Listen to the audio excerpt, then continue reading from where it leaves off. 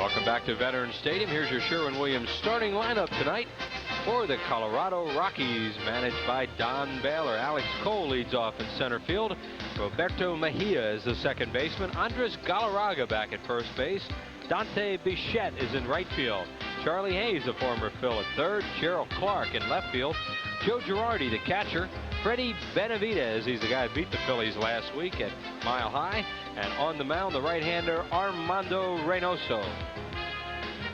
And for Jim Fergosi's first place Phillies in the infield, Holland, Stocker, Duncan, and Kruk. In the outfield, Incaviglia, Dykstra, and Eisenreich. Behind the plate, Darren Dalton, and on the mound, one of the Twin Towers, Tommy Green, the other Kurt Schilling. 6'5", 219-pounder. Tommy, now 26 years of age, makes his home in Richmond, Virginia. Born in Lumberton, North Carolina. #1 pick of the Atlanta Braves in June of 1985 when he was the 14th pick overall. Tommy 9-0 this year at Veterans Stadium with a 2.85 earned run average in 13 games here at the Vet. He's 19-6 lifetime. Here are the umpires for the ball game tonight. Behind the plate, Charlie Relaford. Dana DeMuth, the crew chief, is at first base. Jerry Lane, is at second. And the crew chief is Paul Runge. He is at third base. DeMuth was a crew chief when we saw that crew a little earlier when Paul was on vacation.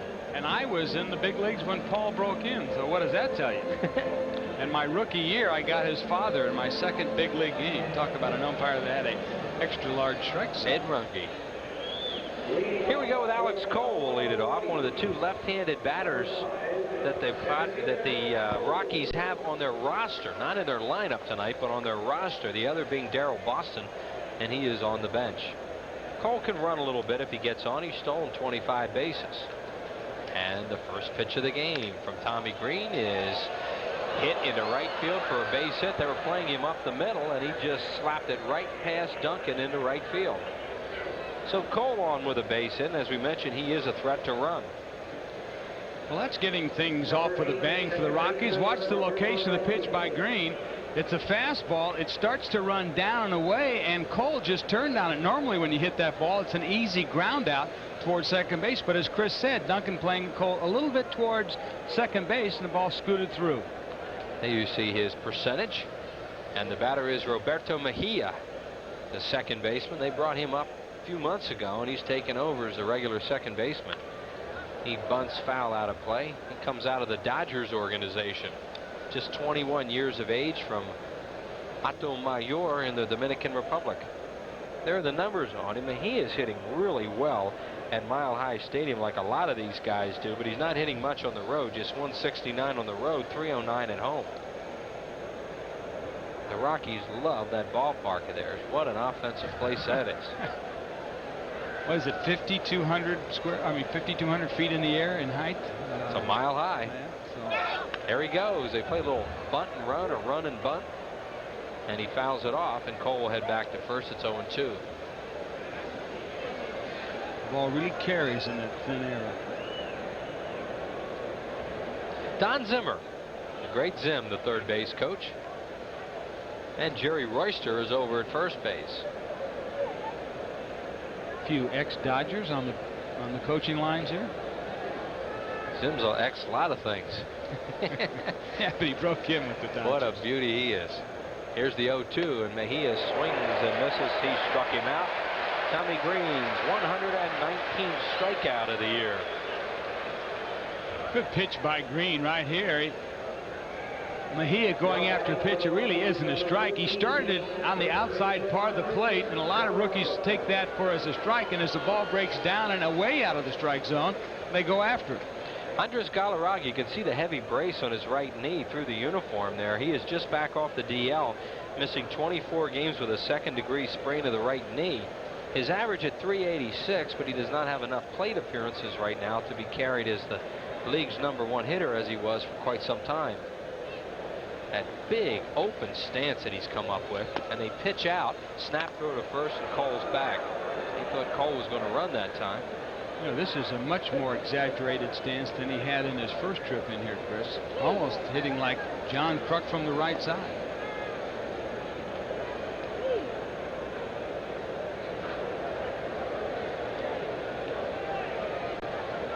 This was the guy of quite a bit of controversy today in the papers about that little unknown rule in the rule book where he could possibly win the batting title here in the National League by not having enough plate appearances. Plate appearances, as you heard Chris mention, are required to have 502, and the 502 plate appearances include walks, hit by pitch, any at bats. They included as plate appearances. He needs to average 4.5 the rest of the way, and he needs to stay healthy. He's missed a total of 41 games this year with 2 injuries, the latest being that knee problem. But well, you want to tell him? Go ahead and tell him what the rule is. I kind of find that very fascinating as they pitch out again. What was that? Yeah. It looked like Dalton was. You're right. It looked like Dalton was jumping out for a pitch out, and Tommy Green just fired it in the dirt. Cole started to go, saw what looked like it might be a pitch out, and then stopped. Look at this. Yeah, it was a pitch out. It was just a bad pitch. Dalton was all set to make a throw. Usually a pitch out is about somewhere about the belt or a little higher where the catcher can get good arm position with the ball. And the ball was in the dirt, so Dalton made a nice play to keep the ball from going back to the backstop. Meanwhile, the count is 2-0 now on the guy they call El Gran Gato, the big cat. There he goes. He's running this time, and it's smoked to center. Dykstra won't get it. It's over his head. It will bounce. That bounced over the wall. Did they call it finally? Yes, they finally call it. And now that means that Cole's going to have to go back to third base because that's a ground rule double. Didn't look like any umpire was calling that for a long time, and it definitely bounced over. Am I wrong in interpreting this as we see the ball bounce? Isn't one umpire supposed to run out to the outfield to check where the ball goes? Well, Don Baylor is saying just that right now, but this ball bounces over. You can see that. There's the hop, sure, and it hits the tarp, and then it comes back. It definitely bounced over, but I think what he's trying to say is, your point is, who saw it? Yeah, because it was called by the first base umpire, and I'm under the impression that all the years I played that one umpire of this crew has to run out in the outfield to check that, or at least make an attempt. Yeah, the second base umpire is kind of in trouble in that play because of the runner on first. He has to be in there to call the play at second, so it has to be one of the guys down the baseline run out and get a good angle. Here's Dante Bichette as Galarraga is at second. And Cole is at third. Phillies catch a break on that ball bouncing over the wall because Cole would have scored easily. Dante Bichette, what a year he's having. It's hit the center field. Dykstra will run this one down, and Cole will score. Galarraga hobbles over to third. He's not running very well. And Colorado jumps on top with a run here in the first inning on a sacrifice fly by Dante Bichette. His 76th run batted in on the year. As Chris said, Bichette having a very good year, getting a lot of balls hit very well in Colorado, but also on the road has a pretty good average. Bichette leads the league in doubles with 37 of them. There's Galarraga with that heavy knee brace, really hobbling around out there. It'll be interesting to see how that affects his play at first. Charlie Hayes, the batter, the former Philly, having a good year. 19 homers, 72 runs batted in, career highs for him. And the pitch is outside. Well, getting back to that rule, if a batter is, let's say he's 20 plate appearances short from the 502 mark, if he can take an 0 for 20, and if that 0 for 20 has his batting average still higher than all the rest, and he can win the batting title. Right. And it's never been used, by the way, before, but there's a possibility in this case that, and we don't know how many at bats short that Galarraga will be, or if he will be. Don Baylor has said he will make a very concerted effort to get him all the at bats he needs. But if he is shy a certain amount, he can go 0 for that amount, and if he's still ahead in the batting race, he'll win. Fastball misses high. Tommy Green's making his third appearance of the year against the Colorado Rockies. You know, you've been around this game for all these years, and that's the first time I've ever heard of that rule. And it could come into play this year. There you see Tommy's numbers against Colorado. 3-0 pitch to Charlie Hayes, and it's over for a strike on the outside corner. Charlie thought it was wide, and he'll head on back.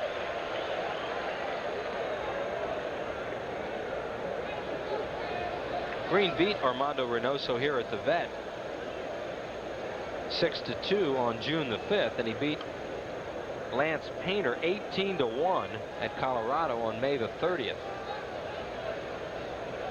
I think this guy was a mistake by the Yankees and letting him get away. There's another pitch on the outside corner for a strike. Even though the Yankees have gotten Wade Boggs, and Boggs is a pretty good ball player and done a pretty good job for the Yankees, I think the Yankees could have used Charlie Hayes' bat more this year in that position. And he's had a terrific second half, as you can see right there. And had Charlie Hayes been on the Yankees this year, it might be a little different story up there in the American League. Green had a no decision against Colorado last week out there. Fouled away. The Rockies are a hot team. They've won 4 in a row and 11 out of 14. And they've won 7 out of their last 8 on the road. And they're 11-10 in the month of August. The longest they've been over 500 this late in the season in their short history, as we look at Don Baylor, who's done a very good job with this club, being patient. That's an understatement right there. Patience for this club. And Green misses high with a fastball, and Charlie Hayes walks. Tommy Green not throwing the ball real well here in the first inning, but so far has only given up 1 run. You know what he told me his biggest problem was in the beginning of the year? They couldn't find out how to use their long men, because their starting pitchers were only going maybe 3-4 innings apiece, and they really didn't know who to fit in that particular role. And it really hasn't been till the second half where they've been able to find who pitches where in the long man rotation. And as you can see, they're starting to get it together a little bit now. Gerald Clark, the batter, the former San Diego Padre, takes it inside.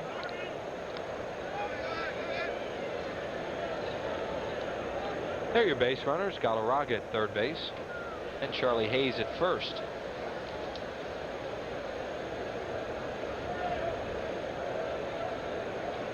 Fastball hit to right field, shallow. Eisenreich right there. Jim waits, puts it away. Rockies are gone in the first inning. They pick up a run on 2 hits, no errors, and they leave 2 men on base. 1-0 after a half inning.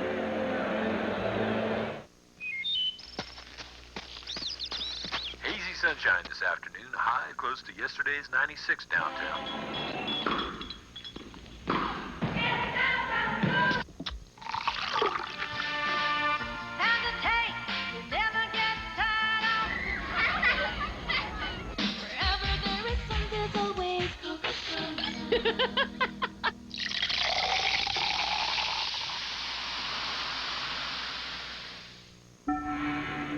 The metal cylinder is secured and turned in a counterclockwise motion, causing the internal railing to rise and disengage.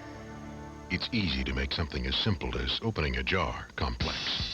The challenge is making the complex simple. But that's what we do at Bell Atlantic Mobile. We take cutting-edge technology and place it comfortably in your hands. Bell Atlantic Mobile. Advanced technology and people who make it mean something.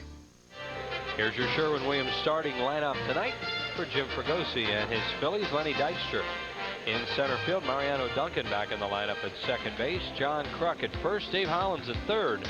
Darren Dalton catch. Pete Incaviglia swinging the bat really well against these Rockies, so he's in left field tonight. Jim Eisenreich in right. Kevin Stocker, what a hot hitter he's been. And on the mound, the right-hander Tommy Green. And for Don Baylor's Colorado Rockies, Hayes, Benavides, Mejia, and Galarraga in the infield. Gerald Clark, Alex Cole, Dante Bichette in the outfield. Joe Girardi will be behind the plate, and on the mound, Armando Reynoso.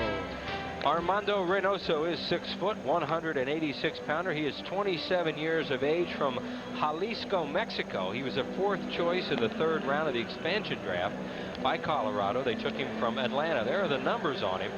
He started out fast this year, winning 7 out of his first 11 ball games, but now he's lost 5 out of 6 decisions. His last outing was against the Phillies, and he lost to Ben Rivera last week at Colorado by a score of 10-7, going just 4 2/3 innings, giving up 8 hits and 5 earned runs. He is a off-speed pitcher.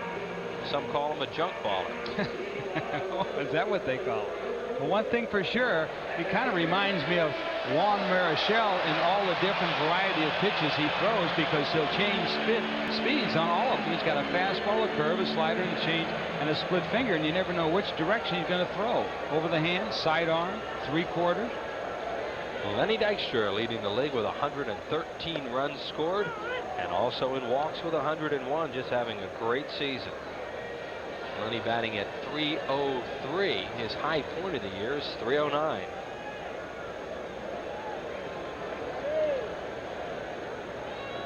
Reynoso throws a backdoor breaking ball and misses with it. He throws curve, slider, changeup, sinks his fastball, sails it. Well, when you don't have that overpowering fastball, you have to be a little deceptive. You got to change your speeds, and he does it pretty good. Like you said, he's pitched 148 innings already this year. Outside, 2 balls and a strike. He also has an excellent move to first. He's picked 6 runners off. Here's Lenny Dykstra with those 101 walks. Darren Dalton. Bonds jumped in there to spoil the party. Phillies would have the top 3. And Lenny fouls it off out of play left side. 2 balls and 2 strikes on Dykstra, followed by Duncan, and then Kruk. Colorado with a first inning run leads it 1-0. They might have to look back a little ways in the record books to find a team that's had 3 guys over 100 walks. The National League has never had one. I mean, all the teams that I've ever seen, that's phenomenal to have guys that are that close. 3 guys on one team. National League has never had one. The Phillies have never had more than 1 player in one season go over 100 walks. 2 balls and 2 strikes to Dykstra. Hard ground ball. Mejia playing deep and over towards the hole. Grabs it, throws him out, 1 away. This guy's a good little second baseman. That's the same ball that Alex Cole hit, but Mejia was playing in a normal second base position where Duncan was playing a little bit more off the middle. Consequently, they get Dykstra out on that ground ball.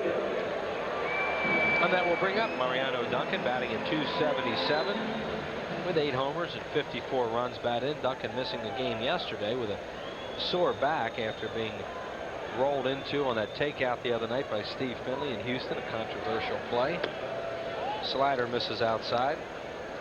Duncan's hitting .304 here at the vet this year. He's batted safely 15 out of his last 17 at a .319 clip. Fly ball right field. Dante Bichette will come in a few steps and wait. 2 down. You know, I didn't get a chance to see that play, and I know there was a lot of controversy in the papers. What do you think? Think it was, he really rolled him out of it? No, it was a hard slide, clean? It was a good slide, and he rolled a little bit into Duncan, and it was an overreaction on Gary Darling's part, the umpire. Because, you know, I mean, this game, as people say, this is supposed to play hardball, and when you go into second, you're supposed to take the guy to second, so I didn't get a chance to see it on any of the replays. So I did want to ask you about that. There is a rule on roll blocking, but I mean, that was so marginal. Astros would have won that game in regulation. They wound up beating the Phillies as it turned out in 10. John Kruk, who's 3rd in the league in hitting at .333 and 4th in walks, as you saw in that earlier graphic, with 93 of them. Reynoso gets it on the outside corner. He'll try to live out there tonight. In the game at Colorado last week, he was very wild, and the Phillies got ahead in the count quite a bit. Hurt him. And this one's outside, 2-1. Dave Hollins on deck. Kruk is 3 for 7 off Reynoso with 2 RBIs. It's a .429 average as you look at Hollins. Off the end of the bat, looped into center field for a base hit by John Kruk. First hit of the game for the Phillies. Well, if you're going to see a lot of off-speed pitches and a lot of backdoor breaking balls, you got to serve it the other way. And watch Kruk what he does with this pitch. Here the pitch was running away from him, almost going out of the strike zone. Kruk, who had opened up, waited with his weight back and just flicked it out there like he was playing tennis. What a hitter. Dave Hollins among the National League leaders in runs with 78. Also has a lot of walks, 62. Hollins 342 right-handed, 240 from the left side.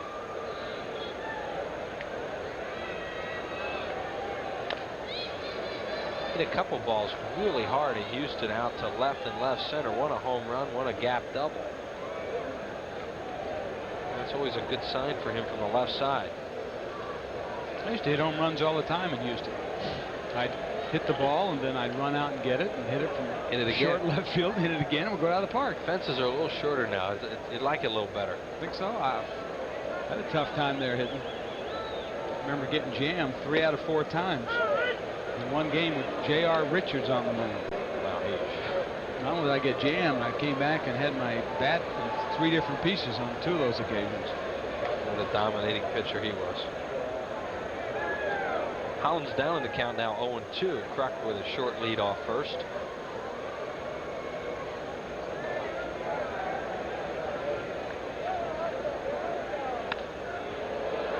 Holland spoils one, fouls it off. Ball goes back down into the crowd. Another big crowd here, a Monday night with an expansion team. And you're looking at 40,000 again, it looks like. What a tribute to the Phillies. The way fans are turning out this year to support this ball club. I was checking the statistics earlier. We are 780,343 fans ahead of last year at this time. Here's the 0-2, and it's way outside. 1 ball and 2 strikes. 2.4 million mark will be passed this evening. I would think that would make Bill Giles a very happy owner this year with the team that he has put forth on that deal with Lee Thomas's help. Phillies won 70 games last year. They come into play tonight 78-46. Here's Reynoso, has that quick move. We mentioned he's picked off 6 base runners, and Kruk's not about to be the next one. With that lead. Little Larry Rosen just whispered in my ear, 14 straight 40,000 plus crowd. That's phenomenal. Phenomenal. Way inside, a nice play by Joe Girardi. Collins a lot of times will just stand there and take one for the club. Let's see what he does here. Yeah, you know, it's kind of like he's oblivious to pitches that hit him. You know, kind of like Don Baylor was when he played. If the ball was ever thrown at Baylor, he never moved. He just kind of took it and went and grunted and then went down to first base. And Hollins is the same way. He never gets out of the way of the ball. Very seldom. Unless it's at his head, of course. Jam fouled out of play. Happy birthday tonight to Bill Solgina, Phillies host here at the ballpark, and to Sarah Ritz out in Brookhaven. She's 72 tonight. Her son, our good friend Jimmy Ritz, in town watching the ball game tonight. We want to say happy birthday to Sarah. Speaking of guys that got hit by pitches, there's a guy that set the baseball record for getting hit by pitches 267 times. He eclipsed the American League record of 189 by Minnie Minoso and the National League record of 243 by Ron Hunt. Human dartboards, those guys. Like a pincushion. Well, like we said, he just doesn't get out of the way. He just said, okay, hit me, you're going to hit me, hit me. Reynoso was trying to get Hollins out inside, obviously. Baylor can identify with that as he looks on. Watch Hollins just turning right into this ball. Okay, okay, hit me. Grunts a little bit and runs down to first base. Nothing bothers this kid. I figured he can take one up there near the bicep area because he's got some guns. And here comes Darren Dalton with 2 on and 2 outs. Dalton second in the league and runs batted in with 87. He's been locked on that for a while.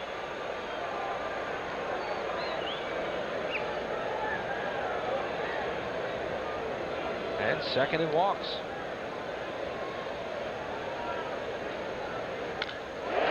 Ripped to center. Cole is going to make the play. Dalton hit it right on the nose, but right at the center fielder, Alex Cole. No runs, 1 hit, no errors, and the Phils will leave 2. 1-0 Rockies.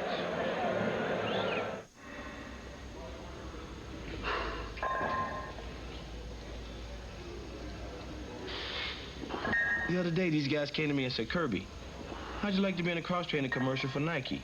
You wear the shoes, right? We could come film your workout. So I said to them, let me get this straight. You want to make a 3-hour commercial?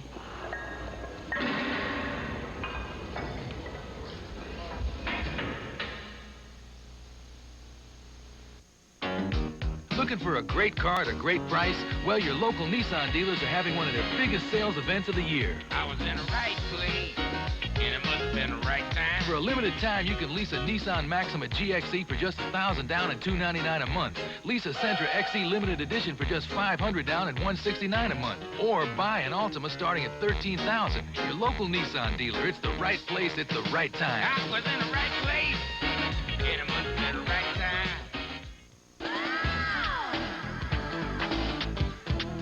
The The Phillies look to flatten Florida when they play the Marlins Monday, Tuesday, and Wednesday, September 20th through the 22nd, all at 7:35.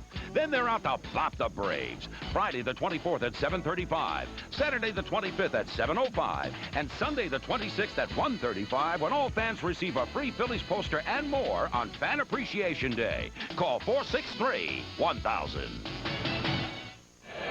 Hey, if you like Italian food, you're going to love Cento. And, you know, Cento, every time the Phillies hit a home run this year, they donate $200 to the Philadelphia Child Guidance Clinic.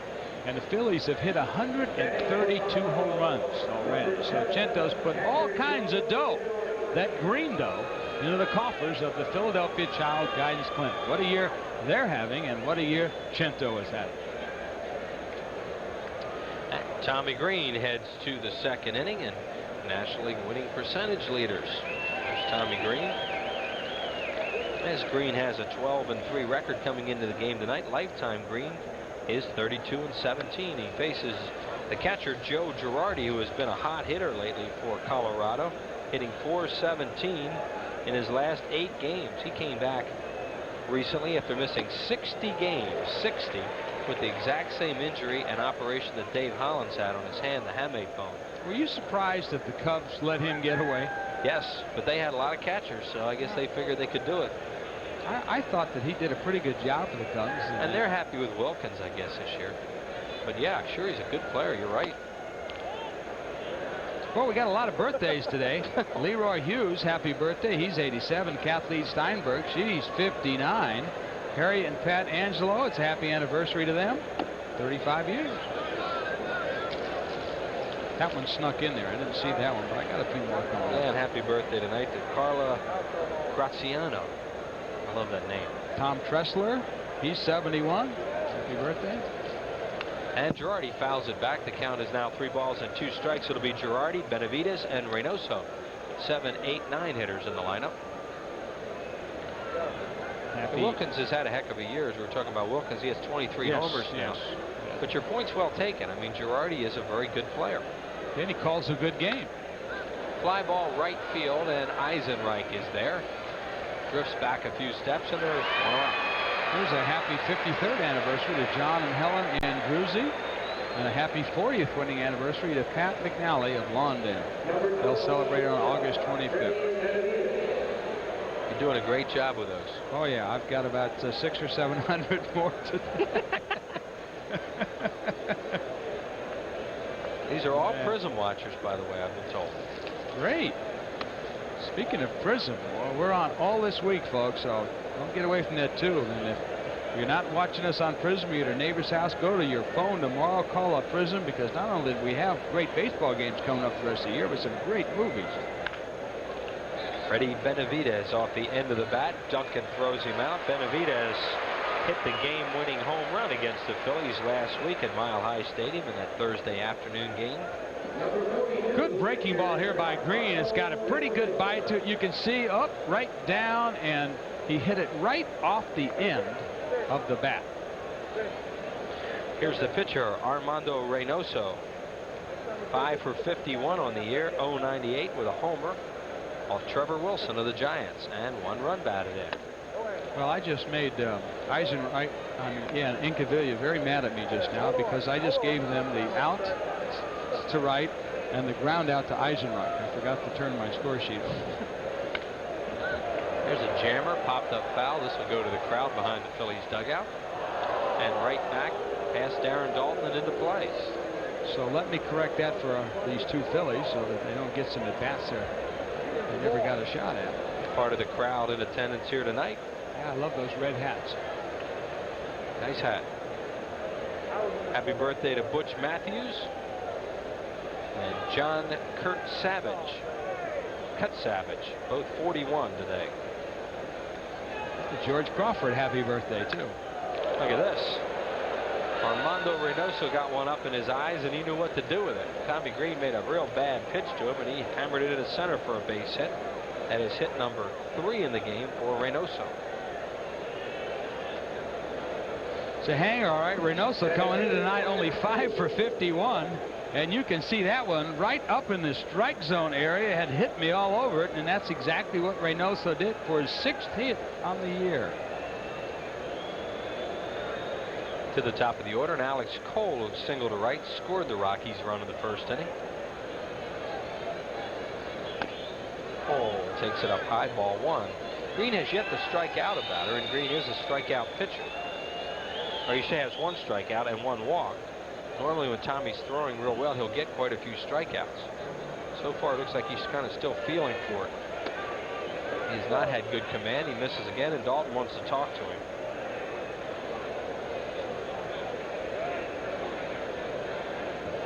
I'm sure there was a lot of concern over the last couple of starts on how Tommy Green's groin injury would affect his pitching.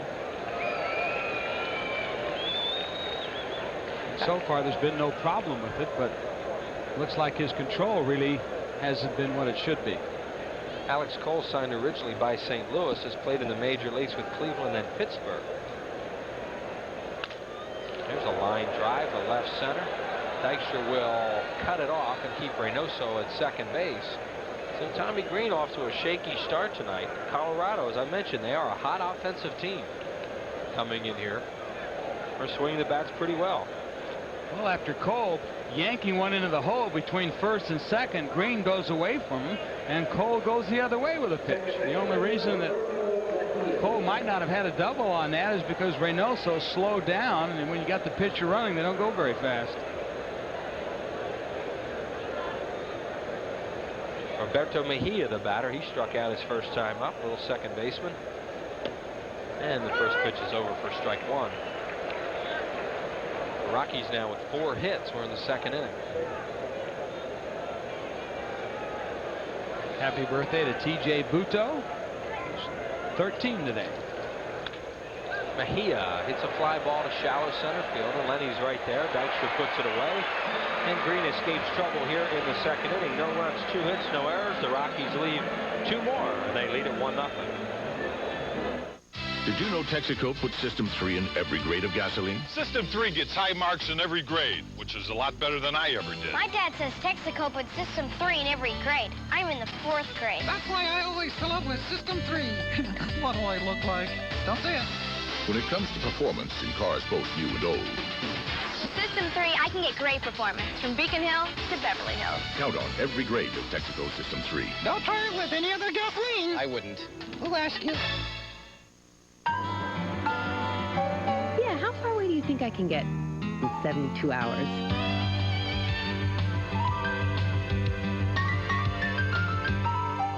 I wouldn't trust my car past the city limits. For the way you travel today more than ever, the smart money is on budget. Ask for budget smart rates for great prices on cars that won't crash your style, all with unlimited mileage. The smart money is on budget. It's the last business person special of the year. Wednesday, August 25th at 12:35. The Phillies play the Rockies, and all fans get a handsome poster featuring all the Phillies pitchers' compliments of Mel and PSFS. Call 463-1000 now. Hey, whether it's for you or somebody really special, there's still time to get in on the roster for Phillies Dream Week. You've heard all about it. Now here's your chance to see for yourself what it's like to take the field with guys like Bowen, Cash, Lazinski, and Hebner, and Wheeler, and all those other great Phillies from the past history of great Philly lore. So the number out for all that information is 215-938-1200. That's 215-938-1200 for Phillies Dream Week. Space is limited. They've already sold out their first week. So call that number right now and get in on the second week. And boy, it is a lot of fun. I was there last year and I'm going back. But you know what the fun part is, really, folks? The heck with the baseball. You get to spend the whole week down on the beach in February in Clearwater. You get out of the snow and the cold. Well, it is a good time. There's no doubt about it. You had a great time down there. I like it down there.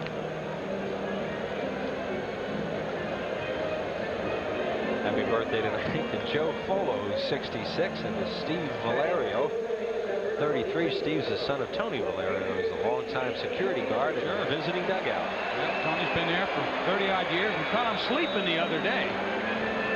Well, actually, he was really trying to catch flies. Pete Incaviglia, the batter, with 8 homers and 19 runs batted in his last 13 starts. Incaviglia has just done a great job for the Phillies this year. There you see the overall numbers on Pete, as he's posted better numbers in homers and RBIs than he did all of last year with Houston. He fouls this one off into the crowd. Talked all through the year how Fregosi said he's not in a strict platoon situation with Thompson and Incaviglia, as Pete fouls that back, and he just has a feel on when he wants to play them, and that's what he does. Well, another big reason, too, I believe, is the fact that Incaviglia is kind of a streak hitter. When he gets in one of those tears, it really doesn't make any difference who's pitching, because when he's hot, he's going to hit him out of the ballpark against anybody, and that's what he's done all year long. And Fregosi has had a good gauge on that, and has got him in there in the right times, and he's responded by the numbers you see on the board. Breaking ball, and he swings and misses. Plus, it seems like the Phillies never see left-handers anymore. Yeah. Yeah, well, you know why? The Phillies left-hand batters hit him good. I can't tell you how many scouts I've had in the Phillies press box tell me they've never seen a club like the Phillies that their left-hand batters hit left-handers so well. Usually there's only maybe one on a club. But you've got Dykstra, and you've got Dalton, and you've got Kruk, and they all hit left-handed pitchers very good. 2 balls and 2 strikes on Incaviglia. Pete batting in the 6th hole tonight, followed by Eisenreich and then Kevin Stocker. 1-0 Colorado. We are in the 2nd inning. And Incaviglia tires of waiting, gets time from the home plate umpire Charlie Relaford.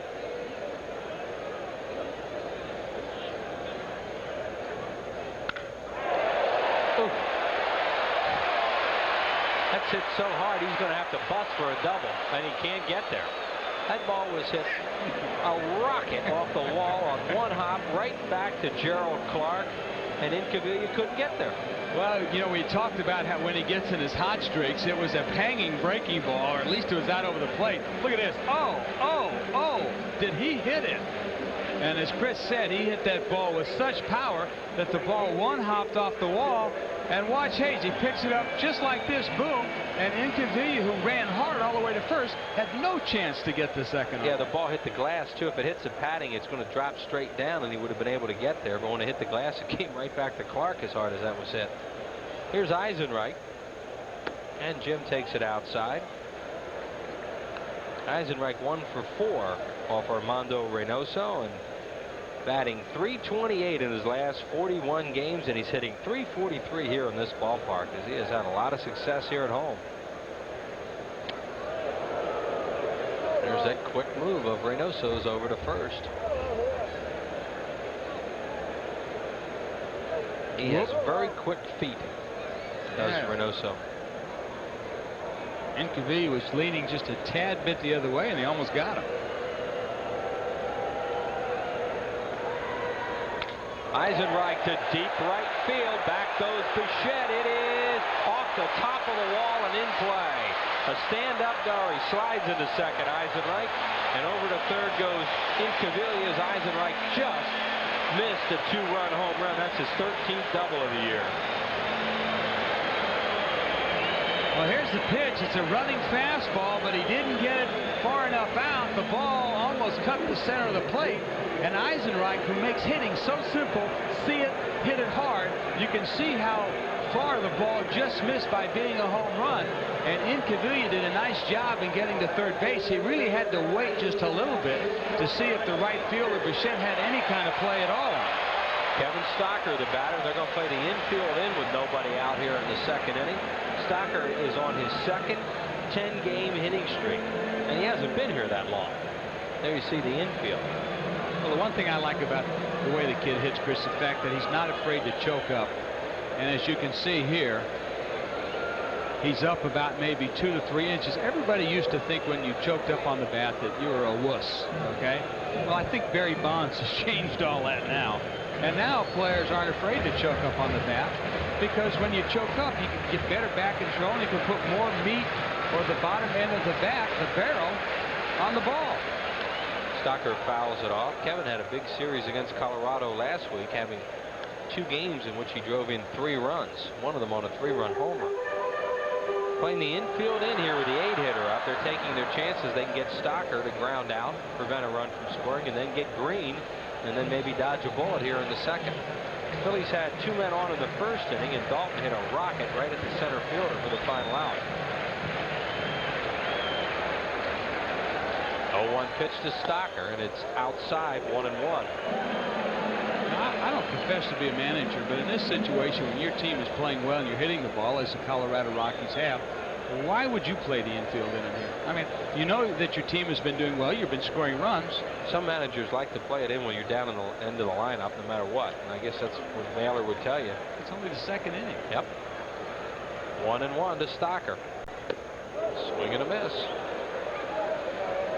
Looks like he's trying to lift it there, which is not his swing. Seeing the infield, and he's trying to hit a fly ball.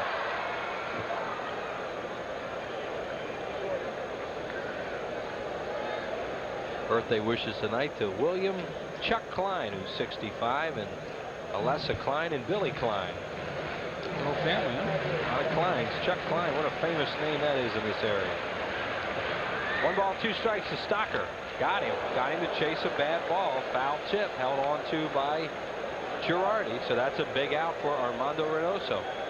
Reynoso's first strikeout, a good running fastball. You can see there, and ran away from him. Stocker hesitated a little bit and then thought maybe he better swing because the pitch looked like it might be a strike. You don't want to be called out with 2 strikes. And he got a little bit behind. And Tommy Green, the batter, a 157 hitter with a homer, that coming off Colorado at Mile High, and 3 runs batted in. Happy 81st birthday to Jeanette Mania from Clementon, New Jersey. So Tommy Green will try and get it tied up here. The Phillies are smoking the ball, but they don't have any runs. And Green fouls it off. Incaviglia not able to get the second on the ball that he hit to lead off the inning, and that cost him when Eisenreich doubled off the wall. And of course the infield remains in with the pitcher batting. Well, you know, you've heard that stupid phrase so many times, it's a game of inches. Well, in this particular inning, that's held very true. And you see the Rockies all the way up. On deck is Dykstra. 1-0 Colorado. We're in the second inning. A few inches lower, and Incaviglia has a double if the ball hits off the padding, and a few inches higher, Eisenreich has a home run. The Phillies lead 2-0. 2-1, rather. 1 ball, 1 strike.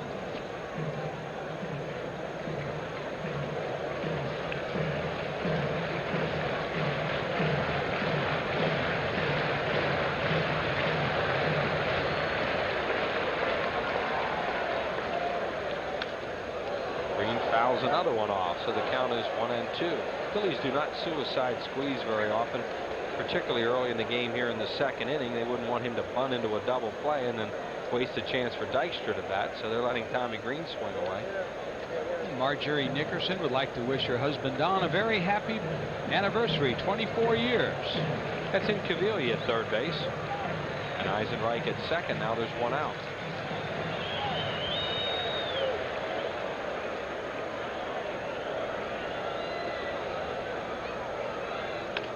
Check swing, and here comes Incaviglia trying to score, and he does. Can you believe that? They throw the ball home on a fielder's choice. Incaviglia scores, and Tommy Green safe at first as Mejia just totally messed up that play. And you talk about a mental mix-up. Joe Girardi standing out in front of the plate. Watch this. If he's blocking the plate or standing back there, he's got a chance, a half swing by Green. But the second baseman, Mejia, decided to go home with the ball. He had an easy out at first. Look at Girardi way out in front of the plate. If he's on the plate, Incaviglia's out. Well, he knew that there was no play. And it's Mejia, as you say, he just messes us up. And you can see right after that, he points to Mejia. You got to go to first and get the out. So that'll be a fielder's choice and a run batted in for Tommy Green. A tie ball game. Eisenreich moves to third. Or Dykstra. One of the problems the Rockies have had all year long has been mental mistakes and errors. That's hit the fairly deep left field. Eisenreich tags. Gerald Clark grabs it, and Eisenreich will score, and the Phillies lead it 2-1. Wow. On Dykstra's 42nd run batted into the year. Sometimes, a lot of times, mental mistakes never show up in the box scores. Well, they just had one. Ends up costing them a run. And the Phillies have taken the lead, and the Rockies, who lead the National League in errors with 133, have made a couple here in this inning. Yeah, they made mental errors. They haven't been charged with any, but those mental errors are what really hurt them.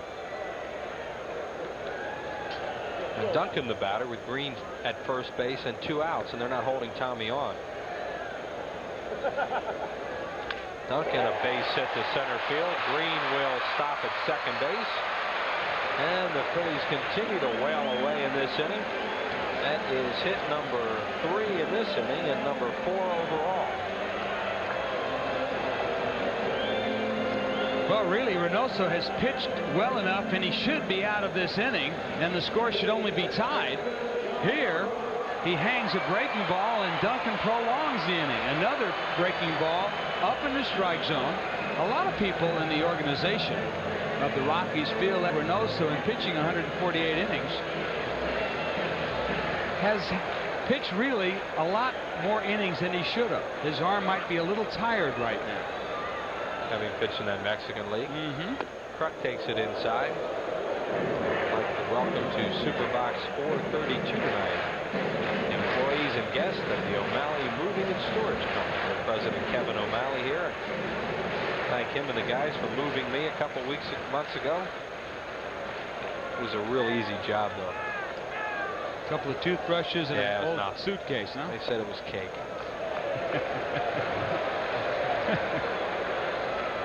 Armando Reynoso, what he does through 9 innings. A lot of hits. Not bad strikeout. No, very good strikeout. To mention, he started the year pretty well. He started actually at AAA, and then they brought him up. And he was winning for them, but now starting to scuffle a little bit. Tries to turn a fastball over, and he misses 3-0. Kruk looks at Boa, and probably will get a green light here. Now, see, this is where some pitchers really get in trouble, and it really doesn't reflect, in my opinion, on their records, is the fact that Reynoso should be out of this inning. Some mental mistakes were already made by the infielders that have cost a run, put the Phillies ahead, but really Reynoso should be out of the inning. But what's happened now is a base hit here, and this kid could be in real trouble. He's still in trouble. Ball 4, and Hollins will bat with him loaded. John Kruk draws his 94th walk of the year.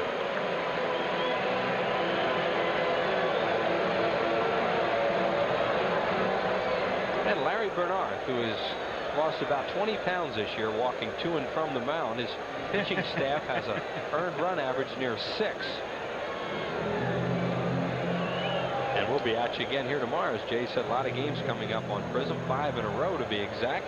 And the Rockies will be here at 7:30. We'll have Larry Rosen's pregame for you at 7 o'clock. That'll be Danny Jackson against Willie Blair. Here's the Bear, Larry Bernard. He's been around a long, long time. With that Montreal organization for a number of years. Had fine pitchers over there. So Dave Hollins gets a shot with the bases loaded. He was hit by a pitch his first time up. Phillies with 2 runs in the inning, and they lead it 2-1. We're only in the second. Way outside with a changeup or a breaking ball. He almost threw that away. Here are the runners. Tommy Green's at third. Duncan at second. And over at first base, John Kruk. This is a situation right now where the Phillies have capitalized on teams like the Rockies all year long. When teams make mental mistakes, they make errors. Phillies get down with 2 outs. Somebody always comes through with a big hit, and the Phillies have big innings. On the inside corner to Hollins for a strike. That's what he tried to do to him in the first inning, was pitch him inside. He wound up hitting him. Hollins with a couple of slams in his career. Great thing about being up with the bases loaded, if you like that kind of pressure situations, you know the fact that the pitcher can't walk you. He doesn't want to walk you. He has to throw strikes, and he can't afford to nibble. 2 good pitches on the inside corner, and Hollins knew it on both of them. So the count's 1-2 on him. Like Dave was looking for that fastball that runs away from him. Normally against left-hand batters, Reynoso will throw the fastball, either sinking or running away from a left-hand batter. This time he's thrown 2 pitches that have broke down and into Hollins. And he's ahead in the count.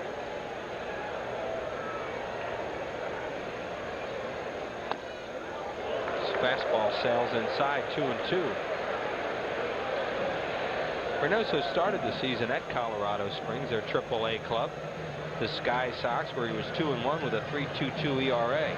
You mentioned how Hollins never hardly gets out of the way. Look at that. He didn't even move that right front elbow, and that ball probably missed that elbow by no more than 2 to 3 inches. Ball 3. So Reynoso has run out the string. 3 balls, 2 strikes, 2 outs. And everybody will be off and running, and there's Dalton waiting to get a shot. Don Baylor goes to his lineup card. Nobody up yet in the bullpen. He's seen a lot of that this year. Pitchers in trouble early.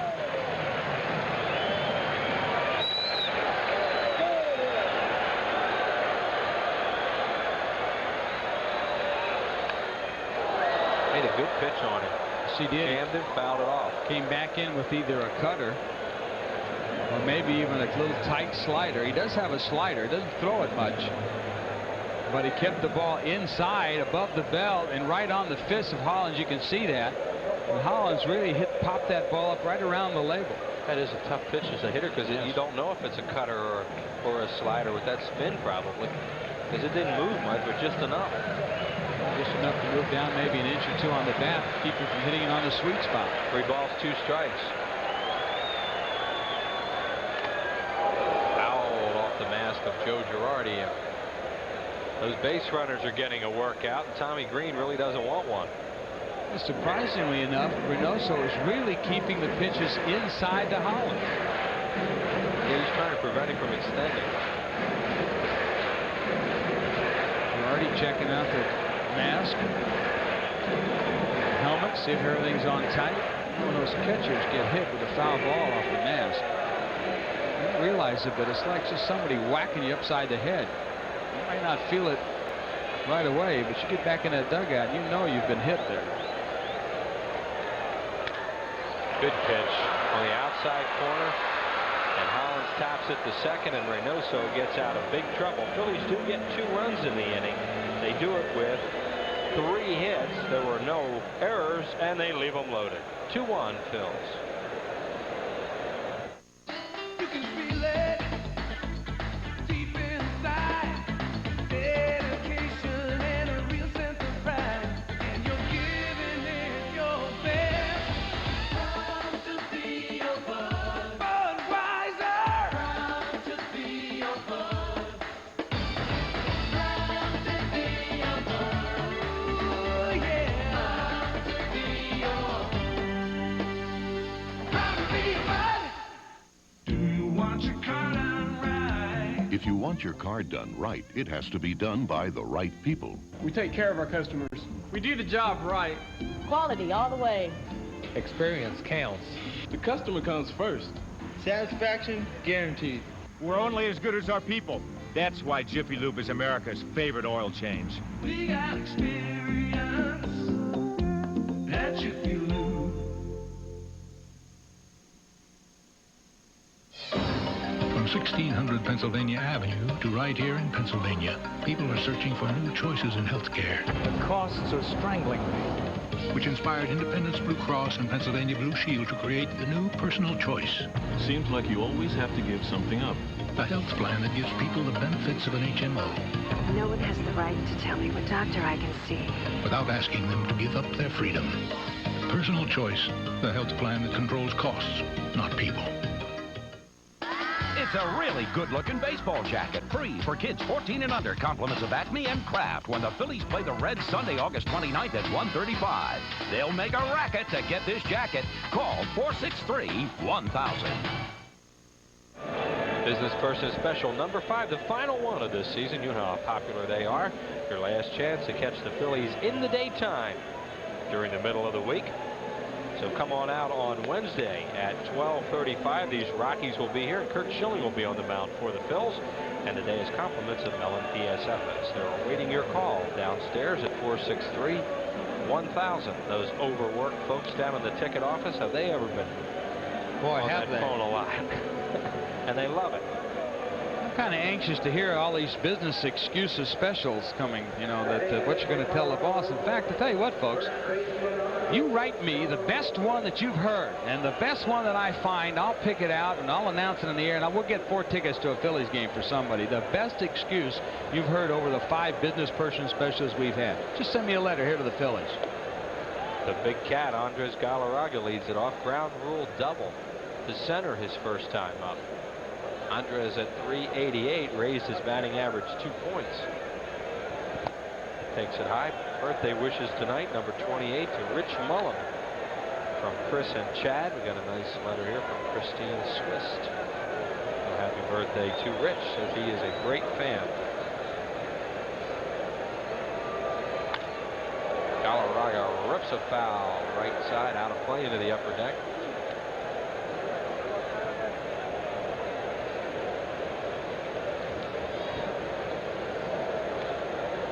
Talked about Galarraga's stance. Don Baylor really has resurrected his career, bringing him over here. Baylor was a hitting instructor at St. Louis last year when Galarraga was there and struggled a lot. And he nails that one. Well, he looks like the old Andres. He sure does. And you know, one thing that's really helped him, you saw that big brace on his back leg, Chris? Well, you know, he keeps his weight back better now. And you know that any good hitter will tell you that if you can keep your weight back to the last possible second, and then when you explode, then your weight transforms into your front foot and you drive, he said you're going to have better extension, you're going to have more power. And with that brace on there, he keeps his weight back. He has to. And his average climbs to .390 on a 2-for-2 night. And here is Dante Bichette. Sacrifice fly run batted in. Bichette reaches out and slaps a high fastball into center field where Dykstra waits, puts it away, 1 out. Got him out on a bad pitch. You don't see a good hitter make mistakes like this. Bichette swung at a pitch that was not a strike. And normally when a hitter that's having a good year does that, you can tell in the frustration as he drops the bat and lowers his head. He knew he swung at a pitch that wasn't a good pitch to hit. Charlie Hayes, the batter, is drawing the 1 walk issued tonight by Tommy Green in the first inning. Phillies 2, Rockies 1 in the third, and Charlie takes a breaking ball low. Galarraga on at first base. Phillies not holding him on because he's no threat to run with that knee brace. And by the way, stay tuned. After this half inning, Larry Rosen will have a visit to the Superstar Gallery with Andres Galarraga. Hayes pulls off and pops it down the line. It's playable. Kruk, 2 outs. Well, there's another dissatisfied customer, if you so to speak. Hayes, as Chris said, pulled off the ball looking for something inside. The pitch was away from him. He still swung at it. We'll show it to you one more time. You can see him open up, and you can see where the pitch was and where he hit the ball. Ball probably wasn't even a strike, or it was marginal to boot. And he still swung at it, and Charlie Hayes, a very upset customer. For Gerald Clark, who hit a fly ball to right fielder Jim Eisenreich his first time up. And the pitch over for strike 1. Kruk way off Galarraga at first. They weren't sure whether Galarraga could come back and play when he was ready to swing the bat because they didn't know if he could play first. But they have him back in the lineup now. You're hitting 400. They got to find somewhere for you. Dykstra coming on, and Lenny makes the play, and that'll do it here in the third inning. No runs, 1 hit, no errors, and 1 man left on base. Time now for the as advertised Superstar Gallery as Larry Rosen visits that man right there, the Rockies, Andres Galarraga.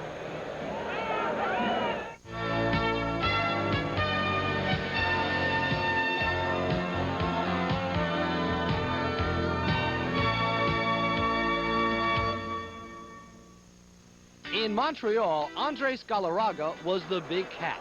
Soft hands, sweet swing. He looked like a surefire all-star who would find a home. Just after a trade to St. Louis, though, Galarraga began to struggle. His numbers and his smile were both missing. But St. Louis had a hitting coach named Don Dalen, who saw something, and when the two were reunited with the expansion Rockies, Galarraga began to flourish. He is not shy when giving credit where he thinks it is due. We've been working together last year in St. Louis, and before the second half, they changed my stand, and they tried to focus with both sides of the ball, open the left foot a little bit more. You know, I get used to it, and after the second half, they start hitting really good, more comfortable. Now Galarraga is an all-star as a Rocky and still has his eyes set on a batting title. And there is Galarraga with that heavy brace on the right leg, and you can see he's just hobbling around out there. That's why the Phillies were not holding him on. He has a sprained right knee and missed a number of days on the disabled list, just coming back. He missed 24 games with that injury and total 41 this season with another one. You know, you talk about all those games he missed, Chris. Think of the numbers that he might have put up had he played, you know, and obviously the Rockies would have won several more games, as we see the brace right there and how big and thick and strong it is to support that right knee. Darren Dalton leads it off, and an off-speed pitch over for a strike. Darren hit a line drive to center fielder Alex Cole his first time up, with 2 men on base for the final out of the first inning. There are the totals on those so far, the pitches.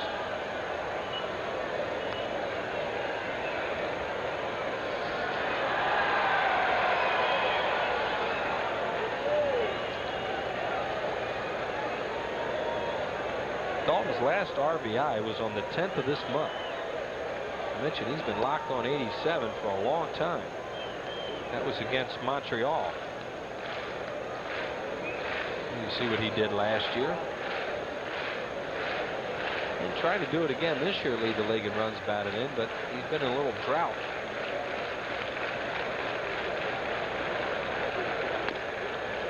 And it's outside, 3 balls and 1 strike. Happy 50th anniversary to Bess and Chris Balzano. And anniversary wishes to Pauline and Jim Gilmartin, our good friends from Hamburg. They bring a lot of people down to the ballpark every year. Speaking of Beth, Beth and Dave got a marriage license today in Hatfield, PA. Congratulations to them. Well, we get some beauties in here. I want these notes. Darren Dalton draws a leadoff walk. That's number 98 on the year for Dalton, as the Phillies close in on those 3 players who will have 100 or more walks. Kruk has walked tonight. Dalton's walked. They're approaching 100 as they head for the bullpen. And Dykstra, of course, is well over the 100 mark. Incaviglia scorched a single on 1 hop off the wall and left and scored a run. Boy, he crushed that one. And for a while there, it looked like that they weren't going to get any runs out of it.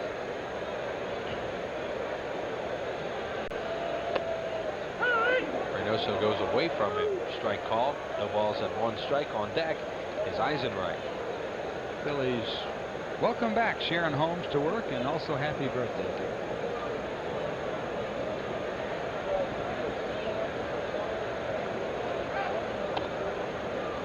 And I wish I could say happy 26th birthday to Philip here, partner. I just can't pronounce this name, so I'll spell it.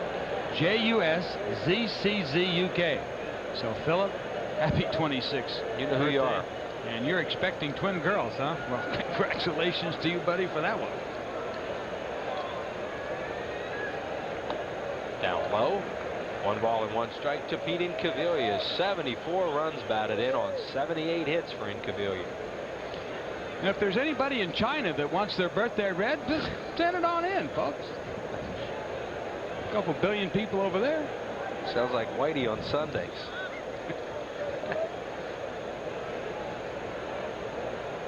Oh, you gotta have a little fun in this game. Well, a lot of people are watching the games. We appreciate it. That's right. That's right. 1 ball and 1 strike to Pete Incaviglia. Big swing and a miss. He opened up a little bit on that one and missed it.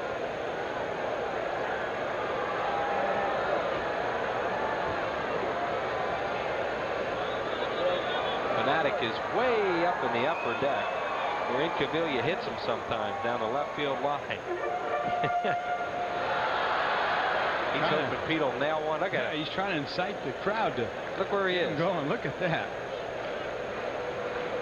Funny part about it, it's not out of the realm for him to hit one up there either. Breaking ball misses. 2-2. 2 runs, 4 hits, no errors for the Phillies. A run on 5 hits and no errors for the Rockies as the Fanatic gets the crowd into the game in the upper deck.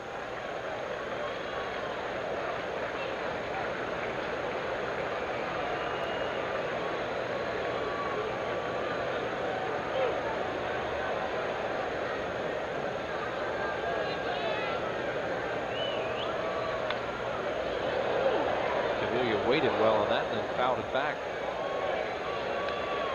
Yes, he did, because Reynoso really pulled the string on that breaking ball. He threw it almost like a change curve. Cavilla looking for something off speed, still a little bit out front. Well, this guy, Reynoso, as you look at Pete's numbers against him, is the master of changing speeds. And there's that quick move over there, and he almost got Dalton. Well, that is quick. See why he's picked off 6 runners. Dalton, as you can see, does not have a very big lead. He is still on the dirt part and maybe a foot or so on the dirt part, and he almost got picked off.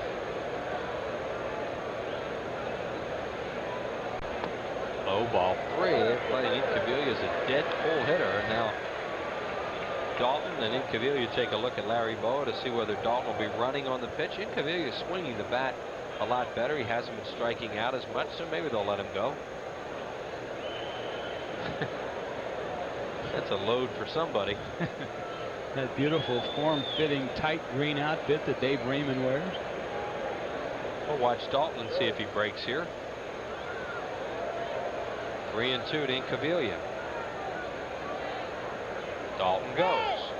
Struck him out. Throw to second. Stolen base. Darren Dalton. Incaviglia chased ball 4, but Darren Dalton steals a base. His 5th of the year in 5 attempts. And Dalton stole a base on Incaviglia's swing. Dalton made sure that Reynoso threw the ball home. He did not get a good jump, but because Incaviglia has such a big, large swing, the catcher, Girardi, really, you can see right there, the catcher, Girardi, has to wait until Incaviglia catches that before he can even attempt to throw, and you can see where his throw went, wide and to the second base side. Now you see that 100 percentage for Darren Dalton. And Eisenreich, the batter. Jim doubled off the walls last time up in right center. And he takes a strike call. Send belated anniversary wishes along. 47 years to Mr. and Mrs. Joseph Monahan of Burlington, New Jersey. We just got the letter today, and their anniversary was on Saturday.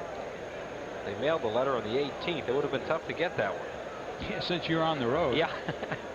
So happy anniversary belated to Mr. and Mrs. Monahan. Eisenreich gets jammed and pops it up playable to Benavides. The shortstop ready there. 2 outs.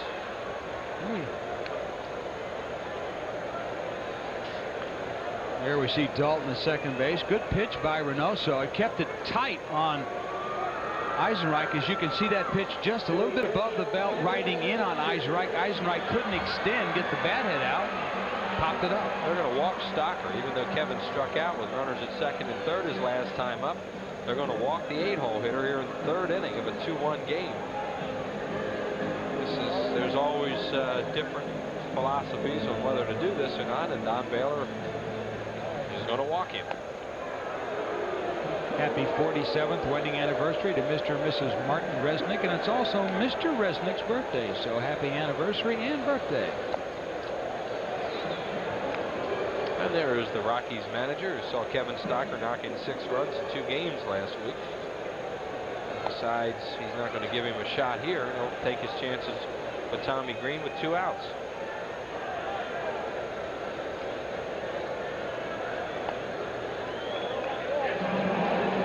Walk number 3 issued by Reynoso. And here is Green, who had the check swing, fielder's choice, run batted in his last time up, his 4th of the year.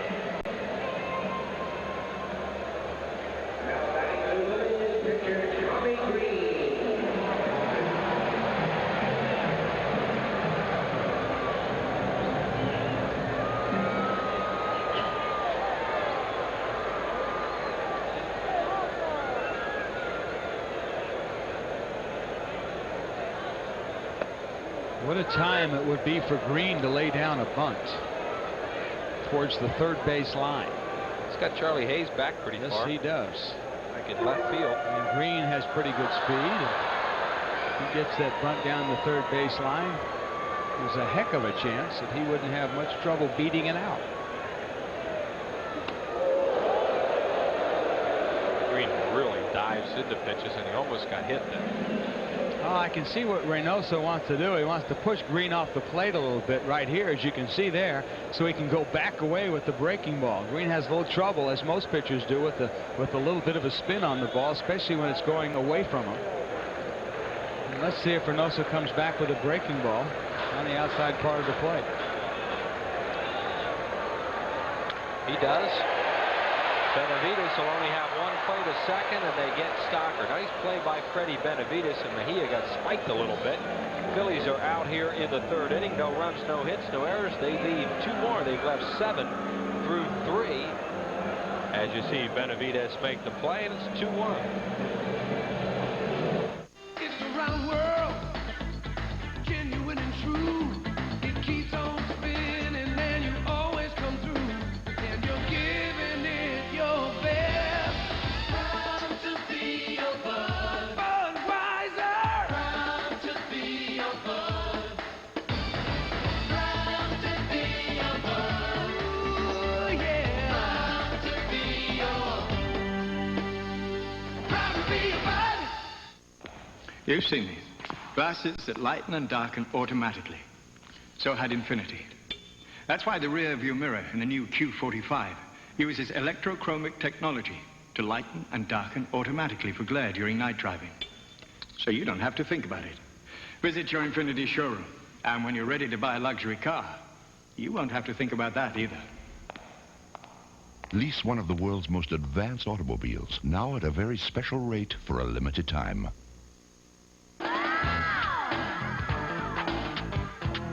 The Phillies will be loaded for bear when they play Sandberg and the Cubs Monday, September 6th at 7:05. And Tuesday through Thursday, September 7th, 8th, and 9th, all at 7:35. Then they'll try to send the Astros into space Friday, September 10th at 7:35. Saturday the 11th at 7:05. And Sunday the 12th at 1:35 when kids 14 and under get a free backpack. Call 463-1000. Head back here at Veterans Stadium. Gary Maddox joins us. You and Don Baylor go back a long way. How's he handling this first year with the expansion team?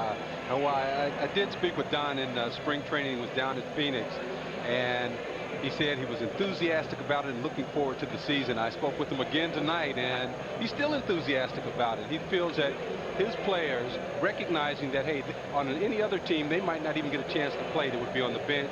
They're getting a chance, and he feels they're giving him 100%, and that's all he can ask for. If you gave him a choice of something that he could use at this point, he would say it's patience, which happens a lot with young players and guys that are trying to make their way in the big leagues. But good man to have running a ball club like this, Don Baylor. And you talk to his coaches, Don Zimmer, a veteran, is down there. There's a shot of Don right there. And he's saying Baylor is great to work for. And Don's the first one to tell you that he can learn and the benefit of being having someone like Zimmer around.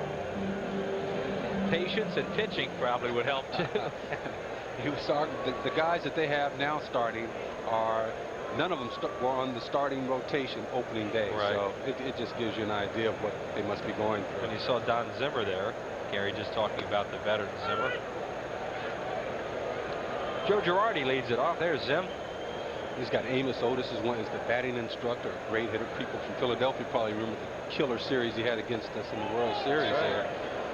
Jerry Royster, a good player that's enjoying himself. There's Amos Otis on the right. With Dante Bichette talking it over. And Amos said he was hoping that this team could go out and hit 260. He said they've been at 270, 275 all year, so their hitting expectations have been surpassed, and that's a good sign. But like you said, Chris, got to have pitching to win in this game. Yeah, they have a 5.68 team ERA. Actually, that's down. Girardi fly ball to right field, shallow. Eisenreich coming on, and he will retire Girardi for the second time tonight. 1 up and 1 down here in the 4th inning. Funny game. Phillies leading 2-1, but they've left 7 base runners on through the first 3. And the Rockies probably figure they should have more, too. They've left 5 on through the first straight. Well, if you look at the 2 runs the Phillies had and you talk to the Rockies, well, they don't feel they should have gave up any runs in that particular inning there. But a couple of mistakes. And the funny thing about that second inning was they made a couple of great defensive plays, holding Incaviglia to first. And then the ball that Eisenreich hit off the wall there managed to hold everybody to second and third, and then just like it was a mental lapse by the second baseman or the catcher Girardi, who came out in front of the plate on the throw home, and they get no one. The Phillies wind up with 2 runs in the inning. Benavides went 7 for 10 in a 3-game sweep of the Mets over the weekend. He beat the Phillies with a home run in the 8th inning last week at Mile High Stadium. Former member of the Cincinnati Reds organization. Has a 4-game hitting streak, and he has game-winning hits in 3 of them. If you talk to the Rockies, and they'll tell you that, man, how can you not love playing in a city that's going to draw 4 million people? Yeah, and if you're a hitter, how can you not like playing in that place? And they'll be there 1 more year, that place being Mile High Stadium, as Tommy Green has hit the 50-pitch mark. What a hitter's park. Phillies scored 79 runs against the Rockies this year. So far, 61 in Colorado. That was coming into the game tonight. As Tommy Green gets his 2nd strikeout of the game, 2 outs. Set up nicely. When you can throw this pitch here and the guy takes it, you know he's looking breaking ball. Good setup job by Darren Dalton and Tommy Green to execute it. The pitcher Armando Reynoso hit a hanging slider into center field his first time up for a base hit, his 6th hit of the year. 2 outs and nobody on base. I'd like to thank Paul Bogle from Cape May, Wildwood, North Wildwood, Stone Harbor, from the Fudge Kitchen for sending up some treats here, and we'll let the crew work on this. Aldo will want this, I know that.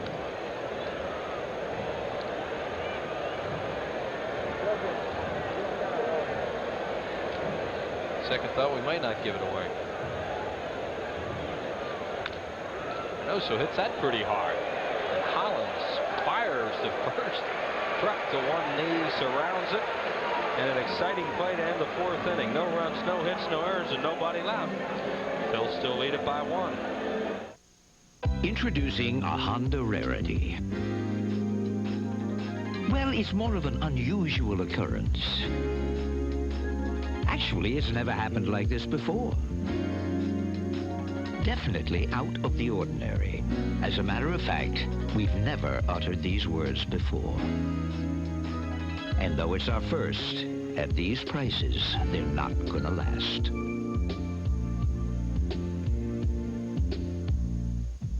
Yeah, you're right, Judd. There's no beach traffic. Easy. I went out. There's a Coke machine. Man, I'm so hot. You certainly are.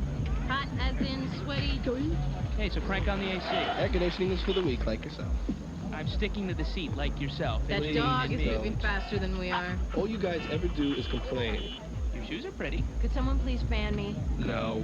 Coca-Cola, anyone? Yay! Thank you, Alan, for serving a purpose in my life for the first time. Well, You're very welcome.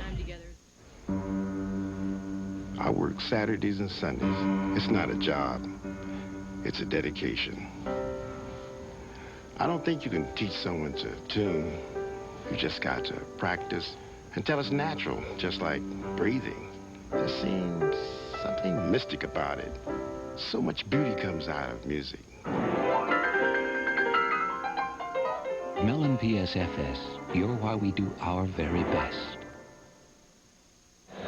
Cincinnati Reds are coming to town this weekend, and on Sunday it'll be Jacket Day, a great-looking warm-up jacket for all fans 14 and under. A blue pullover with a Phillies logo on the front and the back, compliments of our good friends at Acme and Craft. So make sure you make your plans early. Call them down there at that ticket office at 463-1000, or you can stop by one of the many local Ticketmaster locations. With the intentional walk last inning to Stocker, that got Tommy Green out of the way. And to the top of the order now, Lenny Dykstra, Mariano Duncan, and John Kruk. Lenny Dykstra tied for the league lead. Games played. He does not want to sit down. The Chris, I was talking to Amos Otis. He's the batting instructor for Colorado. And we're talking about Barry Bonds as that comparison. You know, whenever you talk baseball and hitting, Barry Bonds' name seemed to come up. He said he thought that if Lenny Dykstra wanted to go for home runs, he could be right up there with Barry Bonds. Wow. I'll tell you this. He said when they were going over Lenny in the meeting today, he said, you can't get him out if you get behind in the count. You know, that's what he said. They said, well, how do you get Dykstra out? If you get behind, forget it. Yeah, exactly, because when you say get him out, you also mean he'll walk. Right. Well, you know, if you get behind in the count to him and you have to come in, he's going to hurt you. He's going to get a hit. He's going to get his hits if you're ahead in the count. If you get behind him, he really becomes a dangerous player. And the count is even at 1-1 to Lenny. 2-1. Well, the thing about him is, and Amos Otis has a really good point. You know, if he wanted to hit 260 or 265 and open up and pull the ball and hit home runs, he could hit 30 home runs. Heck, he has 15 playing the way he is this year. He got him on an off-speed pitch there, 2-1, at kind of a tentative swing, 2-2 to Dykstra. Well, he was fooled on that pitch. This is what I mean. 2-1. He's looking fastball there, but it's an off-speed pitch. Give the pitcher credit in that situation, but not many times can a pitcher come in there with something like that when he's behind in the count. Lenny hit a home run off Reynoso last week at Colorado.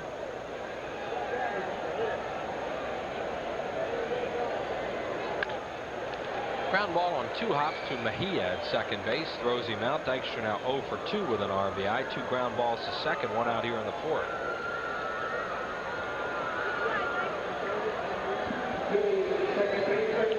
Armando Reynoso will throw a lot of pitches, and we are in the 4th inning with 1 out, and he's already thrown 75. Well, I don't care who you are. If you pitch against the Phillies, you're going to throw more than your normal amount, because they're going to take a lot of pitches and they're going to make you throw strikes, and they're going to get their hits. Duncan 1 for 2. Mariano is one of the few guys on this club that doesn't take a lot of pitches. He is a hacker, and he admits it. Well, if you're going to hit second in this lineup, that's a good place to hit if you're not someone that takes strike, because they're going to try and get you out. They're going to try and get ahead of you in the count, so take advantage of it. Good breaking ball over. He has walked 10 times this year.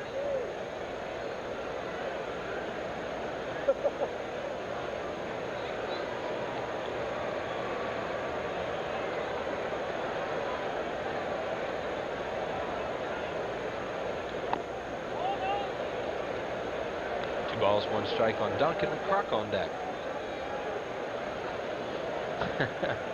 He's no threat for that 100 mark. It walks.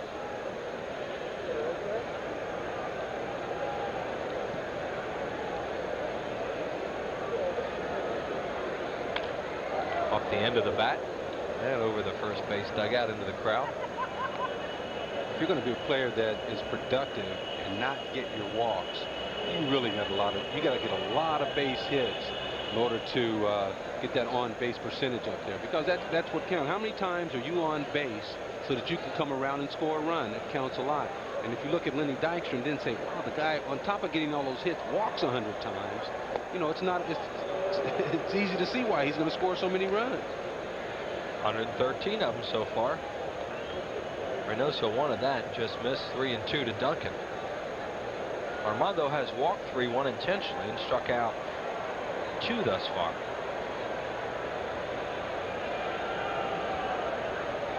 He walked him. All that talking about walks, and he got one, number 11. Threw him a 3-2 breaking ball. His walks are almost as rare as Ozzie Smith's strikeout. Right? Yeah. We saw Ozzie strike out twice in a game. One of those was a little questionable in a big spot in that Phillies sweep of the Cardinals. Kruk the batter. John on a perfect night thus far. He has singled to center and walked. Boom. Quick move over there, and you saw that come from Girardi, the catcher, as he flipped his thumb out and got Reynoso to move over, and he almost got Duncan. He gets back in there. It's close. What Reynoso does is freezes you. Not like a Mulholland who really catches you going the other way. He waits for you to make that move towards second base, and then he tries to get you to change your momentum going back. Duncan was just out there still. Listen to some of the guys he's nailed this year. Pretty quick guys. Biff Roberts, Brett Butler, Greg Jeffries, Deion Sanders, among his 6 pickoffs. What they all have in common besides that speed is aggressiveness on the base path. And that's what if you're going to pick somebody off, you got to get someone that's being aggressive. If you look where Duncan is right now, okay, now he's moved out there. Pretty good lead. Not a threatening lead. Reynoso a long look in at Girardi, and now he's ready to go.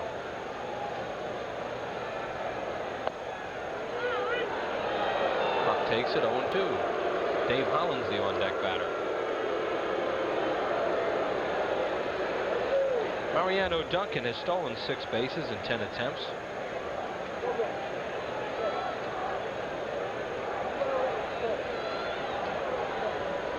They look like the same lead that he has, but it's a little bit more. Looks like he's got the foot on the cutout now, the front foot. He got out there early. I mean, you can tell that when Reynoso flinches, Duncan is ready to get back. How about Joe Morgan when he used to have both feet on the cutout, on the turf?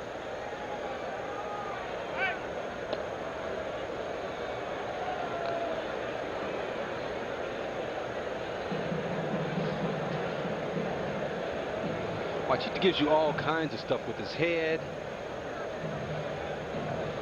Then he just steps off and tries to fire over there quickly. He does some type of motion to make you think he's going home. And if you bite, he's got you. Now, see, that's when he's throwing over there. Now, when he's trying to go home, he'll give you another move that'll make you freeze so that he can get the ball off the home plate. He's got Kruk annoyed up there right now, too. Kruk is not one to want to stand around, and he's taken 2 pitches. He's in the hole 0-2, and he's a little anxious. Well, you look at his fielders as well. They're taking their cap off, wiping sweat off their head. You know, has an effect on everybody. What do you see the guy here on Wednesday? I'm off Wednesday. Mo Sanford. No, you're not off. Oh. Sorry. Mo Sanford pitched against the Phillies last week, and I never saw a guy move over to first as many times as he did in that first inning. I'm sure they're going to get him out of that eventually. He had pretty good stuff, though, didn't he? He was real hard, but he was all over the place, and he has a terrific arm.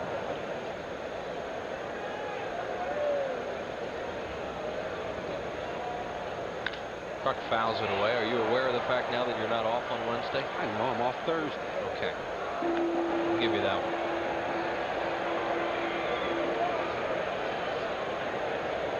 Just so Gary knows his schedule and you know yours also, or Prism watchers, tomorrow at 7:30, Wednesday. That's right, a business person special, and then the Cincinnati Reds here. What a year they've had. Hey, Chris, when you guys are on the road, all I have to do is memorize my Prism schedule. I can't wait to get on. We can't wait to see you. Harry and Whitey and I talk about that all the time. I know. Andy misses you too. Down low. 2 balls and 2 strikes to Kruk, who has had a very, very long at bat with all the moves over to first, and now a 2-2 count.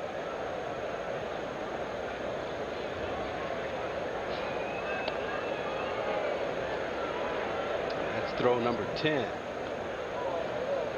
Kevin Stocker had a 6-minute plus at bat the other night in Houston when he had that terrific at bat to knock in a couple runs. Reynoso is so into Duncan that he made that pickoff attempt when Kruk wasn't even in the box. This is not Kruk's kind of at bat.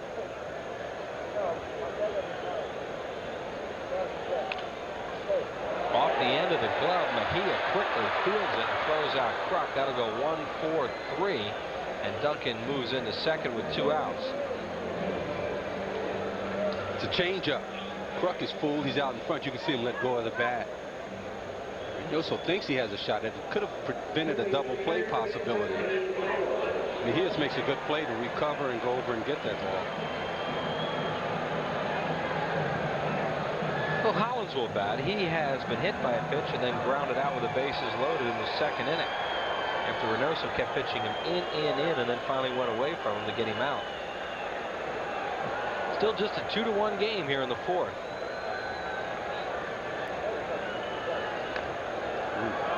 Fouls it off. That was good movement on that pitch away. At least we have Duncan down at second base now.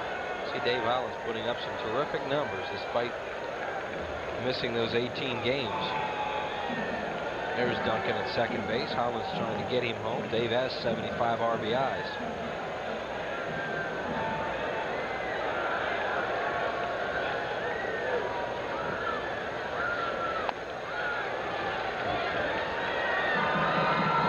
One strike on Hollins. Darren Dalton due to bat next.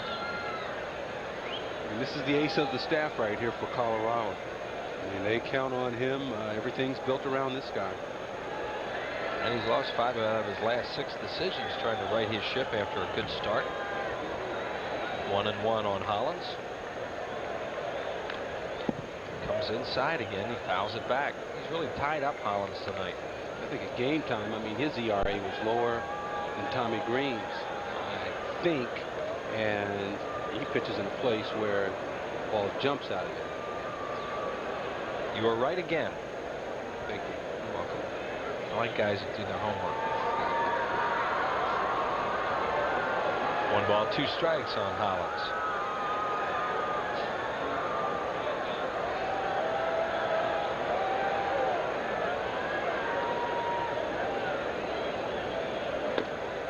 Strike 3 called. Hollins thought it was high, maybe inside. He's out on strikes, and the Phillies are gone in the 4th inning. No runs, no hits, no errors, and they'll leave 1. Still 2-1.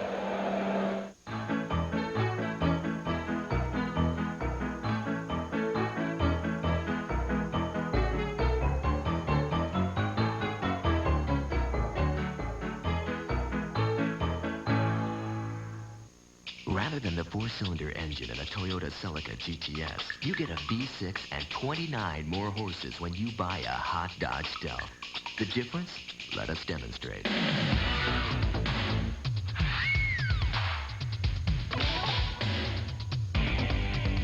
And at $546 less than the Santa, a Dodge Stealth will never slow you down when you think about its price.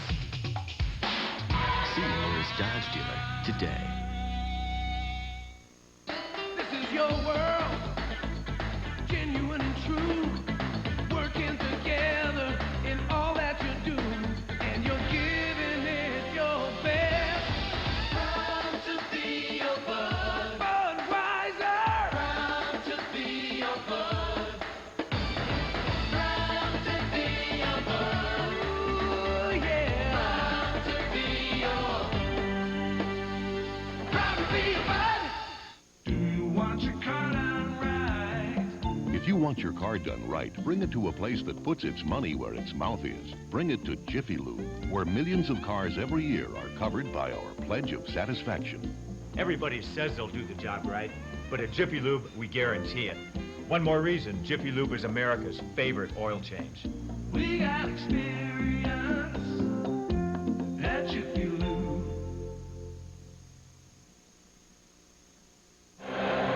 The pitch that ended the inning, Gary, Dave Hollins thought it was a little high. Yeah, in fact, Dave's exact words were, "You got to be kidding me," when he called that a strike.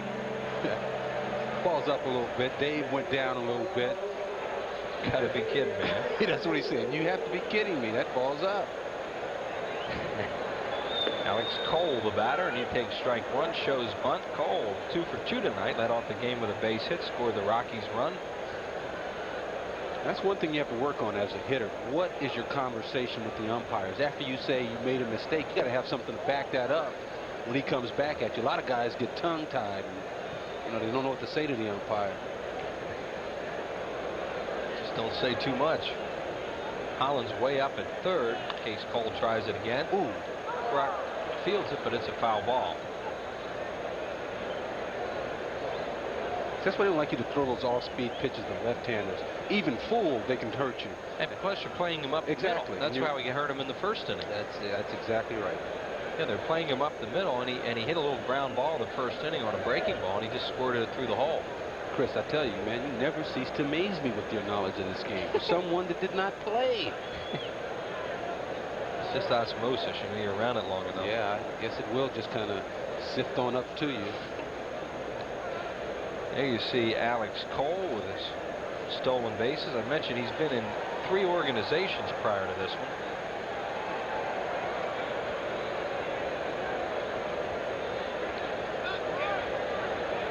And Green has not had very good command of his breaking ball tonight.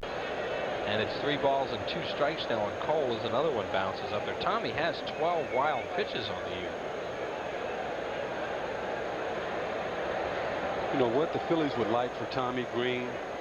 I mean, obviously, to pitch against a team like Colorado with a lot of right-handers in there is one of the #1 thing they would like, but a laugher. You know, a game where they score a lot of runs, and he can go out there and say, hey, I can work on something and afford to make, a couple of mistakes. And Cole giving him a good at-bat here. The count remains full at 3-2. Swung at a bad ball and lined out. He had ball 4 there, but he chased it, hit a humpback liner to Kevin Stocker, 1 out in the 5th. Yeah, that ball was up a little bit, but maybe he saw what happened to Dave Hollins. He's not going to let it pass. Yeah, that one was up. And now here come all the right-handed hitters that Gary mentioned. The only left-handed hitter in the lineup is Cole. The batter is Roberto Mejia, the second baseman. He has struck out fly to center, 0 for 2. Batting at .227, just 21 years of age. That is a good fastball. That might be the best fastball he's thrown tonight. It's a good location. Hit Darren Dalton's target. I don't know if it was a strike or not, but he put it right where Darren was asking for it. And he zipped it. No balls and 2 strikes to Mejia. Breaking ball. Did he go? Yes, he did. He swung at it. Mejia doesn't believe it. Now Dalton will tag him as Dana Demuth says he swung at first base, and it sure did look like he swung at it. No question he swung. You know, this is where you try to do your acting job. You know you went, and you say, oh, no, look at the ball. See, if I had gone, wouldn't I be running by now? That's how you try and fool the umpires. Can't fool him on that one. You go that far. Heck, the third base umpire could have called that one.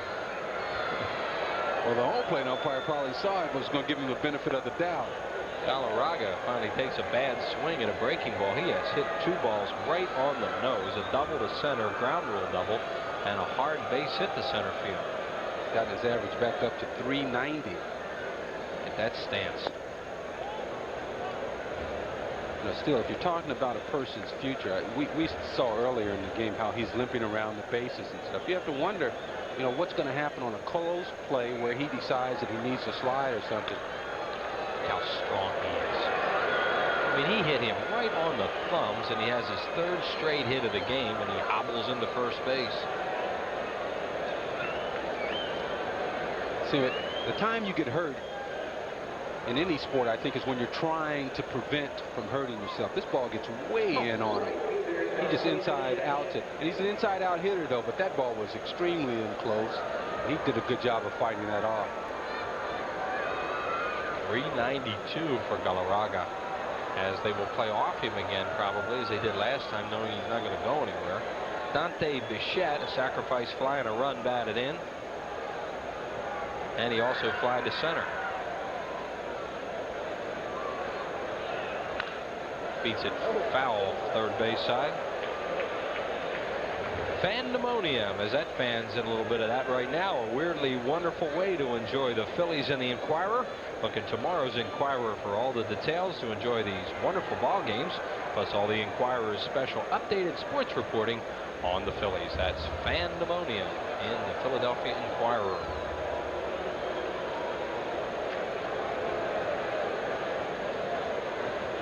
And back to home plate, and Dante Bichette leading the league in doubles with 37, 18 homers, 75 runs batted in. He was at Milwaukee last year.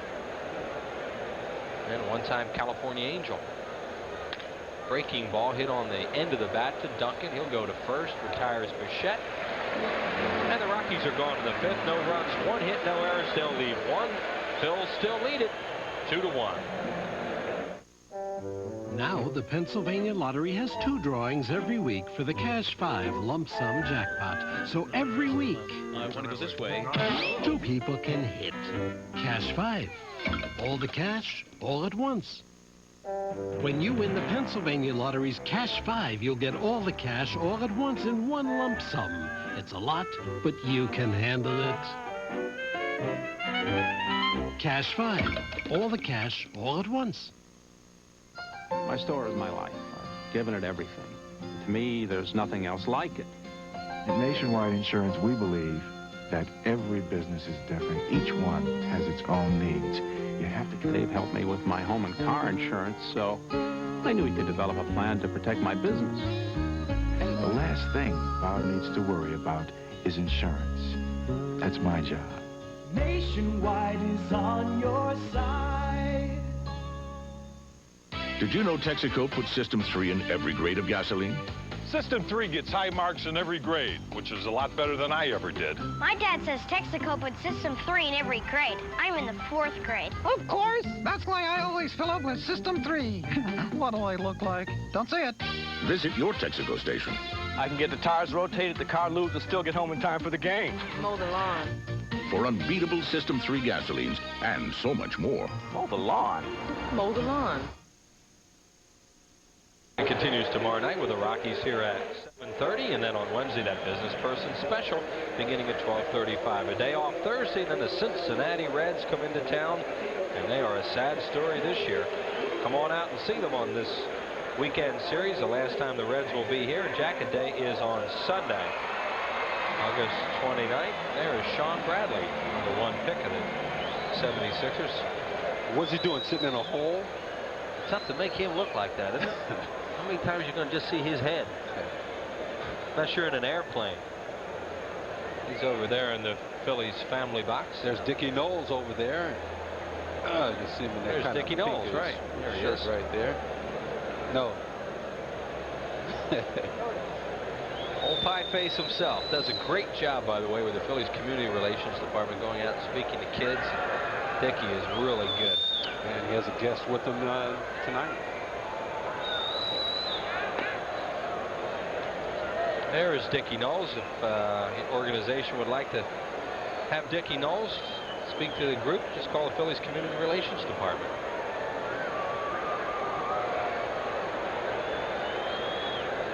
Dickie might have a little trouble with the game the way it is right now, pitching inside. Think somebody be out there after him? All the time. Or he'd invite him. Yeah, I don't think he'd be backing down. 2-1 on Dutch Dalton. Ground ball foul first base side. Darren is lined to center and walked, stolen a base. Now, when guys like Don Drysdale and Bob Gibson used to come inside and intentionally hit people, no one seemed to rush him. Do you think they'd be after him today? Sure. No. They wouldn't be doing it. They wouldn't do it. They wouldn't play the game the same way, I think you know who you can go out there after and who not to. Heck, the guy runs after Nolan Ryan. Yeah, he thinks he's old. 3 balls and 2 strikes.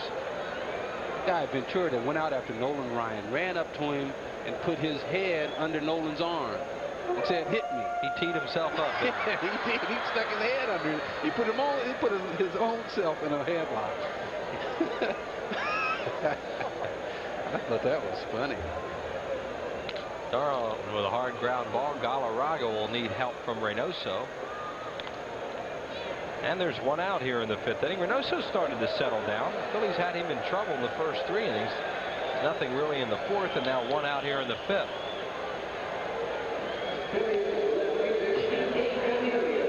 Galarraga, when healthy, is an excellent fielding first baseman. He still fielded that ball quite nicely. Limps up and gives a nice toss to Reynoso. And that'll bring up Pete Incaviglia. Inky hit the wall on 1 hop in the 2nd inning and was held to a long single, scored a run, and then struck out his last time up.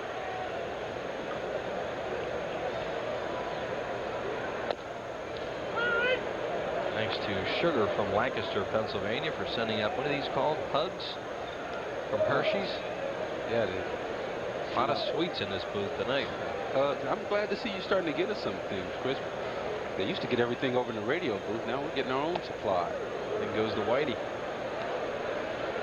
Now you know in that radio booth there's food in it. Always. If we have 2 boxes of candy, I mean, I'd hate to see what they have over there. Overflow. 1 ball, 1 strike now, and in Cavilla with Eisenreich on deck. 100 pitches now for Armando Reynoso as we are in the 5th inning, but this is the way this guy pitches. You know, you throw the ratio away with him because he's going to be out there nibbling, throwing a lot of balls. That number 100 was a dandy. Nice breaking ball, hit the outside corner and was down.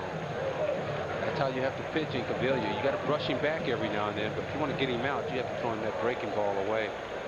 And now Reynoso and Girardi have trouble getting together on a pitch. Cardinals play at San Diego later tonight. Big series too in San Francisco with the Giants and the Braves.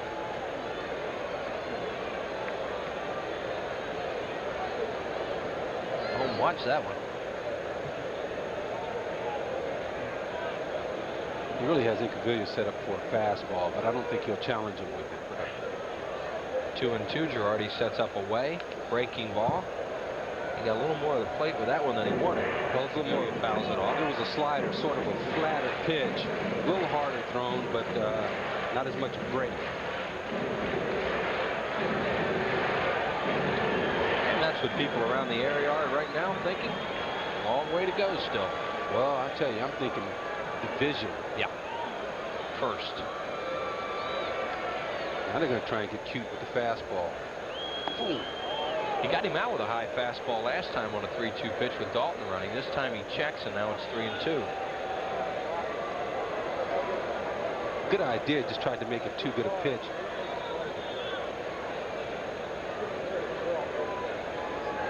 Now it's 3-2. He has to come breaking ball here.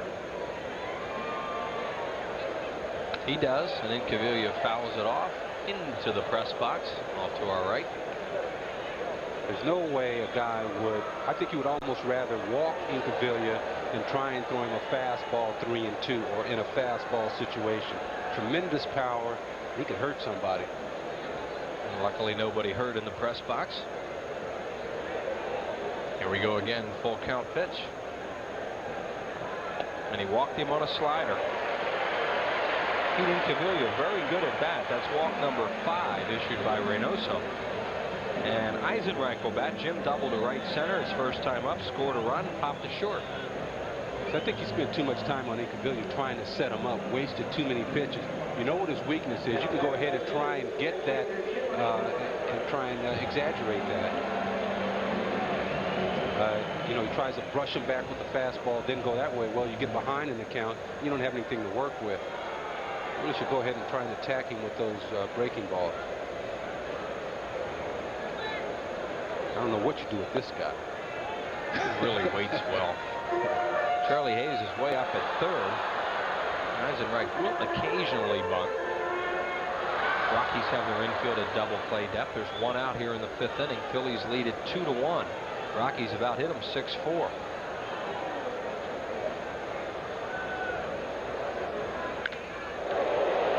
Look out. And that little head fake that Reynoso just made had Incavilla heading back to first as the ball was being delivered to the plate. But you don't want to come down and in to left-handers. You don't want to throw them breaking balls because all they have to do is drop the head of the bat through the strike zone and they'll hit a seed somewhere. And Reynoso, you know, if a guy is throwing a breaking ball to left-handers, that means they're trying to trick them. They don't think they're looking for it.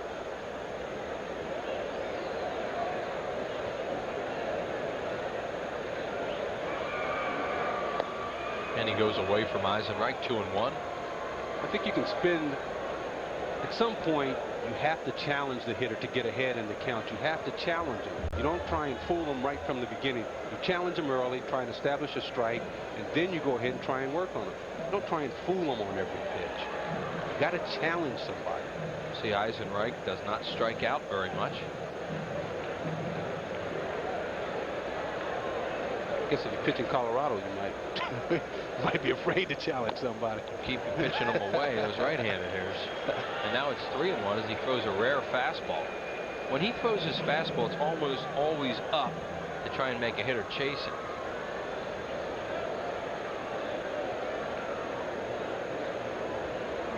Well, when you're hitting off Reynoso and you're ahead in the count, you don't know what to look for.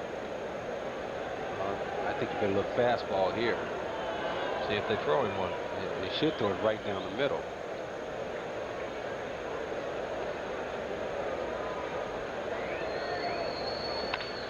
Right up through the middle on a fastball. Incaviglia with an aggressive turn at second.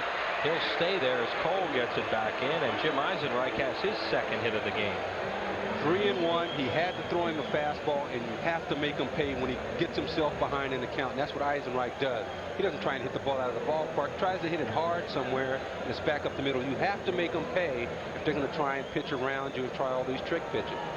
Because when it doesn't pay off and they have to come in, hit it hard somewhere. Now they're going to get the bullpen up. It looks like Bruce Ruffin, the left-hander,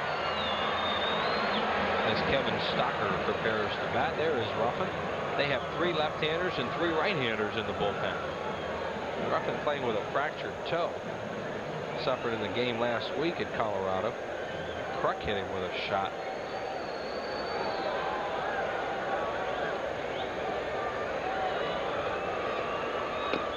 Stocker has struck out and been intentionally walked.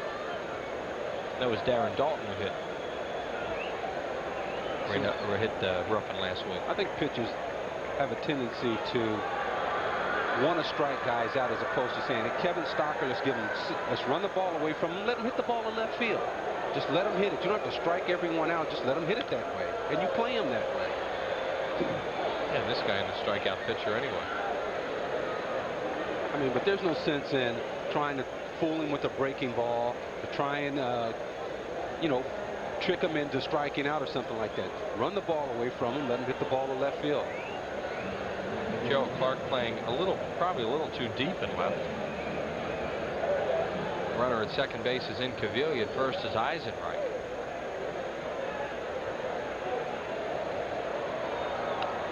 Stocker fouls it back.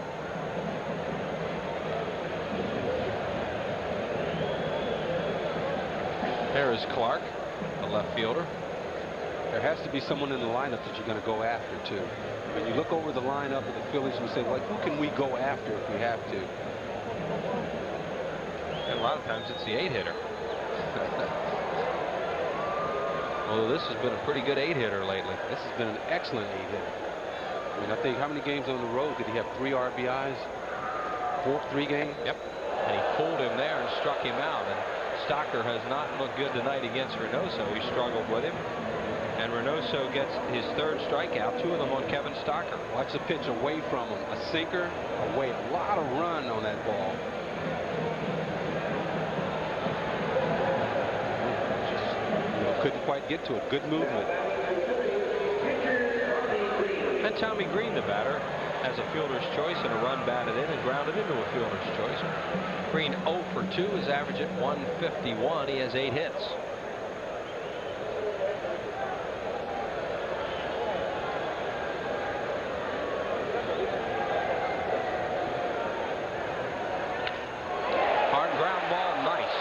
Charlie Hayes. He saves a run there. Hayes made a fine play to his left. In the inning for the Phillies, no runs, 1 hit, no errors. They'll leave 2 more. And we're through 5, and the Phillies lead it by a score of 2-1 on this terrific play by Hayes.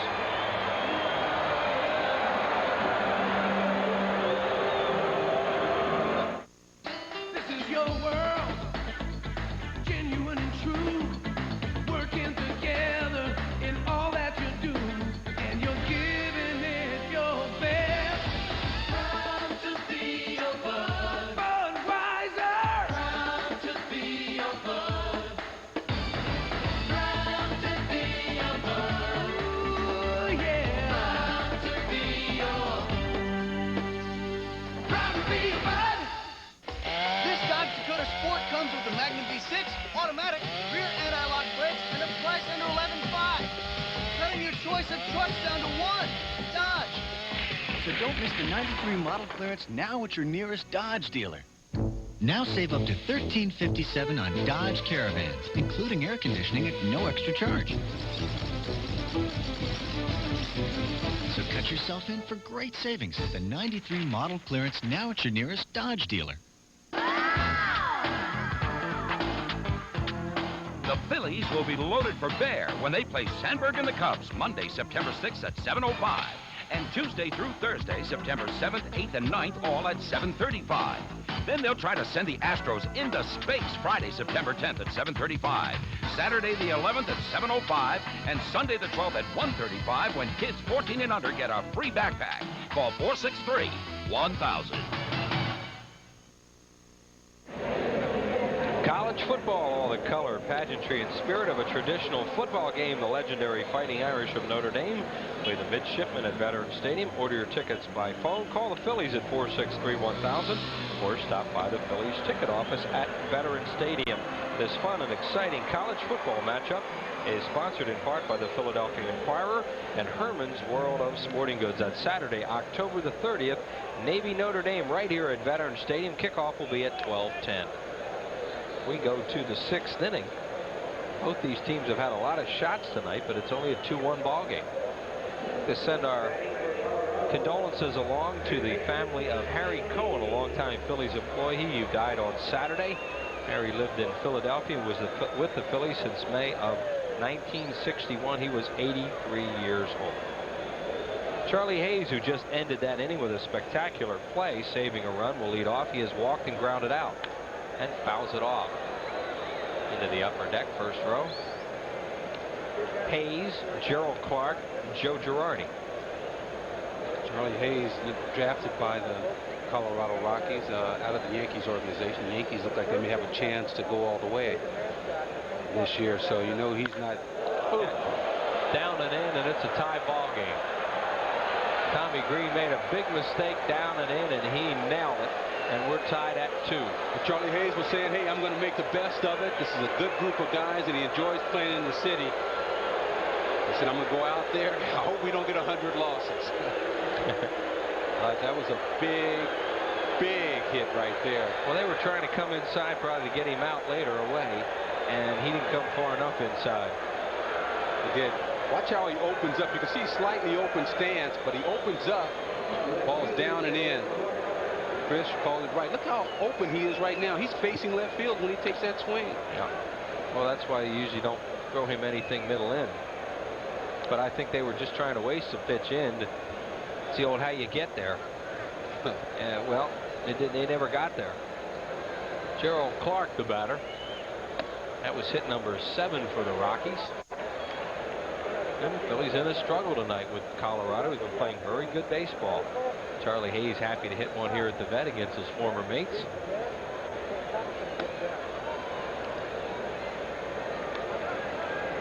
Clark has flied to right and lined to center.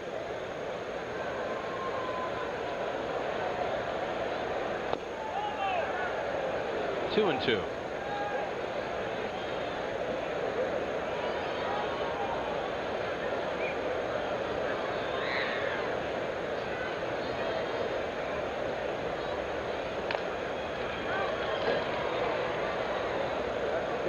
And Tommy Green has just thrown pitch number 75. As we showed you, Reynoso is over 100.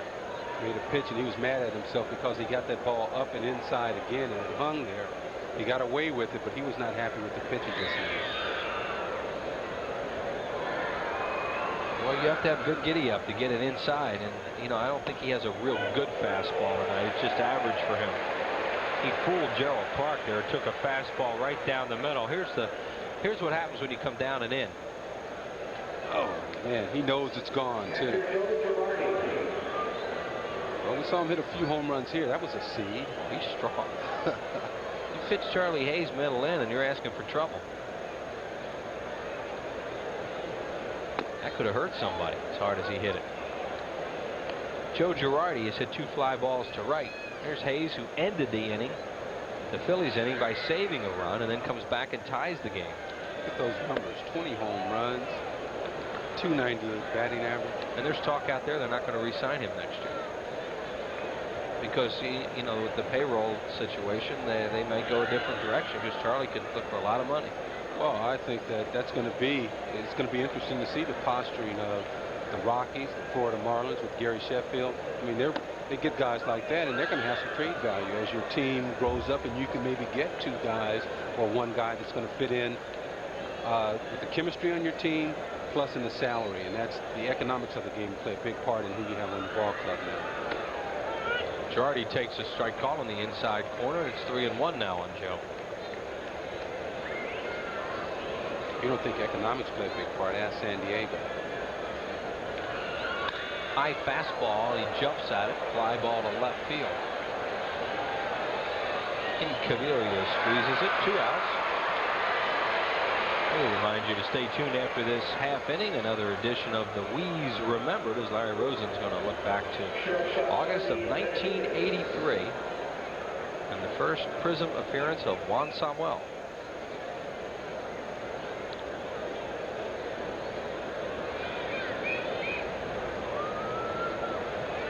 Here's Freddie Benavides. Darrell Boston has moved into the on-deck circle to bat for Reynoso. Bruce Ruffin continuing to warm up in the bullpen. There is Boston, also a much traveled veteran. 1 ball, 1 strike on Freddie Benavides. 0 for 2. 2-2 in the 6th inning.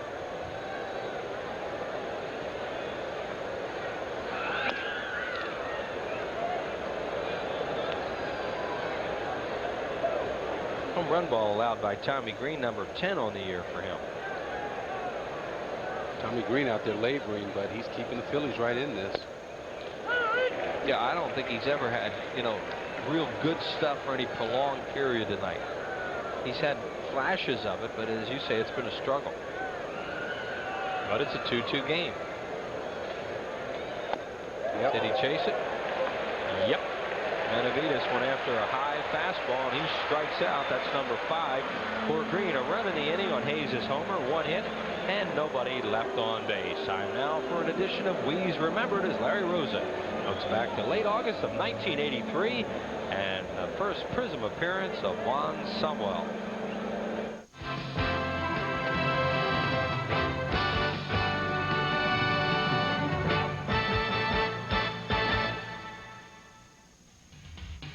It was nostalgia night at the Vet, just 3 years after a World Series title, just 6 weeks before a National League pennant. And it was just the 2nd Major League contest for a man who would be known as the fastest, and not for his defensive prowess. On the ground on the right side, and what a stop by Samuel! What a play! Oh, ho, ho! Juan Samuel was not the only rookie making key contributions on this night. Rookie hurler Kevin Gross was fighting for a spot on the Major League roster, and he made his case boldly on this late summer's eve. And with Fernando Mania still running wild, the offensive hero would be catcher Bo Diaz. Bo socks the ball to deep left center field. That ball really well hit. It is in play off the left center field fence. Rose will score. Matthews will score. Schmidt to third. Phillies lead the Dodgers 2-1. That ball missed being a home run by 1.5 feet. When the Sarge, Gary Matthews, drove home Sammy with an insurance run, Gross had all he would need. He would retire to high fives after 8 innings and turn it over to Mr. T, Al Holland. Holland, in his storybook season, retired the Dodgers in the 9th, ending a 6-game losing streak, their last true down note of 1983. That was a nice little feature, brought back a lot of memories, huh? It does. It's amazing. Now, you always, when you look back, you always see something that you simply had forgotten about, and sometimes it's not too pleasant, sometimes it is. And the case of, I mean, seeing Bo Diaz out there, great guy Bo was, you know, a lot of memories. And looking back on my career, having played here for so long and still being around the organization, I get a chance to see a lot of guys and see a lot of these flashbacks. That was an excellent piece, by the way. Speaking of guys who used to be in the Phillies organization, Bruce Ruffin from the University of Texas. He hasn't worked since he was hit by that ball off the bat of Darren Dalton, fracturing his little toe. on his left foot. He threw on the side yesterday.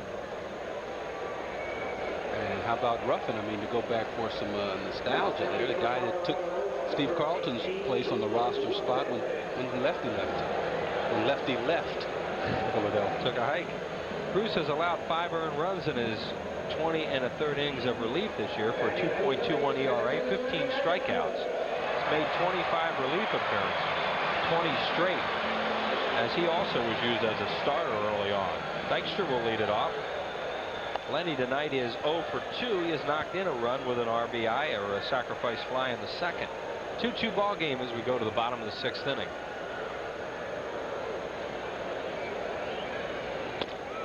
Dykstra, Duncan, and Kruk to face Ruffin. Marcus Moore, hard-throwing right-hander, starts to loosen up. They did not make a double switch, and Ruffin is due to lead off the 7th. Phillies have all these left-handed hitters coming up in this inning. I get a kick out of Dykstra. I'm sorry. When he gets ahead in the count, he says, "Okay, now tighten up my gloves here. Let me zero in on you." It's just amazing, the confidence. And he had a pretty good swing at that and fouled it back. Look at him. He's mad at himself. You get your pitch and then you miss it.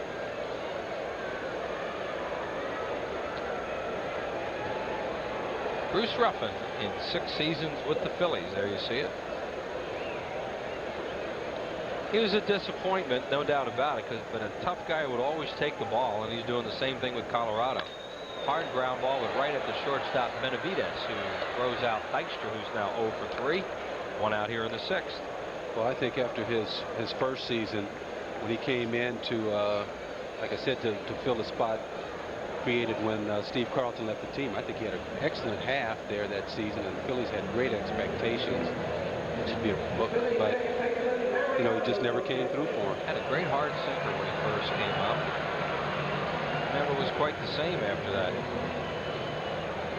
But Bruce Ruffin is a guy you like to have on your ball club, especially the Rockies, because, as I said, he will take the ball. He hardly is ever hurt. And there he is. He's out there pitching with a broken toe.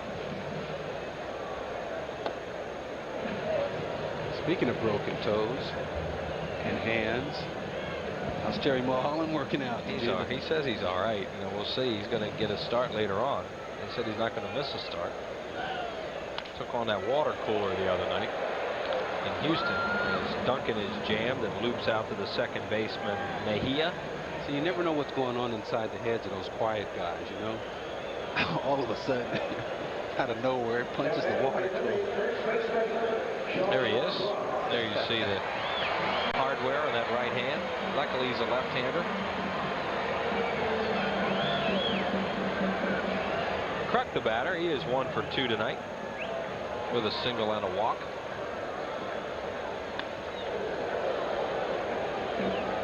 Kruk hit a home run off Ruffin last week at Colorado. One of those fly ball home runs. He hit the left center.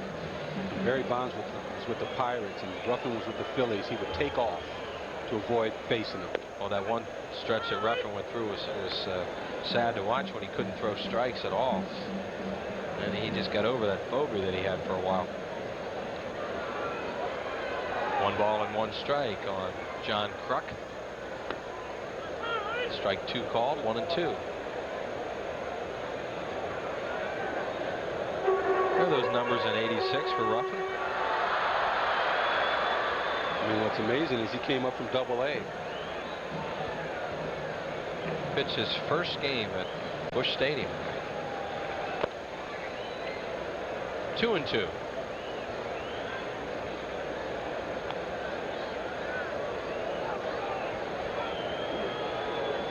Bruce Ruffin, who played for, as he calls him, Coach Gus at Texas. A lot of good pitchers came out of there, like Swindell and Clemens, Giraldi. 2 and 2 to Kruk. Ground ball to short, easy play for Benavidez. Throws him out, and that'll do it for the Phillies here in the 6th inning. A perfect inning for Ruffin. No runs, no hits, no errors, and nobody left. We'll see Gary tomorrow night. We're tied at 2. When you move into a new house, little things are going to come up. Unexpected things. things the previous owner forgot to mention. So to make your new house a home, turn to the book with more choices. It can even help if you want to get out of the house for a while. The genuine new Jiffy Bell Yellow Pages. 9 out of 10 use it. No other book can match it. A Bell Atlantic company. You can feel it deep inside. Dedication and a real sense of pride. And you're giving it your best. Proud to be your bud. Budweiser. Proud to be your bud. Proud to be your bud. Ooh, yeah. Proud to be your proud to be bud. Columbia Pictures would like to take you out to the ball game for an all-star comedy. They'll pay you $75 a week. We only make 30 at the dairy. Well then, this would be more, wouldn't it? See how it works is, the train moves, not the station. There's no crying. There's no crying in baseball. My uniform bursts open, and oops, my bosoms come flying out. You think there are men in this country who ain't seen your bosoms? A league of their own.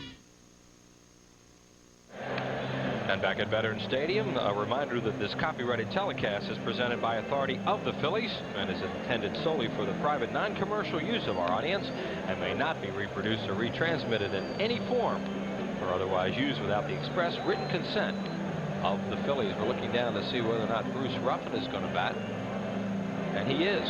Ruffin will come out and bat here in the 7th inning. And there is Ruffin, a switch hitter. Or as Ruff would admit, a switch swinger.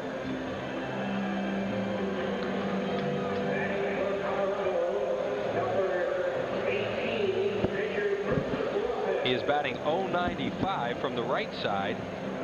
He's hitting .250. And from the left, he's 0 for 13. And he will bat left-handed. Darren Dalton kidding around with him as he comes up. I think we have Jay back. Yes, you There do, you are. I think. All right. Can you hear me? Okay. Got we're you on. now. And Green throws it outside. Ball 1. 1 ball and no strikes. Ruffin, and then to the top of the order, Alex Cole and Roberto Mejia. And Green misses low, and Ruffin not much of a threat from that left side. Joe, the jacket brought me the information from Phil Feather about how fast Tommy Green has been throwing all night. 87. Yeah. And the fastball, or the pitch that Charlie Hayes hit for the home run, was at 87. Yeah, he's not had a real good fastball tonight, but he's had one of those hang-in-there nights. It's 2-2. Line to left, and Incaviglia's right there. Ruffin hit it right on the nose, but he's out. Hit that ball right on the button, as you said, but Hank King, Phillies advanced scout, had great information, and even though Ruffin right on the button, the Phillies and John Vukovich had their defense move just right, and Incaviglia maybe a step or two, ball right to him. Here's Alex Cole. 2 hits tonight and a line drive to short. He scored a run. Collins once again up at third, anticipating a possible bunt. He shows it. And there you see Dave Hollins.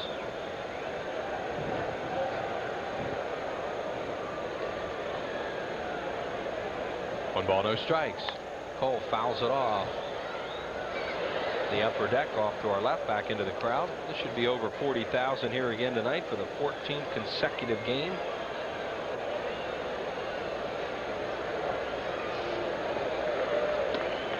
Strike 2 call. Good pitch on the outside corner.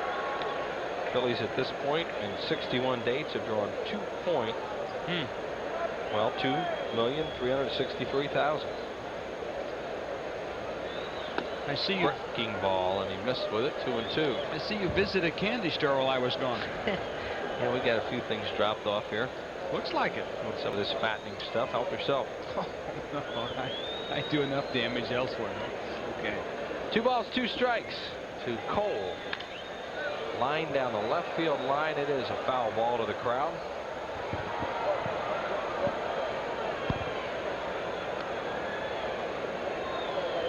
Somebody's going to go home with a souvenir as soon as they figure out who's going to give it up. The ball needs to be cut in about 4 pieces. Look at all those Make hands. everybody happy. Who's got it? That guy did. All right. He broke his $80 pair of glasses, but he got that ball. 2 balls and 2 strikes to Alex Cole. Ground ball to short. Stocker on an in-between hop throws him out. 2 down. That looked like a routine grounder. I wish I could tell you they were all routine, but they're not. As Chris said, he got it on an in-between hop. And those are the plays that people don't realize. When you get a ball on the in-between hop, a lot of funny things can happen. That ball can come up, it can stay down. You, the infielder, have to follow it right in your glove. Stocker does that, then makes a nice throw. On a guy who can run. Mejia, the batter, 0 for 3 with 2 strikeouts, fly ball to center. Phillies play him as an opposite field hitter. And he swings and misses. They're guarding the line now. They have Hollins over near the line at third and Kruk at first. In a tie ball game here in the 7th. There's Kruk, and you saw Hollins. Breaking ball, fouled at the plate. Mejia looks like he couldn't reach a ball away with 2 bats. The way he pulls off. Obviously, he's looking for the inside pitch then. Look at him. And he's hitting with an open stance, and he pulls off. So I think they'll stay away from him. They do. And that's outside. 1 and 2. Hitting is the art of adjustment. As we see the signal given here by Dalton. For a breaking ball. And there it was. Last time up, he chased a breaking ball in the dirt. And was called out on the appeal to first. Green now at 100 pitches. No activity in the Phillies bullpen. Dalton wants a fastball away as they continue to stay out there on him. And it's low. Don't want to walk this guy with Galarraga on deck. As I mentioned, hitting is the art of adjustment. If you're the hitter and you want to pitch on the inside part of the plate and the pitcher keeps throwing you away, once in a while you're going to have to go out there and hit that pitcher's pitch to get your pitch. Line drive to right. Here comes Eisenreich. That ball was in the lights a little bit. He made a good play. 3 up and 3 down. No runs, no hits, no errors, and nobody left. To the bottom of the 7th, tied at 2. Do Texaco food marts really have everything? Oh, they have gum, cheese, candy. Many reasons I come to Texaco. Chips, cereals, nice people. There are many reasons. You want it, they got it. If they don't have it, you don't need it. Isn't that candy that pulls apart like that? Did I skip something? Visit your Texaco station and food mart for unbeatable System 3 gasoline. Pop comes here for System 3, and I come here for Pop. Right, Mom? And just about everything else. I'd recommend it to anybody. And I would, too.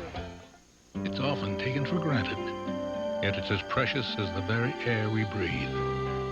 It's called freedom. And it's what inspired Independence Blue Cross and Pennsylvania Blue Shield to create the new Personal Choice, a health plan that offers people the low costs of an HMO without asking them to give up what they value most, their freedom. Personal Choice, the health plan that controls costs, not people. I work Saturdays and Sundays. It's not a job. It's a dedication. I don't think you can teach someone to tune. You just got to practice until it's natural, just like breathing. There seems something mystic about it. So much beauty comes out of music. Mellon PSFS, you're why we do our very best. Hi, I'm Dick Vermeil with a Blue Cross Blue Shield health tip. Can you name 5 life-extending benefits of exercising? If you pick the following, you are right on target. Cardiovascular conditioning, muscular and strength endurance, flexibility, weight control, stress reduction. Remember, all it takes is 30 minutes 3 times a week. We go to the bottom of the 7th inning. The score is tied 2-2. Phillies a couple of runs on 5 hits. Rockies a couple of runs on 7 hits. Hollins will lead it off, followed by Dalton and Incaviglia. Ruffin, the left-hander, on the mound. Fastball, slider, changeup. His biggest problem is the fact that he has trouble getting ahead of hitters. And every now and then, when he gets behind, he'll groove a pitch. It'll get him into a lot of hot water. No balls and a strike on Hollins, who hits a hard ground ball. Nice backhand play. Benavides, strong throw, got him. Fine play, Freddie Benavides. 1 out here in the 7th.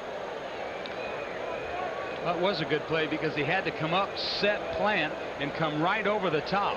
A lot of times you'll see shortstops with maybe not so strong an arm as Benavidez try and bounce the ball, take advantage of the AstroTurf.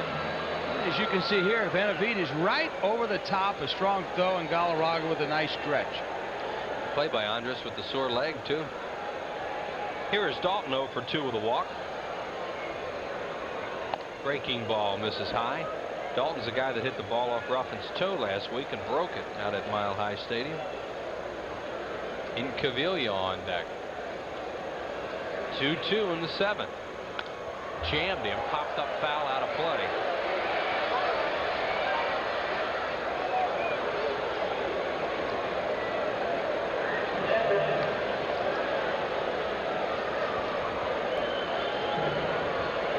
Phillies need to generate a little excitement here, get something going.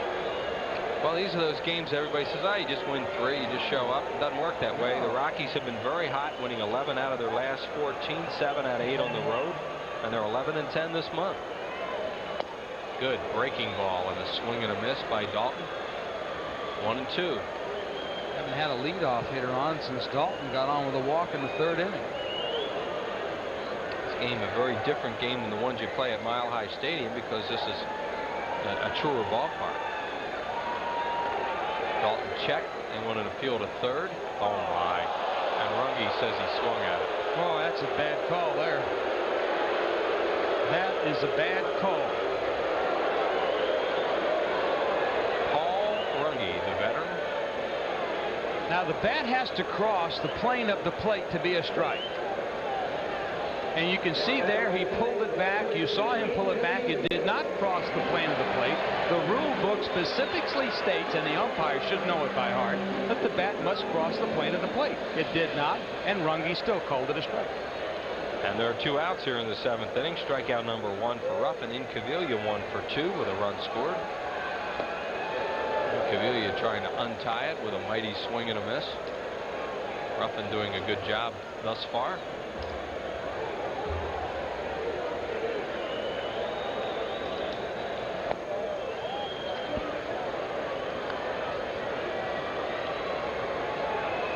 Pete Incaviglia with 21 homers, 74 runs batted in on the year.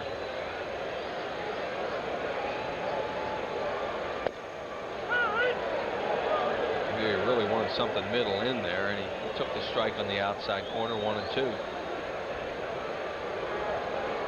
Well, even if he did swing at that pitch, it was a pitch that he really wouldn't hit very well. That wasn't a good average pitch or a power pitch to drive. Right at Mejia. Oh, did he hit that thing? And the second baseman was in perfect position.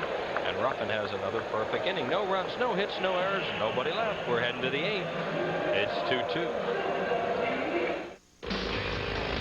We thought we'd been everywhere, seen everything. We were wrong. Put that to the bone. Put that to the bone. These guys were weird, and we liked it. Later, they took us to the Tower of Bud. Brother, tomorrow we ride again. Upon completing the rear axle assembly diagram set using a 9-inch gripping wrench, tighten the diagram set and secure the frame extenders to the housing mount. Congratulations, you built a tricycle.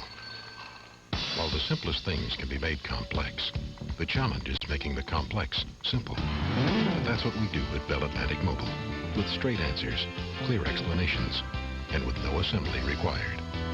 Bell Atlantic Mobile, advanced technology and people who make it mean something. It's a really good-looking baseball jacket, free for kids 14 and under. Compliments of Acme and Kraft when the Phillies play the Reds Sunday, August 29th at 1:35. They'll make a racket to get this jacket. Call 463-1000.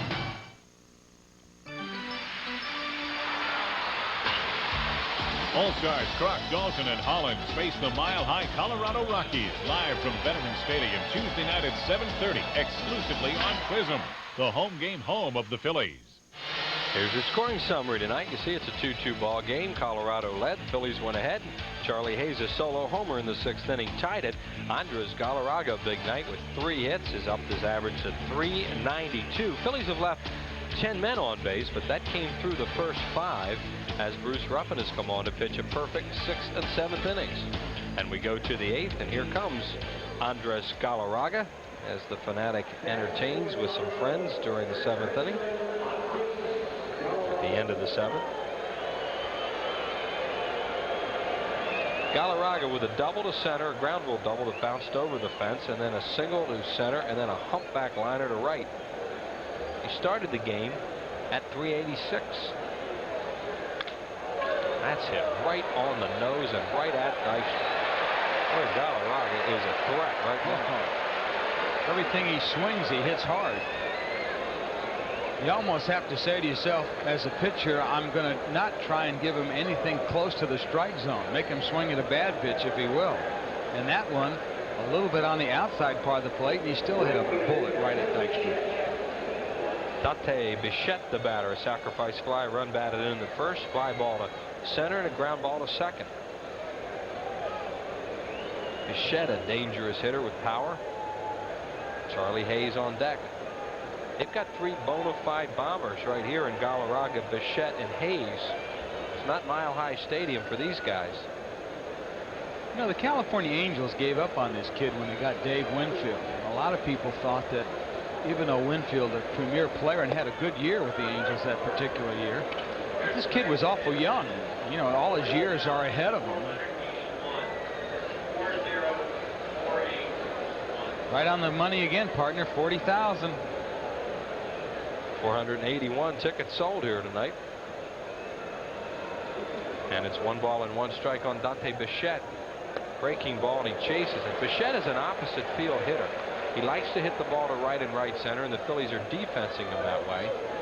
And they do have Hollins on the line at third. This guy leads the league in doubles, so they want to stay away from an extra base hit. He has 37 of them.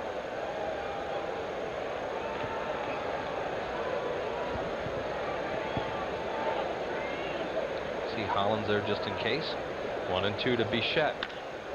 Fights off a ball to right field. It is a fair ball, and it is going to bounce to Eisenreich, and he'll have another double. So Dante Bichette has his 38th double of the year, the league leading total. Looked like Green made a pretty decent pitch to him there, and he just fought it off. Well, you pointed out something real important about this guy. The guy really likes to hit the ball the other way. Watch how he inside out this pitch.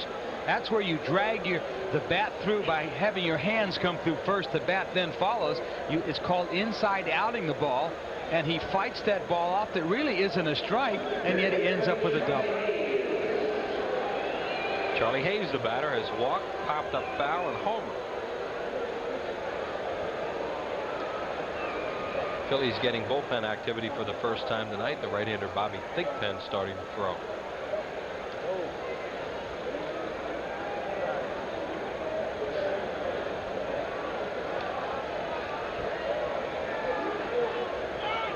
And Hayes tires of waiting and steps out. 2-2 in the 8th. Bichette, potential go-ahead run at second base. And there's 1 out.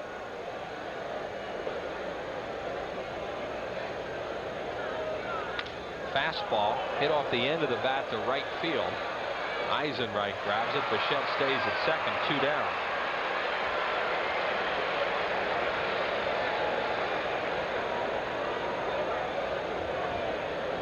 Again, it looked like Charlie Hayes looking for something inside, opened up. Pitch was up and out over the plate, and he just kind of wristed it out that way. Not much power. Well, there's no doubt that Tommy Green made a mistake on him last time, because you don't want to give Charlie balls middle in. No. He did throw him away. Now they're going to have a little mound conference now. Gerald Clark, the batter, Girardi on deck, base open. Gerald Clark is 0 for 3. Girardi's 0 for 3. And you know, sometimes those are the most dangerous hitters, because those guys are looking for their first hit of the night. They're hungry. They're really concentrating. You know, a lot of players in the big leagues that when you get 0 for 3, You don't want to take an offer. You don't want that collie. You don't want a ribbing from your teammates. So you're going to do anything you can to find yourself a base hit late in the ball game or in a situation like this. Bichette, an average runner at second. The outfielders are pretty deep. And Gerald Clark, the batter, and the pitch is outside, ball one. Gerald, his brother Phil, is with San Diego. Used to be in the Detroit organization.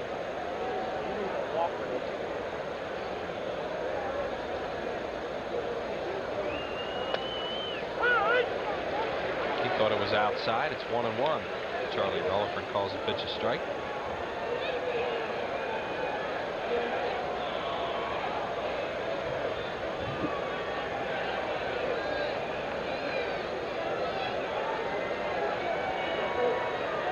Slider.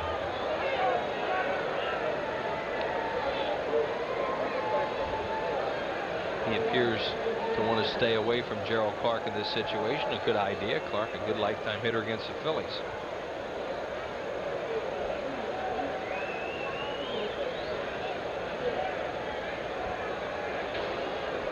Breaking ball, and he beats it into the Phillies dugout.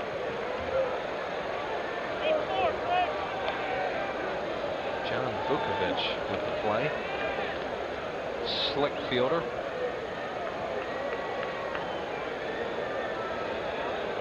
Gives that ball back so Mike Ryan can have it in the ball bag tomorrow, trying to stay on Irish's good side. Trying to say he's trying to save on baseballs? Is that what you're trying to tell me? It's Irish's job. Watch those baseballs. He does a good job with it, too. Boy, did he have trouble out Mile High the way they were flying out. 2-2. And another foul ball. Remember way back in 1984, this kid was very high on the Dodgers list. In fact, they drafted him. He's a local boy way down in the Beaumont area, California, and the Dodgers really wanted to get this kid to sign with them. He elected to stay in school. Now here he is in the big leagues 9 years later. Breaking ball, did he go? Oh my. I mean, if Dalton swung at that other one, he sure swung at that. But Dana Demuth says no. 3-2. Well, let's see if the bat goes across the plane of the plate. Nope, it does not. So we had an umpire make a good call. Yep.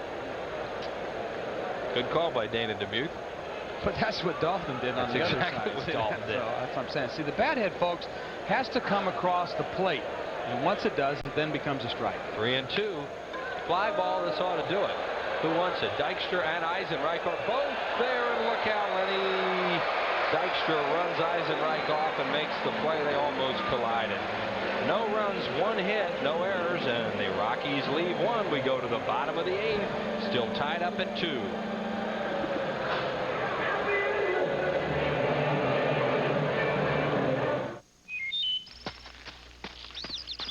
Hazy sunshine this afternoon, high close to yesterday's 96 downtown.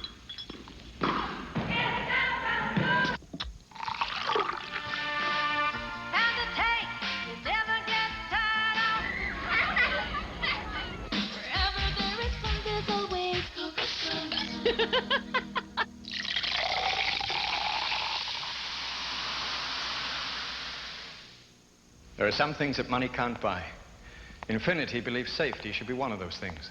That's why they're the only car company whose entire line includes standard not only ABS and dual airbags, but automatic seatbelt pretensioners to help snug the belt around you as the airbags deploy. From their least expensive G20 to their most luxurious Q45. Would a visit to your Infiniti showroom be in order? I think that's safe to say. Darren Dalton, Madonna, Lenny Dykstra, Gina Davis, John Kruk, Rosie O'Donnell, Jim Fregosi, Tom Hanks, the Phillies, and the Peaches. The hottest teams in baseball. 2 teams in a league of their own, and only one channel's got them both, Prism. Whether it's at the vet or on the silver screen, it's the most exciting baseball action of the summer. From your baseball crazy friends at Prism, the only place to be for the summer of '93. Well, whether for you or for someone special, there's still time to get on the roster for Phil's Dream Week. You heard about it. Now here's your chance to see for yourself what it's like to take the field with Loa, Cash, Lazinski, and other greats from Phillies history. The number to call for full information, 215-938-1200, right there on your screen, 215-938-1200. Phillies Dream Week space is limited. Week 1's already filled up, and week number 2 is filling up rapidly. A chance of a lifetime, and you can call that number right now. Jim Eisenreich will lead it off for the Phillies. Eisenreich, Stocker, then probably a pinch hitter for Tommy Green as the Phillies bullpen works here in the 8th inning in a tie ball game.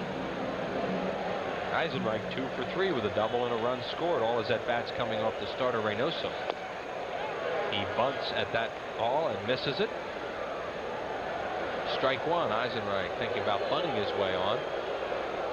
Charlie Hayes is way up at third just in case. Bruce Ruffin with 2 perfect innings, nobody up in the bullpen for Colorado.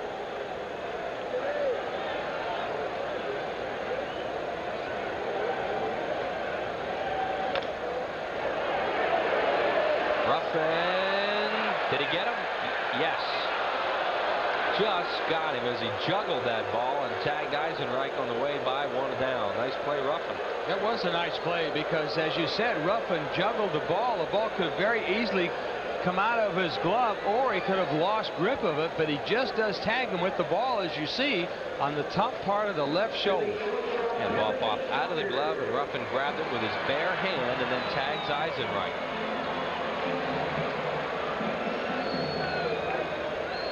Well, Kevin Stocker, the batter, he had a tough time against Reynoso, 0 for 2 with 2 strikeouts. He also was walked intentionally. Kevin with a 10-game hitting streak on the line. And Ricky Jordan has moved out to bat for Green.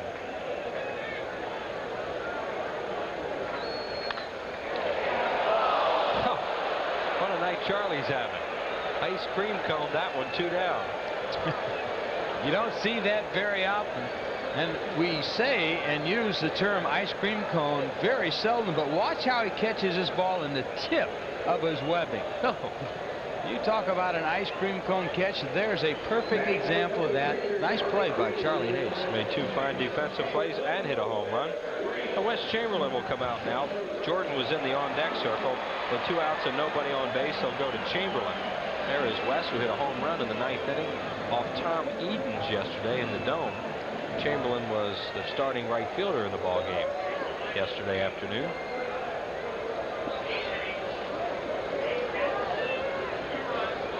There's Larry Anderson in the Phillies bullpen. He will come in if it's a tie game. Mitch Williams has been out there throwing in case the Phillies get the lead. Here comes Mitch back looking for baseball. It might have wound up on the other side. Tommy Green with a hang in there night. 8 innings, 8 hits, 2 earned runs, a walk, and 5 strikeouts.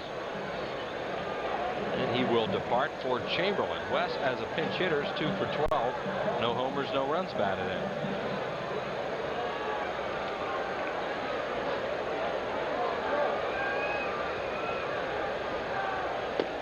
Slider from Ruffin, a called strike.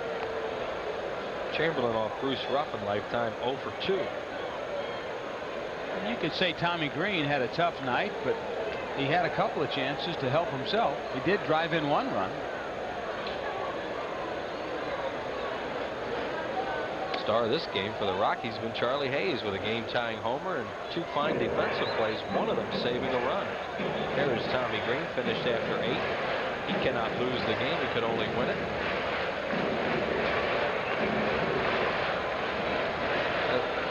He's had 3 straight no decisions. His last win coming at LA on July the 21st. That was when he first felt the groin pull. Tommy finished for tonight.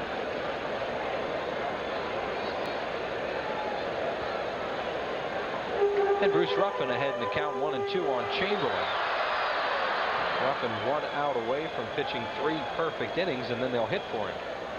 Here's the 1-2 to Wes. Fouled.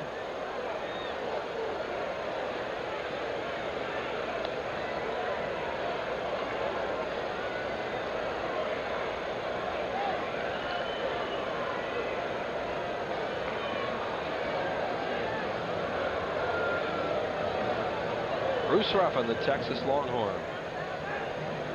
pitching very, very well here tonight. And the 1-2 pitch to Chamberlain. Fly ball deep center field. Back goes Cole. It's dying on the warning track, and he grabs it. Boy, he put a charge into that, and it died on the warning track. And Ruffin takes a deep breath as he leaves. 3 runs, no runs, no hits, no errors, and nobody left. Still.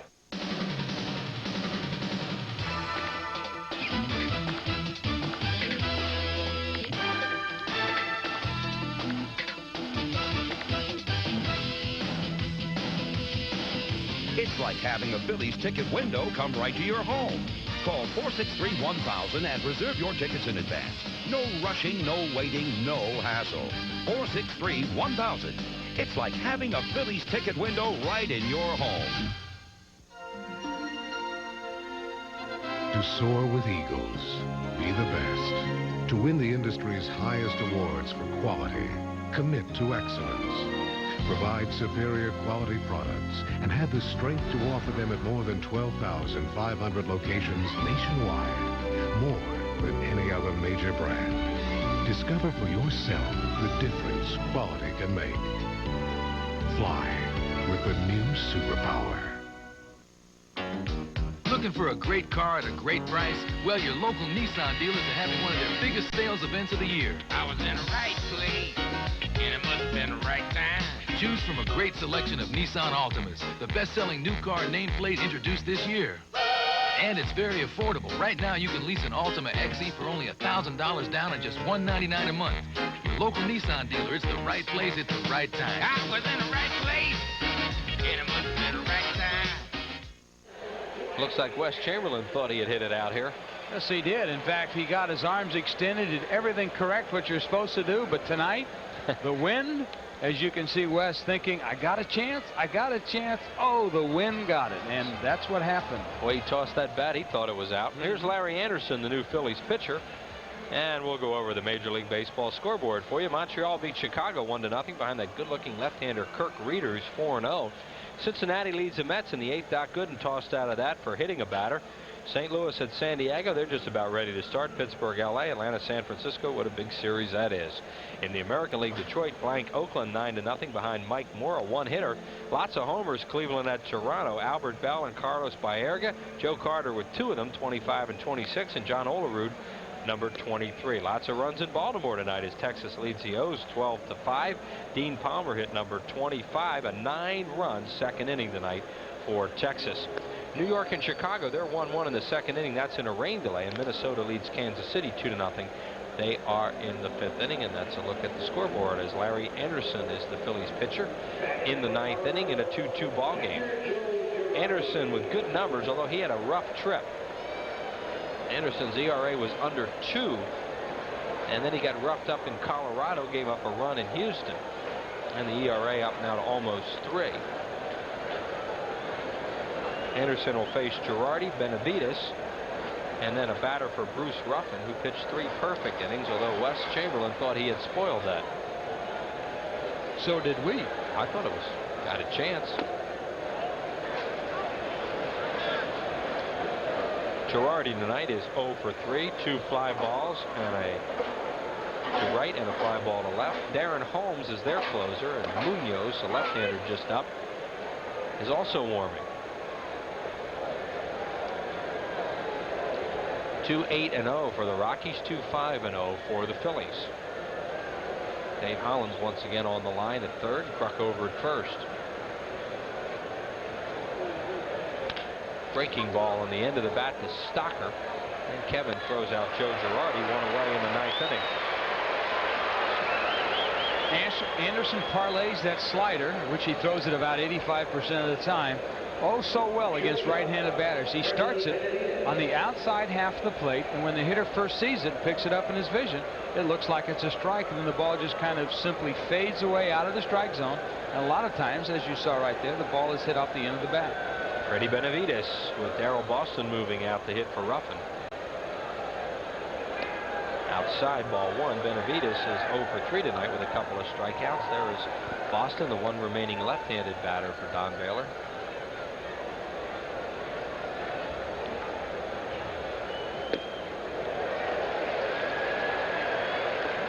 ball, one strike. We are in the 9th inning in a 2-2 ball game. You know, that's kind of strange, really, for the Rockies, especially under manager Don Baylor, who's played for so many great managers, to have only 2 left-handers on his team. You know, you think they might be able to go out and help him somewhere along the line, to give him a little equality on the bench. There's Baylor. Give you an idea of some of the managers he's played for: Earl Weaver, Chuck Tanner, Gene Mauch, John McNamara, Jim Fregosi, Billy Martin, Tom Kelly, Tony La Russa. This ball's playable. Who wants to dunk it in foul territory? Squeezes it 2 away. And that will bring up Darrell Boston to bat for Bruce Ruffin.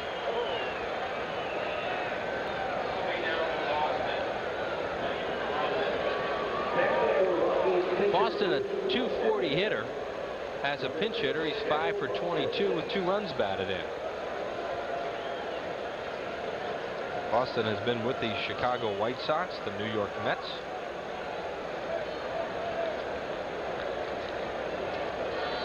And there is Ruffin, who had 9 up and 9 down.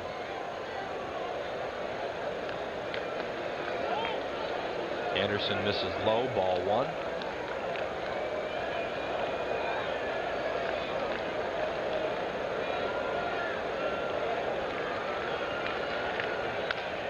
Base hit center field, Darrell Boston.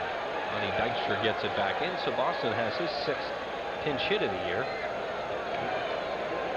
And a 2-out base runner for Colorado in the 9th for Alex Cole, 2 for 4. Oh my goodness, look at this. In the 1st inning, Phil Plantier, who's been red hot for San Diego, a grand slam home run. And the Padres lead the Cardinals 5-0 in the 1st. You know, this could be a real serious road trip for the Cardinals because of the way they've been playing in the last 15 games or so. They just might see him die a little bit on that West Coast trip out there. 25 home runs now for Phil Plantier as Anderson gets strike 1 over to Alex Cole. He was originally with the Boston organization, right? Cole? No, Plantier. Plantier, yes. So Boston, in their quest to get a championship, has given up Bagwell and Plantier over the last 4 or 5 years. Wow. Phillies were very interested in Phil Plantier this year, but just weren't able to get him over here. In fact, if I'm not mistaken, wasn't Larry Anderson the person that Jeff Bagwell was traded to for Houston? On August 31st. Wow. Of course, they were in the quest for a championship, and sometimes you got to make moves like that. But a couple years down the road, you start looking at those deals, and you go, "Oh my goodness." 1 ball, 1 strike to Cole. Fouled away left side, out of play. So Anderson ahead of Alex Cole, 1 and 2. On deck is Mejia, the second baseman. And you don't want to get to Galarraga in this inning. He bats after Mejia.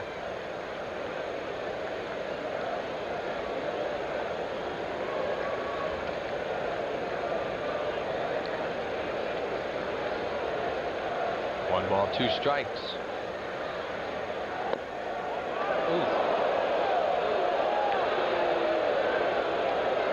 Anderson loves to start that backdoor slider just on the outside part of the plate, maybe a little outside, and have it break right back over the outside corner. That's when the left-hand hitter sees it out there, thinks it's a ball, gives up on it, then it comes back for a strike.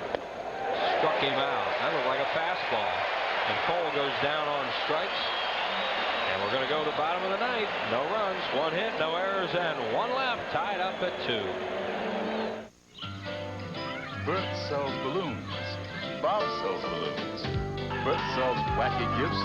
Bob sells wacky gifts. Bert delivers. Bob delivers.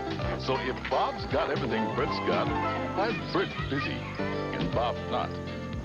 Now, do you suppose Bert's got a big color ad in the book 9 out of 10 people use? The genuine Bella Pennsylvania Yellow Pages. 9 out of 10 use it. No other book can match it. The Bell Atlantic Company.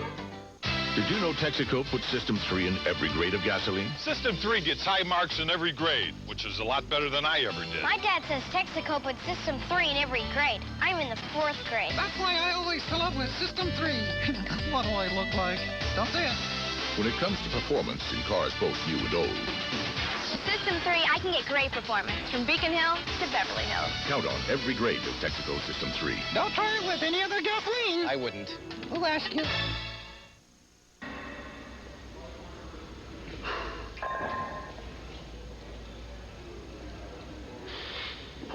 The other day, these guys came to me and said, Kirby, how'd you like to be in a cross-training commercial for Nike? You wear the shoes, right? We could come film your workout. So I say to them, let me get this straight. You want to make a 3-hour commercial?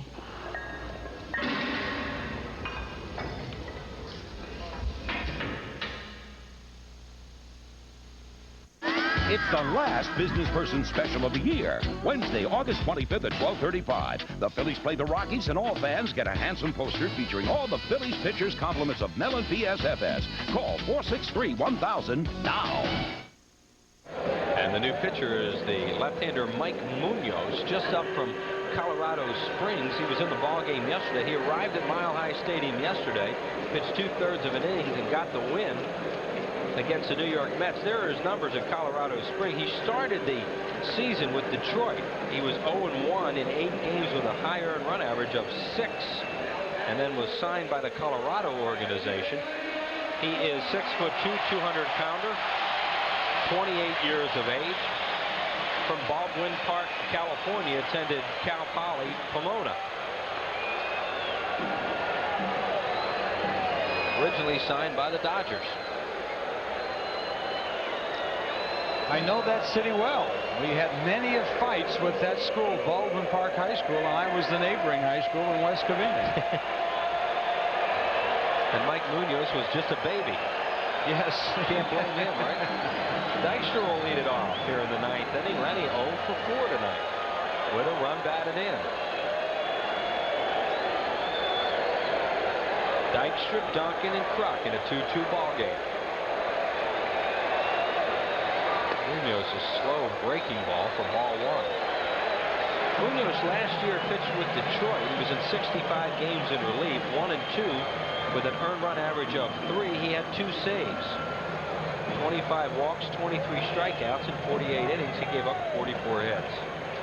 The 1-0 to Lenny. He's up there on a recon right now to see what this guy throws, and it's 1-1. So far, he's gotten a fastball and a breaking ball. See most runs by a Philly in a season since 1940. Starting to creep up on Michael Jack and Dick Allen. Another breaking ball, and it's over for a strike. 1-2. Well, Lenny does this so well in waiting out pitchers, because when you don't see a pitcher, you don't know what a pitcher has, you've got to try and run the count as deep as you can to see if you can catch all of his pitches. That way it gives you a better shot at least gauging the velocity and the break on the breaking ball. Fastball low and outside. 2-2 to Lenny. How many times have we seen Dykstra in the hole against many a pitcher? 1-2, 0-2, and end up getting a walk out of it? Leads the league in runs with 113 and walks 101. He's yet to walk tonight, he's yet to score a run. And he's in the top 10 and hardest players to fan in plate appearances. Breaking ball beats it foul. So the count is 2-2 on Lenny Dykstra. We're in the bottom of the 9th inning. 2-9-0 Rockies, 2-5-0 Phils. Mariano Duncan next. Lenny averaging only 1 strikeout every 13.2 plate appearances. The leader in the National League is Ozzie Smith. 1 strikeout every 31 plate appearances. Fouled away again. Dykstra with a tough at bat, which was what you would expect in this situation. That slugfest continues at Sky Dome. Sandy Alomar has knocked in a couple runs there, and Cleveland leads the front-running Blue Jays by 2. Oh, it's getting late in the year. They're giving us scores now. I like this. 2-2. Dykstra fouls another pitch away. Munoz continues to throw strikes, and Dykstra keeps fouling them off. Don't forget to stay tuned right after the Phillies game here for the exciting movie Kickboxer 3. It's coming up immediately following the Phillies and Rockies game. So if you've got time, run quickly to the bathroom, grab yourself a cold glass of milk, and come back and watch this great movie. You saw the totals on this game as we're in the bottom of the 9th. balls, 2 strikes to Lenny. Into center field to Alex Cole. Munoz made a good pitch on him. He just stayed after him and finally jammed him. And Dykstra battled Munoz here in the 9th inning, but the guy kept throwing him strikes.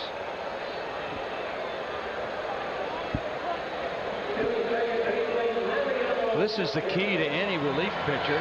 The fact that you have to throw strikes in situations such as these, especially when you're in the latter part of the game. You can't get much later than this, bottom of 9th inning, and Munoz did exactly that. He kept Dykstra right on the table with strikes. And Duncan, the batter, and Mariano takes ball 1. On deck is Kruk. Phillies seeing Munoz for the first time, unless they faced him maybe in spring training when he was with Detroit. Big swing and a miss as Duncan was trying to end it. They're not guarding the line with Charlie Hayes, nor with Galarraga. I mean, they're over a little bit, but not right on the line. Nice play by Munoz, right back at him, tosses it to Galarraga. 2 down here in the 9th. So the Phillies' last hope, or we're going to extra innings, is John Kruk. Well, we didn't know if he could feel his position or not. Here's a hanging breaking ball, and we can see right away, very quick off the mound. He gloved that very easily, and a quick toss to Galarraga. And the crowd roars as they want Kruk to keep it going. Over 40,000 for the 14th straight date. And Munoz has done a good job coming out of the bullpen, only throwing strikes. This is not the easiest lineup to throw strikes to. No, because they make you throw strikes. Exactly. This team. They're going to take pitches that are borderline, and they'll get those calls. Tell by all the walks that they've got. And the top 3 guys, and of course, Collins with about 62 or 3. Kruk takes it high, ball 1. Phillies' last hit was Eisenreich's single with 1 out in the 5th inning. They put 2 on at the time with 1 out, didn't score. Then Ruffin came on and shut him down for 3. And now Munoz for 2/3 here in the 9th. Here's where we are. Outside to Kruk, 2-1. Hollins on deck. Pretty good breaking ball right there. Throws from one side of the plate to the other. He might look out and see a right-hander up in case Hollins were to come up to turn him around, but nobody up in the bullpen.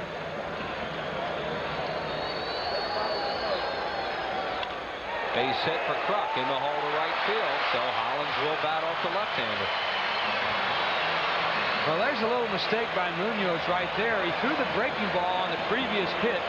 It broke on the outside part out of the strike zone. Now he tries to come back in at Kruk with the breaking ball, having it break out over the plate. But John, the experienced hitter he is, waited with weight back and opened up and caught that pitch way before it broke and just slapped it right into right field. Two all-stars talking over there, Galarraga and Kruk, and here comes Hollins. 0 for 3. He's been hit by a pitch, grounded out, struck out. And grounded out again. Hollins, a .342 hitter, right-handed.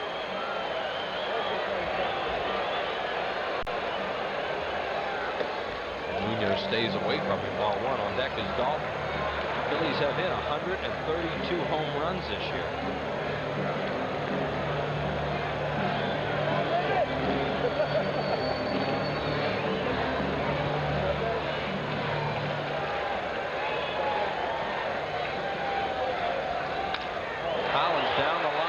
But it's slicing foul. He hit it well, but it sliced foul into the crowd. Fans down the right field line were going crazy because they couldn't get a real good angle on that. Well, so some of them were trying to blow it back fair. A lot of them were grabbing their jackets. They were heading out of here. See what Hollins has done with his home runs. 5 other game winners. Kruk is the runner at first. And as everyone knows, Kruk does not run all that well. So it might be tough to score him even on an extra base hit.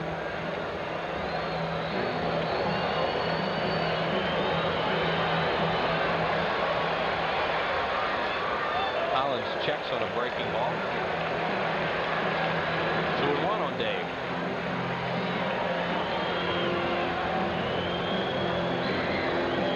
A 2-2 ball game. 2 outs in the 9th inning. Phillies have John Kruk on at first base. trying to get him home.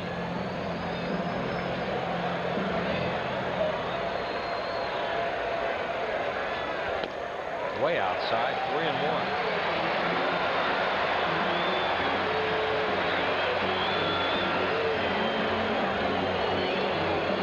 There is Darren Dalton waiting.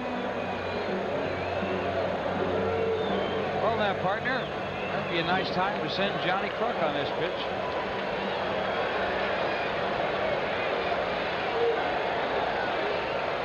And it is strike 2 call to Hollins.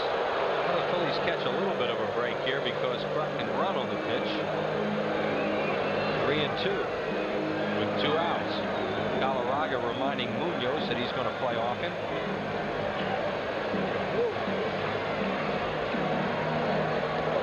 Outfielders very, very deep, trying to prevent any kind of an extra base hit. 3 balls, 2 strikes, 2 outs. Kruk off, the pitch to Hollins, smashed up the middle.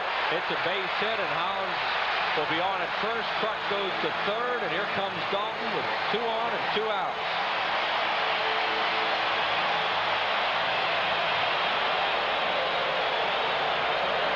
Well, Hollins got a pitch he liked. He took a 3-1 pitch. That was a pretty good pitch on the inside part of the plate. Munoz gets this pitch up and out over the plate, and Hollins, as Chris said, hitting .342 from the right side, lines it almost off the left foot of Michael Munoz. So Munoz, trying to get that pitch down a little bit lower, got it up, and Hollins responds with a line drive base hit to center. And Darren Dalton's last RBI on the 10th of this month is 87.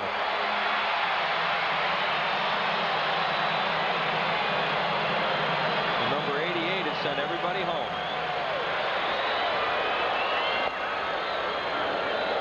Strike 1 call. Dalton takes a little stroll.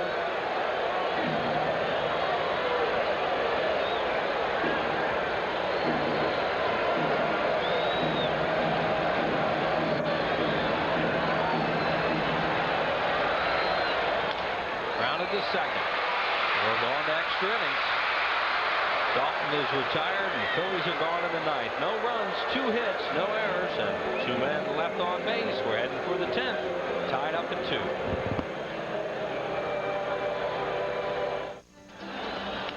Deep to left center field, way back. This ball is a grand slam home run, Darren Dalton. Hi, I'm Chris Willer. There's no more exciting place to be for a Phillies game than in the broadcast booth. And thanks to Prism, that's exactly where you could be on September the 20th. If your name is selected, you'll win a night out with the Phillies, featuring a complete behind-the-scenes tour of that night's Phillies-Marlins game. And a chance to spend an inning with me right here in the Prism broadcast booth. To enter, just send a postcard with your name, address, and phone number to the Prism Booth Contest, P.O. Box 1252, Bala Kenwood, PA 19004.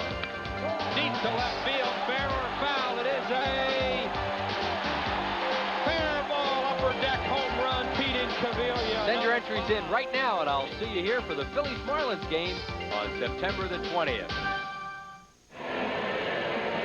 Well, the Phillies have a new pitcher in Bobby Thigpen, the right-hander coming out of the pen. There are the numbers on Bobby Thigpen coming over from the White Sox in a trade that the Phillies sent Jose De Leon. We're going to the top of the 10th inning. We're tied at 2 apiece. Rockies have 9 hits. The Phillies have 7. Rockies will lead it off with Mejia, then Galarraga, and then Dante Bichette. As Thigpen takes his final warm-up tosses.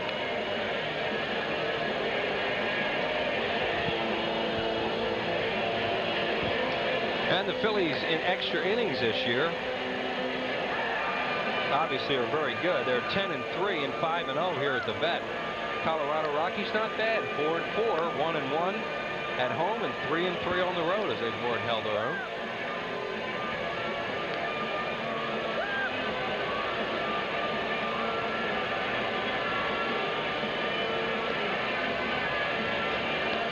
Series continues tomorrow night. Phillies and the Rockies.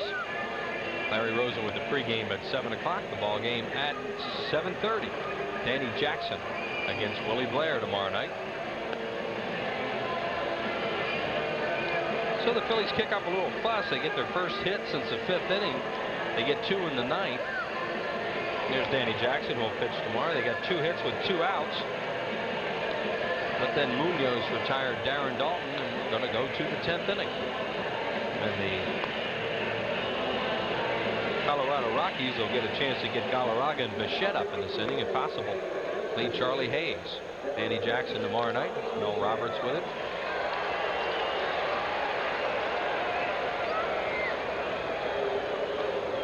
Bobby Thigpen's done a good job since coming over here from the White Sox. Has a couple of wins. And we'll start with Roberto Mejia, the number 2 hitter, and Galarraga and Bichette.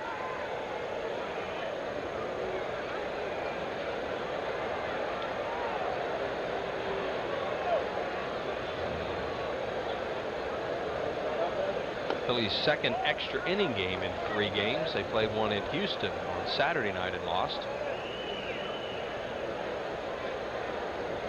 And their 14th of the year coming up. Grounded in the hole. They were playing the line, guarding the line. Mejia hustles around first and takes a big turn, and he will stay there. There's that guarding the line, and that gave up a hit. Yeah, and also Hollins was playing a little in because of the fact that Mejia has good speed. He can also bunt the ball. And the pitch is a fastball right down the center of the plate, up in the strike zone, and the ball quickly gets by Hollins. Ball's hit on the turf, but Hollins playing in didn't really have much of a chance. In and over, as Jay says. So Mejia is on with a base hit. They did not expect him to really pull the ball, I don't think, but he did. He got it in the hole. And Galarraga, what a game he's had, 3 for 4. I would venture to say that manager Don Baylor has told his coaches to tell Mejia, don't move off that base. Let Galarraga hit. Mejia has attempted 1 stolen base, and he has been unsuccessful.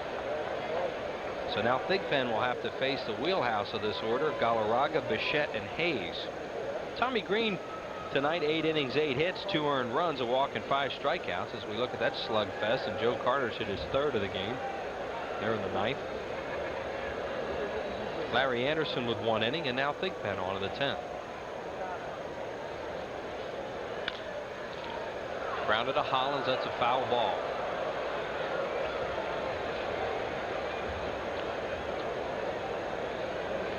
There's Darren Holmes, who has come on to close for the Colorado Rockies. He started the year in that role and couldn't get it done. They sent him out for a while, and since he's come back, he's been very good.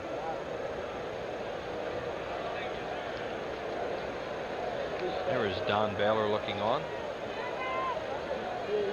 He could stay with Munoz if they don't score, and if they do get ahead, bring in his closer Holmes. He wants to have him ready as Mejia leads off.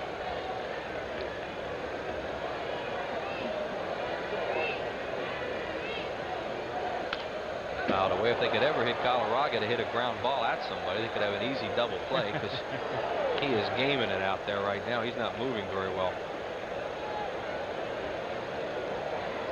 You know, the funny part about it is, as gimpy as that knee might be, he's only grounded into 4 double plays on the year in 319 at bat. Yeah, he hits a lot of balls in the air.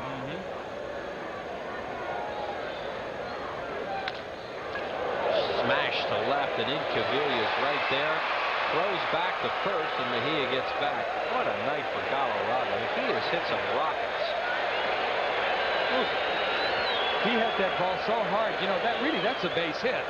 But the ball was hit so hard that it carried, that Incaviglia was able to come in and pick it up. Normally on a line drive over the shortstop's head like that, it goes in for a base hit.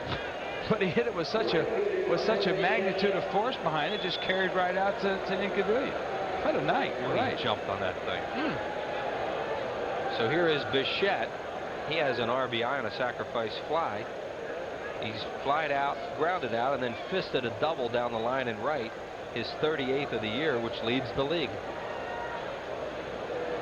The only guy I ever seen hit a ball like that, as hard as that, in my career was Frank Howard. He would hit the ball so hard, the ball was just carried to the outfield on which normal guys would get base hits. Tom Pagnazzi helps the Cardinals start their comeback here in the second inning. San Diego hit him with a 5 spot in the first.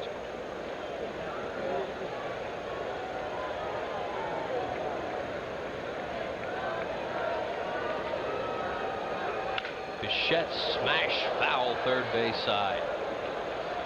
I think he likes that ball up much. He like leaves his feet for anything up. You know, he's got a completely different type of a swing when he's trying to turn on it. And you can see that pitch was up, and he just jerked it by Don Zimmer down there, the third base coach. Yet on the other pitch, when he was trying to go the other way, the pitch was up, but a little bit more out over the plate.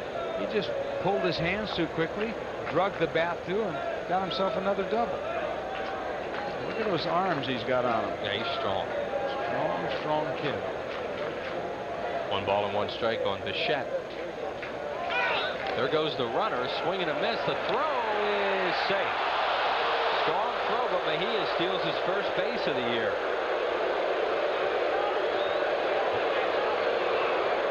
Dalton made a beautiful throw, but Mejia got a terrific jump.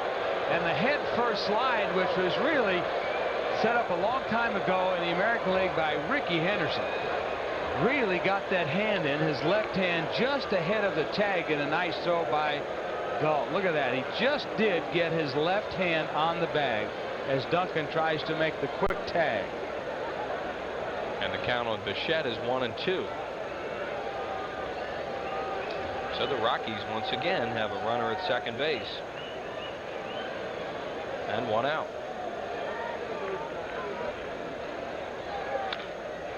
Hit the Kruk. He'll take it himself. Steps on the bag. 2 outs. And Mejia moves to third base. Bichette had the right idea. He had a pretty good hole between Kruk and Duncan. But he hit it a little closer to Kruk than he thought he would. Here comes Charlie Hayes with a chance to be a hero. He's already hit a home run tonight, made 2 fine defensive plays.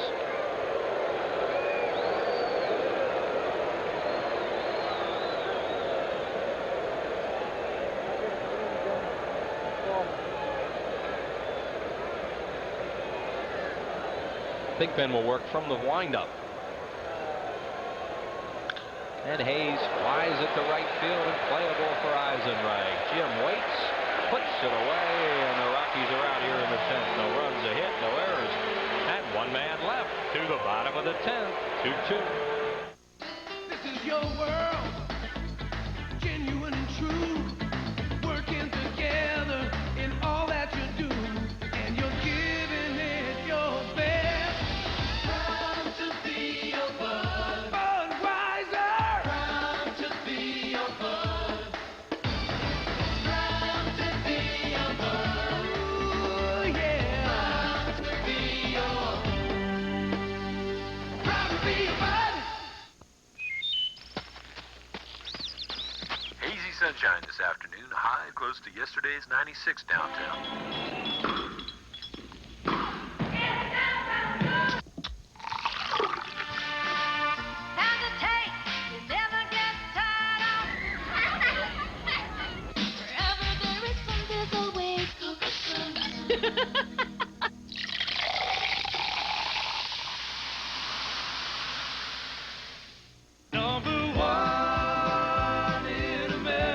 Save now on every #1 selling Ford at your Quality Plus Ford dealer. It's Ford's factory authorized clearance. Now get a double rebate on America's #1 selling car, Ford Taurus. That's $500 cash back plus $500 clearance bonus for a total clearance cash back of $1,000. See your Quality Plus Ford dealer today. See your Ford dealer today. Get behind the wheel and turn the key. Hurry! Ford's factory authorized clearance ends soon. Eric Young moves into the game now for Colorado. He will play left field and bat third as Andres Galarraga leaves the ball game, and Gerald Clark moves in from left field to first base. Probably just figuring that Galarraga's had enough for the night on that gimpy knee, so they're going to make the change, and Galarraga had a fine ball game. Mike Munoz will continue on the mound, pitching his second inning, and Pete Incaviglia leads it off for the Phillies in the 10th inning. Incaviglia has singled, scored a run, struck out, walked, and lined to second.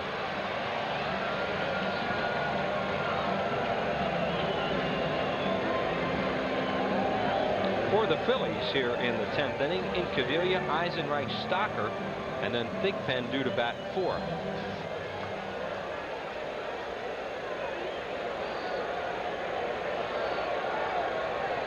Breaking ball misses outside.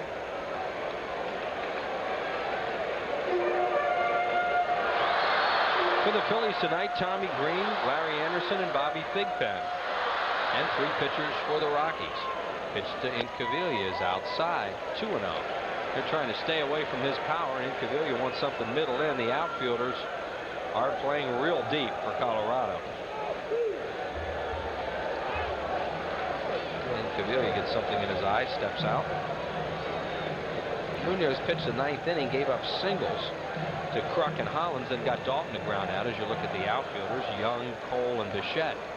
And Incaviglia patiently takes ball 3 as he continues to stay away from it. Can't blame him. No, not a bit. One thing he doesn't want to do is he doesn't want to hang a breaking ball at Incaviglia as he did to Kruk in the previous inning. High ball 4, he walked it. Here comes Eisenreich. And left-hander to left-hander, you might look for a bunt here. Phillies might use Thompson as a pinch runner, we'll see. And here comes Milt. Thompson will run for Incaviglia.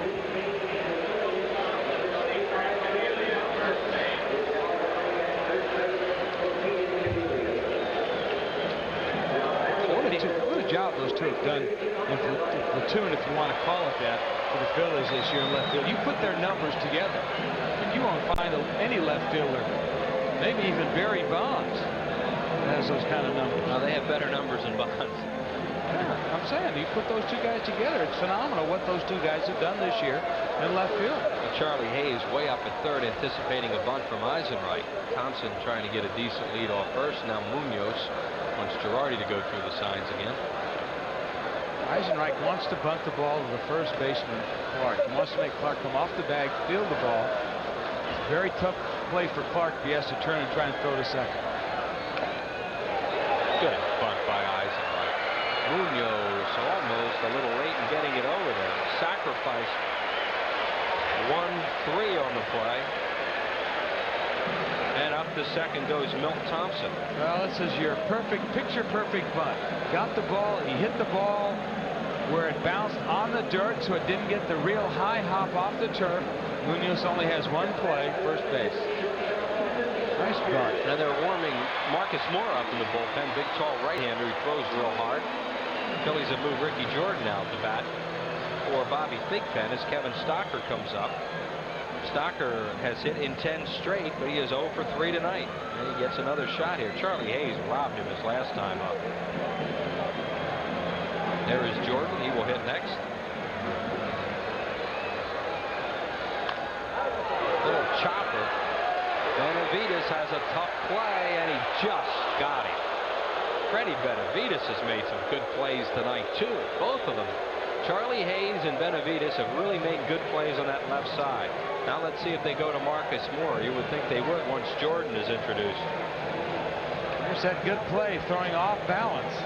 And you can see that the ball was caught just as Stocker's foot was coming down. So a fine pickup by Clark.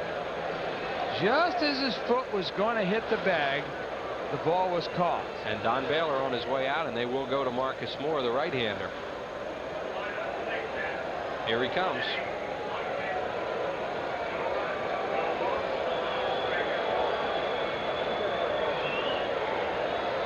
So Munoz will leave. Marcus Moore comes on, and we'll be back with more from Marcus right after this. Yeah, how far away do you think I can get in 72 hours?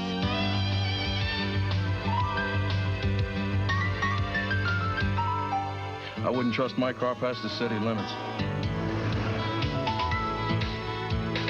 For the way you travel today more than ever, the smart money is on budget.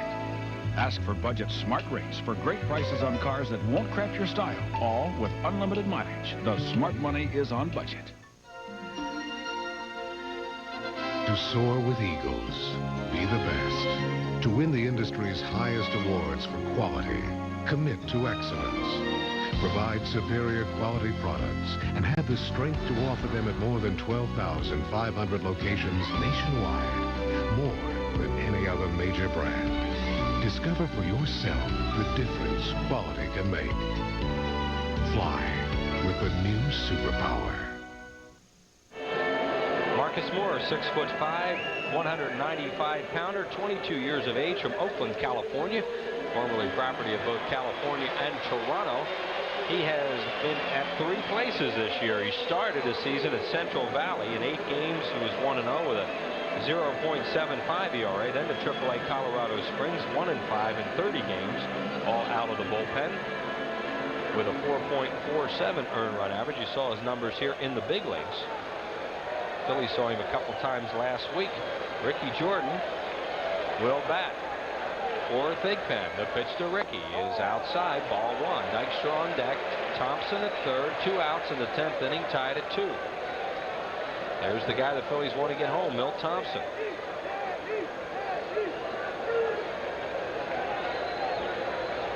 Marcus Moore's pitch to Jordan. Broken bat, foul ball, right side and out of play, and Ricky will have to go get some new lumber. Moore pretty much a power pitcher, fastball, slider, change. You won't see too many of those other off-speed pitches from him. He gets a little erratic at times. He's very young. Really hasn't learned how to pitch yet. Just really tries to blow the ball by the batter, but can be effective that way because he throws the ball so hard. He was selected by Colorado in the 2nd round, or the 2nd choice of the 3rd round in the expansion draft, off the roster of Knoxville, the Toronto Blue Jays organization. Signed by California, 17th round pick in June of 1989, and then traded over to the Blue Jays. 1 ball and 1 strike now on Jordan. The pitch to Ricky. Low, ball 2, 2-1. Thompson trying to get Moore's attention by dancing a little bit off third and then breaking for home. The pitch to Ricky. Fly ball, center field, playable. Cole waves off Young. He squeezes it. That'll do it for the Phillies here in the 10th inning. No runs, no hits, no errors. They leave 1. We head to the 11th, tied at 2. If you want your car done right, it has to be done by the right people. We take care of our customers. We do the job right. Quality all the way. Experience counts. The customer comes first. Satisfaction guaranteed. We're only as good as our people. That's why Jiffy Lube is America's favorite oil change. We got experience at Jiffy Lube.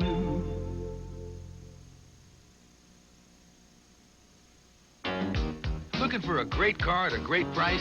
Well, your local Nissan dealers are having one of their biggest sales events of the year. I was in the right place, and it must have been the right time. For a limited time, you can lease a Nissan Maxima GXE for just $1,000 down and $299 a month. Lease a Sentra XE Limited Edition for just $500 down and $169 a month. Or buy an Altima starting at $13,000. Your local Nissan dealer. It's the right place, it's the right time. I was in the right place, and it must have been the right time.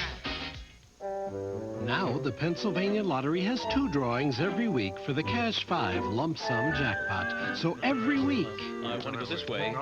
2 people can hit Cash 5. All the cash, all at once. When you win the Pennsylvania Lottery's Cash 5, you'll get all the cash all at once in 1 lump sum. It's a lot, but you can handle it. Cash 5. All the cash, all at once. Bill Thompson remains in the ballgame. He will play left field as Pete Incaviglia departs. Thompson running for Inky. And the new pitcher for the Phillies, their 4th of the ballgame, is the right-hander Roger Mason. There's Roger, 4-2 in his 20 appearances with the Phillies. He lost a game to the Rockies last week when Benavidez touched him for a home run in the 8th inning. So big, tall Roger Mason comes on, coming into game number 55 overall, 4-9, with a good earned run average of 3.67. Gerald Clark, Joe Girardi, Freddie Benavides.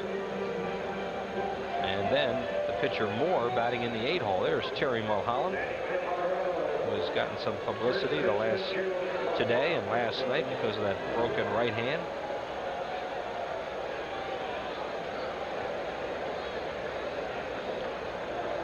Here we go with Clark leading it off, 0 for 4. Fastball is a little bit low, ball 1. We are in the 11th inning, tied up at 2.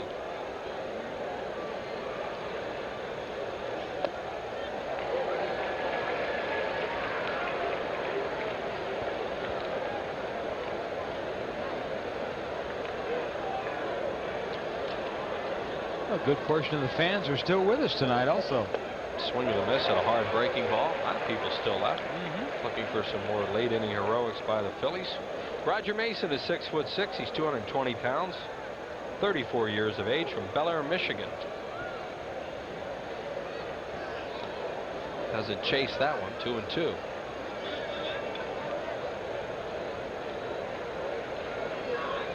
Here's Gary Wayne, the funky left-hander, starting to loosen up. Phillies have seen quite a bit of him this year. He came and picked up a save in the game that Colorado won here, their first trip in, striking out Darren Dalton in the 9th inning. He's got that herky jerk motion, right? Does he ever? Slings it up there. Gerald Clark fouls it off the end of the bat, out of play right side.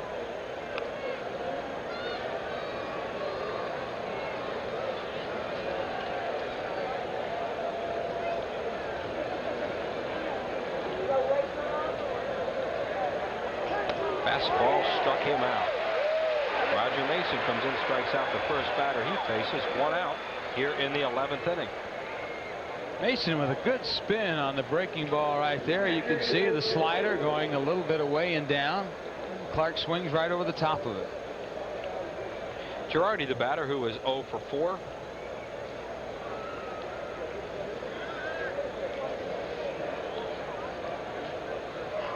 Talked earlier that they don't have left-handed hitters to the Colorado Rockies, but one thing they have settled down is their bullpen situation, where they have 3 left-handers, 3 right-handers, and Don Bell are going to use those left-handers tonight with all these left-handed hitters of the Phillies.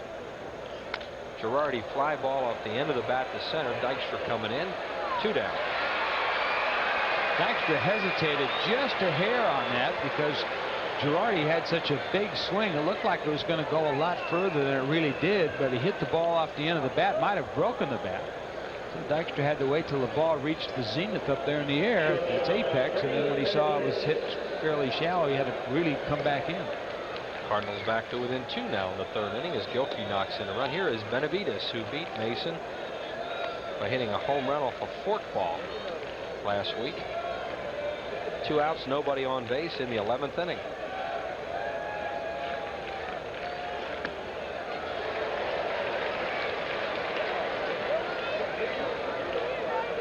One ball and 1 strike now on Benavides. Marcus Moore is in the on-deck circle. They have Chris Jones, Danny Schaefer, backup catcher, and Vinny Castilla, an infielder, left off their bench. All right-handed hitters, of course. 1-2. Breaking ball, swing and a miss, struck him out. Perfect inning for Roger Mason. No runs, no hits, no errors, and nobody left on base. Phil's given another try in the bottom of the 11th.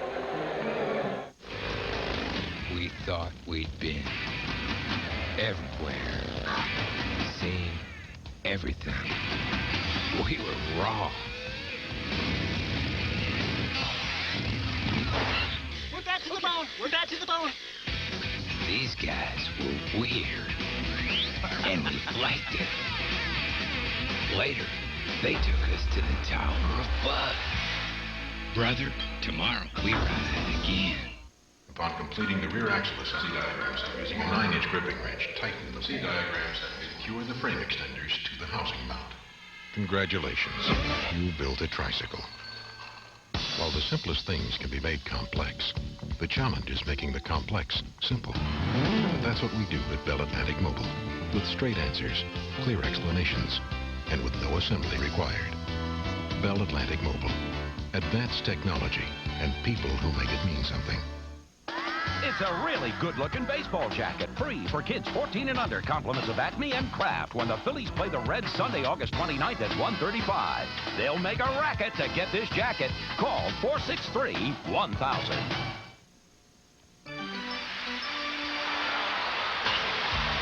All-Stars Clark, Dawson, and Hollins face the Mile High Colorado Rockies live from Veterans Stadium Tuesday night at 7:30 exclusively on Prism, the home game home of the Phillies. Hey, maybe tomorrow night will be just as good as this one, so tune in. Larry has a pregame show at 7. We'll be on at 7:30. Phillies and the Colorado Rockies. And Lenny Dykstra, the top of the order for the Phillies. Marcus Moore, the right-hander, stays on. Dykstra, Duncan, Kruk. 2-2, bottom of the E11. Strike called on a good fastball. Lenny drags an 0 for up there tonight. He does have a sacrifice fly and a run batted in the second inning. That gave the Phillies a 2-1 lead at the time. The Rockies tied it on Hayes' homer later. Outside.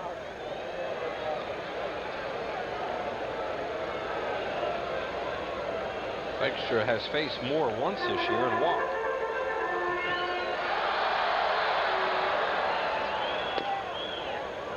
Just missed a little low and outside with a good eye of Lenny's. 2-1. If you need a run, great way to start off an inning with your leadoff guy and the guy that has a great eye, as you mentioned, Chris, and can get a walk almost at will. Looked like he was trying to end it. Yes. He got ahead 2-1. He looked for a fastball to jerk and swung through a pitch. And he will do that every once in a while. I mean, he'll get into a position where he can hit a long ball and he'll try it. Or where a long ball is what you want. There he goes, turning on one, but hits it way foul. You can see that's what he has in mind right now against Moore. And I'd be amazed if Girardi doesn't go away from him now. Well, do you think you could send him a little note to make it fair?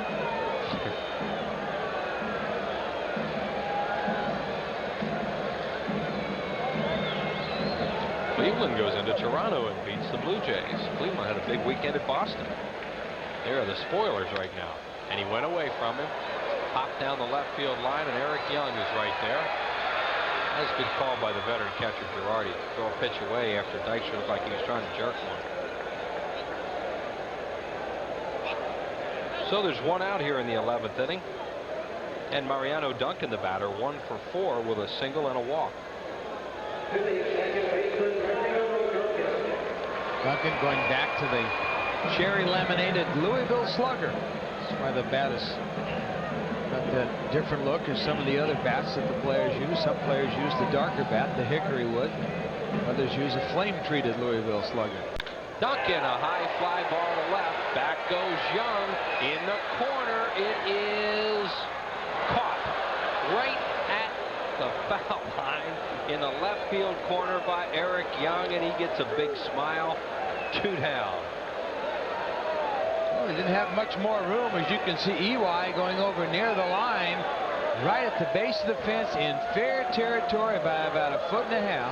Makes the putout. That's a home run in Denver. And here comes Kruk. Duncan just missed hitting that over the fence.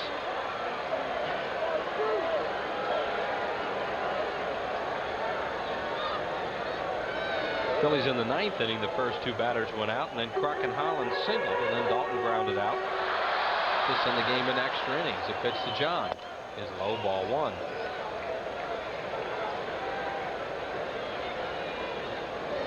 Kruk has not faced Moore this year. Ground ball, base hit to right field. This is deja vu all over again, as Yogi would say. Same type of hit, 2 outs, and Kruk hits one in the hole. No, what's that other saying? It's never over till it's over. And now John Kruk on a 3-hit ball game. Kruk with that penitent swing that he's got.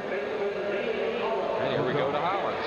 In or out. This time he's looking in, gets it, turns on it, picks up his 3rd hit. That's hit number 8 for the Phillies. The Rockies have out hit him 10-8.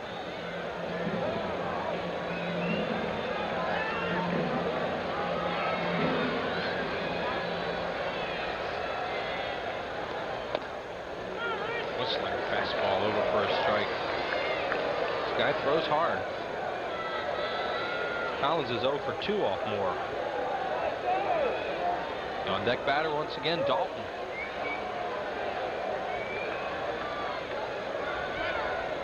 Moore with a lob toss over to first. Kruk's not going anywhere. That startled him more than anything. Beautiful night here. That nice and cool. Good ball game. We're in the bottom of the 11th inning, tied at 2. 2 outs. Phillies have Kruk on at first. Pitch to Hollins. Comes inside, 1-1. Well, there's definitely been some excitement. Each team has had a chance to possibly get extra runs. And Gary Wayne is up throwing. He's up for Dalton probably. Here's the pitch to Hollins. Popped up foul, out of play. Right below us.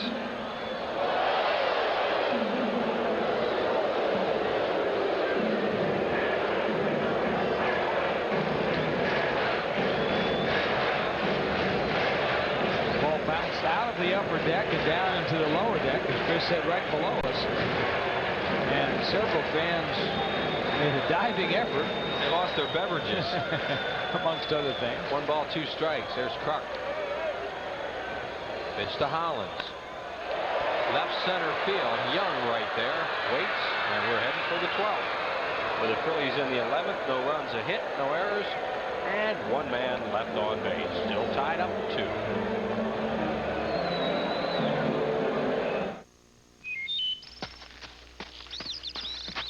Sunshine this afternoon, high close to yesterday's 96 downtown.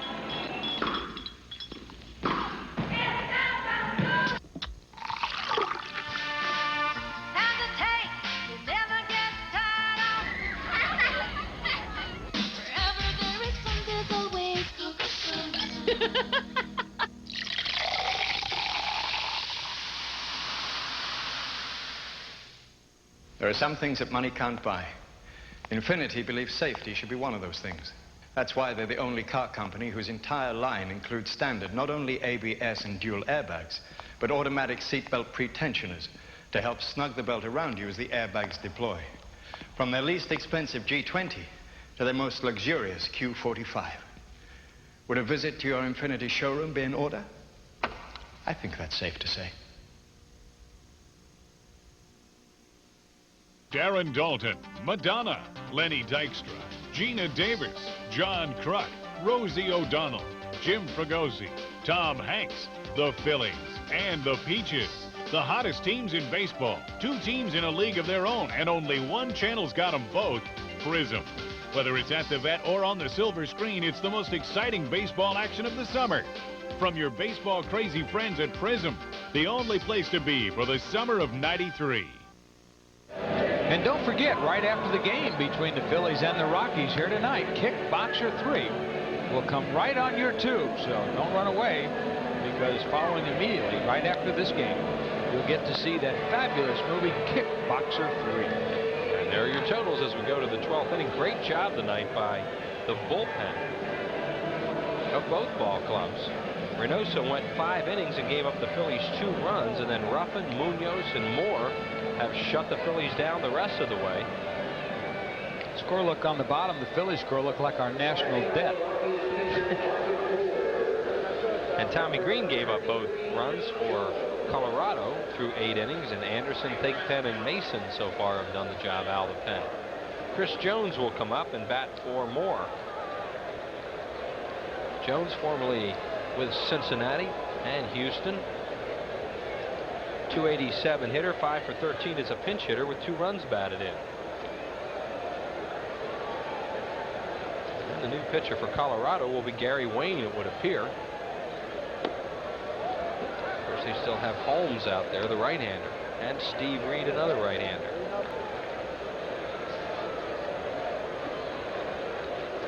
Yankees trying to move into a tie. That game has been delayed by rain throughout the night.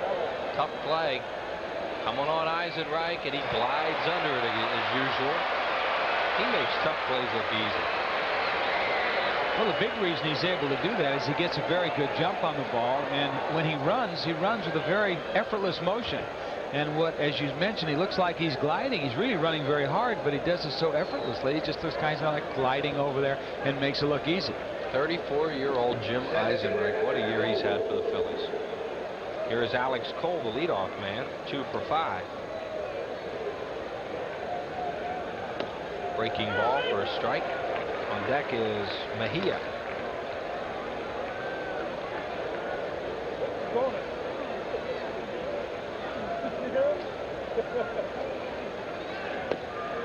And on the outside corner again. Now Dave Hollins can back up at third. Cole wearing those protective eyeglasses, formulated a long time ago by a big basketball player named Kareem Abdul-Jabbar. Protective eyewear. Low.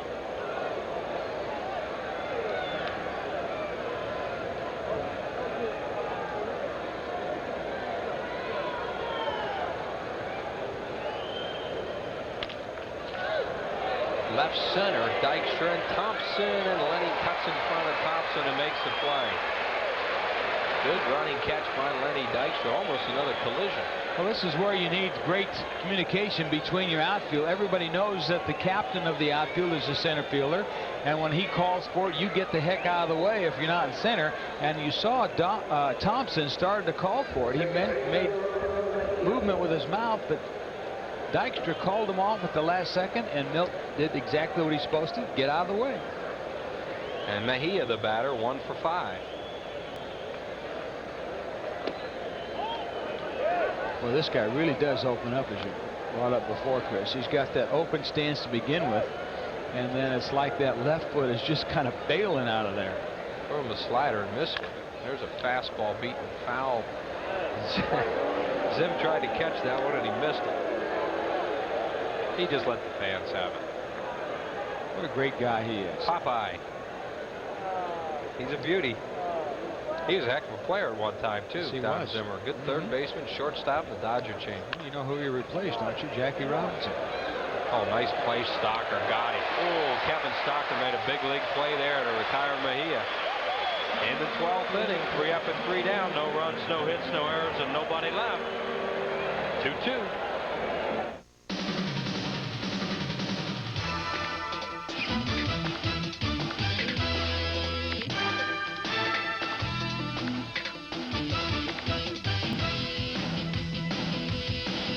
It's like having a Phillies ticket window come right to your home. Call 463-1000 and reserve your tickets in advance. No rushing, no waiting, no hassle. 463-1000. Nice play, big league play by Kevin Stocker. Mejia hits a ball, a high hopper, then the ball dives at the last second on the dirt, and Stocker picks it up off his shoe tops and then makes a fine throw on the run. Big league play by the young shortstop. And there he is right there. Phillies are getting a lot more out of Stocker than they ever thought they would at this time of the year. He wasn't even supposed to be in the big leagues. And he still has a chance to extend his hitting streak. Here is Gary Wayne, that herky-jerky left-hander. Pitched 2 innings last Thursday against the Phils, allowing 2 hits, a walk, and 3 strikeouts. Was a winning pitcher in a game earlier. He leads the club in appearances with 50, all of them in relief, does Gary Wayne, who's been a real workhorse.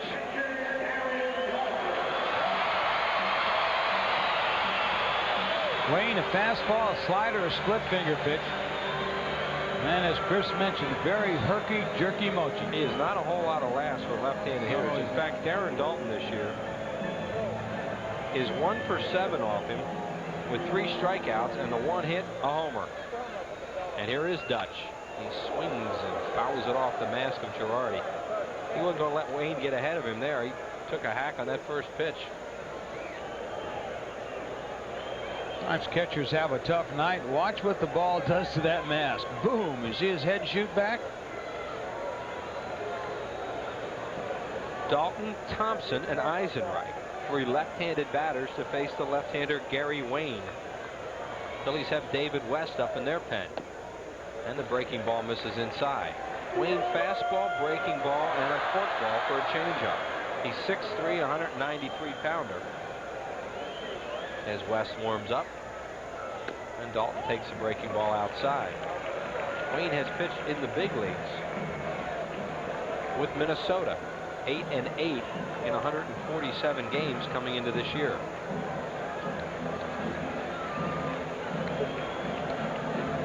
Two and one to Dutch. Oh, he hung a breaking ball inside, or was that fork ball?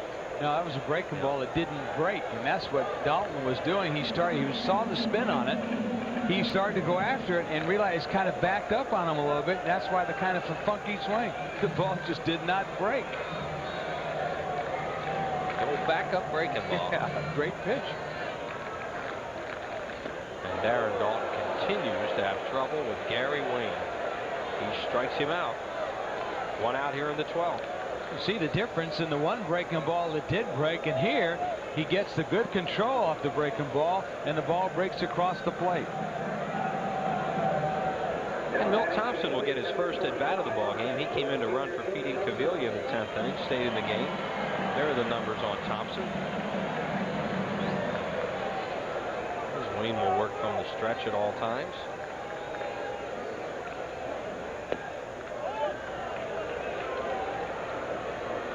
Milt has not faced Wayne this year. On deck is Eisenreich and then Stocker.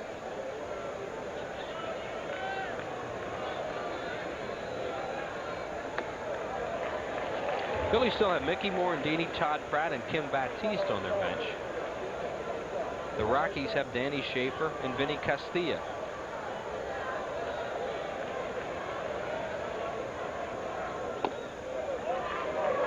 Inside, 3-0 to Thompson. Will take one and maybe two.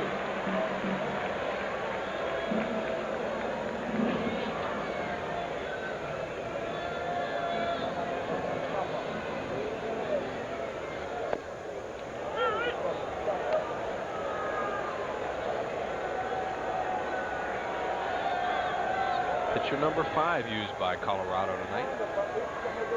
Gary Wayne. Thompson fouls it off.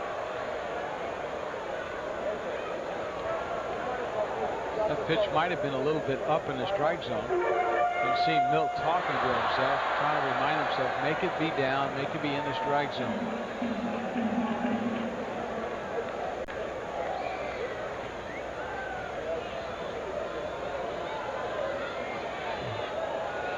Three balls and 2 strikes to Thompson. Rip, but foul. Thompson got out in front of that breaking ball and lined it foul down the line. The count remains at 3-2.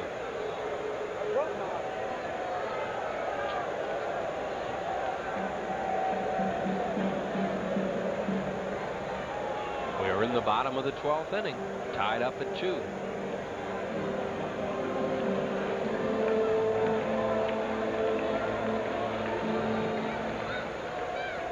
Thompson pops it up. It's playable. Who wants it? Clark, the first baseman. And Gerald Clark puts it away. 2 down. Lining a breaking ball down the right field line. Wayne came back with another off-speed pitch, but really pulled the string on it. And Milt was way out in front of it. Popped it up shallow part of the infield. And that'll bring up Eisenreich. See Jim 2 for 4 tonight, and he is 0 for 3 against Wayne this year. Changing speeds has become so big a part of this game for pitchers when they don't have real good stuff to keep the hitters off balance. Eisenreich fouls it back.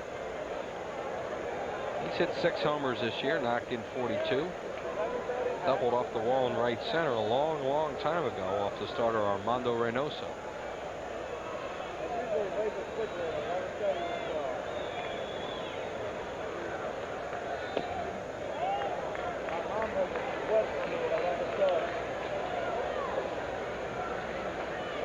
$40,000 plus here tonight, and a lot of people still in the ballpark.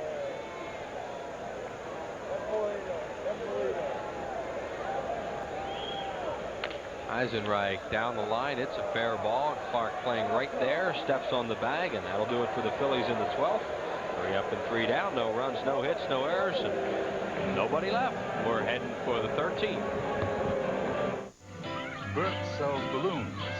Bob sells balloons. Bert sells wacky gifts. Bob sells wacky gifts. Bert delivers. Bob delivers. So if Bob's got everything Bert's got, why Bert's busy and Bob's not? Now, do you suppose Bert's got a big color ad in the book 9 out of 10 people use? The genuine Bella Pennsylvania Yellow Pages. 9 out of 10 use it. No other book can match it. A Bella Atlantic color. Did you know Texaco puts System 3 in every grade of gasoline? System 3 gets high marks in every grade, which is a lot better than I ever did. My dad says Texaco puts System 3 in every grade. I'm in the 4th grade. That's why I always fill up with System 3. What do I look like? Don't say it. When it comes to performance in cars both new and old, With System 3, I can get great performance from Beacon Hill to Beverly Hills. count on every grade of Texaco System 3. Don't try it with any other gasoline. I wouldn't. Who asked you?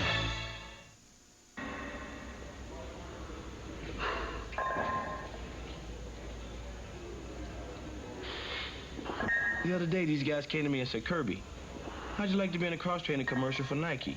You wear the shoes, right? We could come film your workout. So I say to them, let me get this straight. You want to make a 3-hour commercial?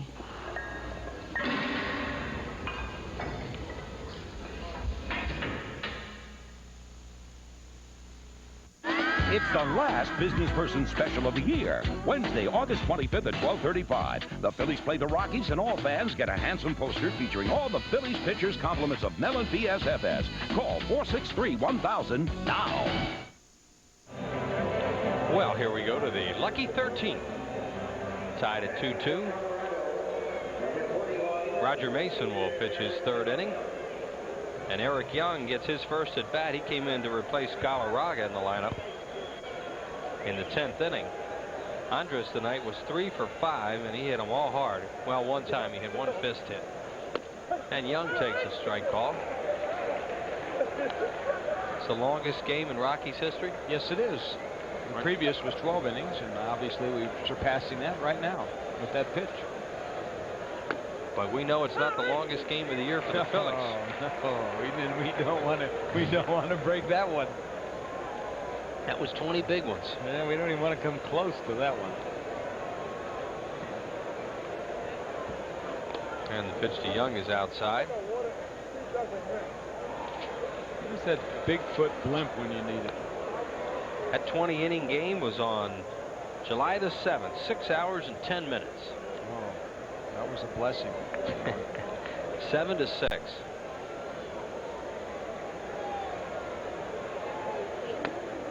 Swing and a miss. Roger Mason gets Eric Young to chase a high fastball. For Roger, his 3rd strikeout. 1 out here in the 13th.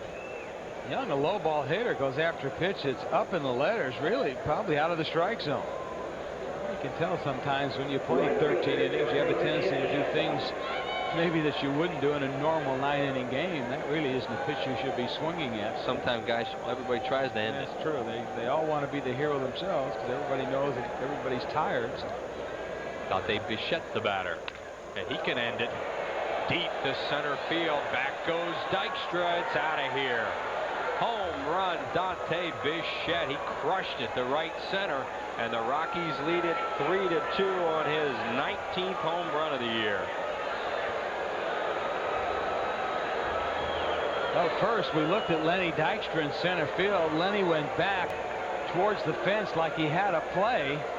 And after about 6 steps, he just slowed up, started to watch it. You can see the pitch up in the strike zone, down the center, and Bichette, who has home run power to all field.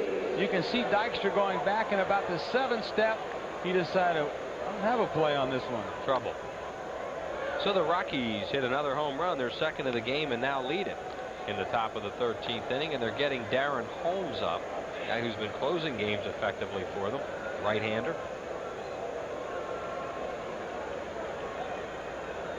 Hayes, a check swing pop-up. Dalton and Kruk are looking at each other, and Dalton takes charge and catches it, 2 down.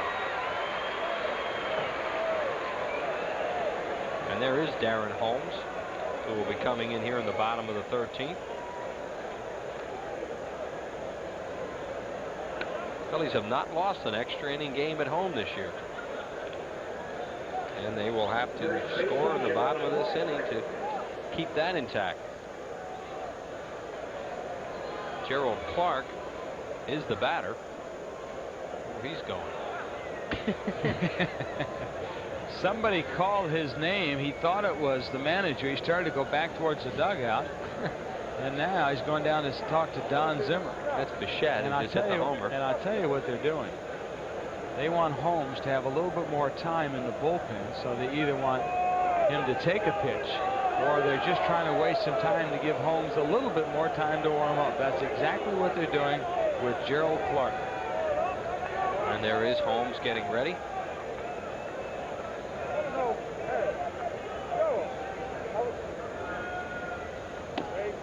Mason's pitch is high.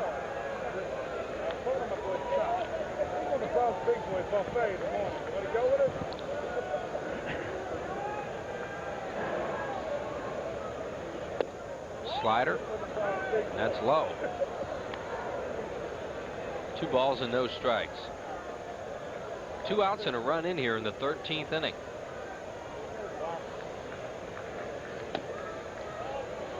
And Mason misses 3-0. Well, you know he's taking a strike in this situation. They want to give Holmes as much time as they can to warm up, so Clark was told to at least take 1 strike. And he does.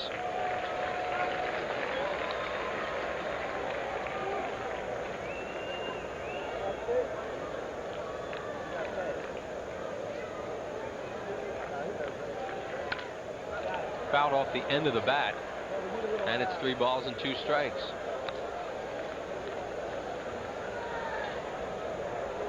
Atlanta 3, San Francisco nothing. Top of the 4th in that big game in San Francisco. Steve Avery has an RBI double in the game.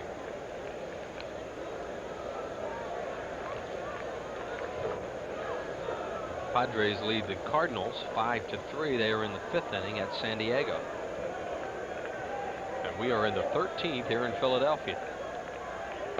And he walks Clark. 2-out base runner for Colorado, and Joe Girardi will bat. It's walk number 1 issued by Mason. Catcher Joe Girardi.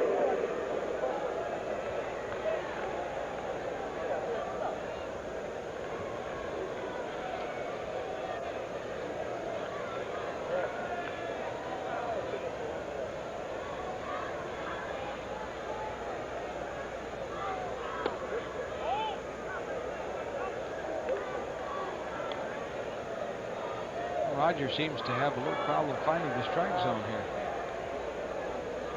Into his 3rd inning of work.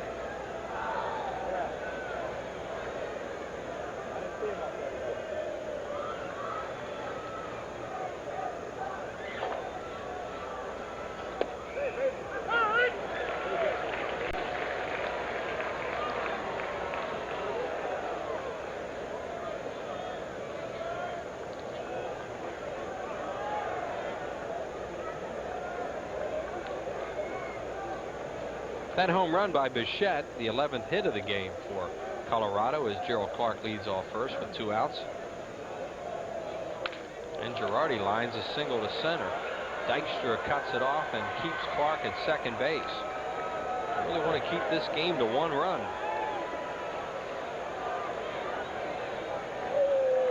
Here comes Johnny Padres out. Talk to Mason. Maybe he's starting to run out of gas here in his 3rd inning.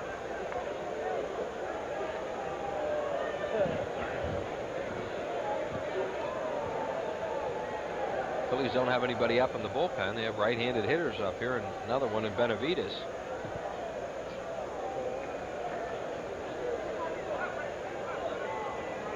So Padres delivers his message quickly and heads back. Shortstop, Freddie Benavides. And here is Freddie Benavides, who struck out against Mason in the 11th inning.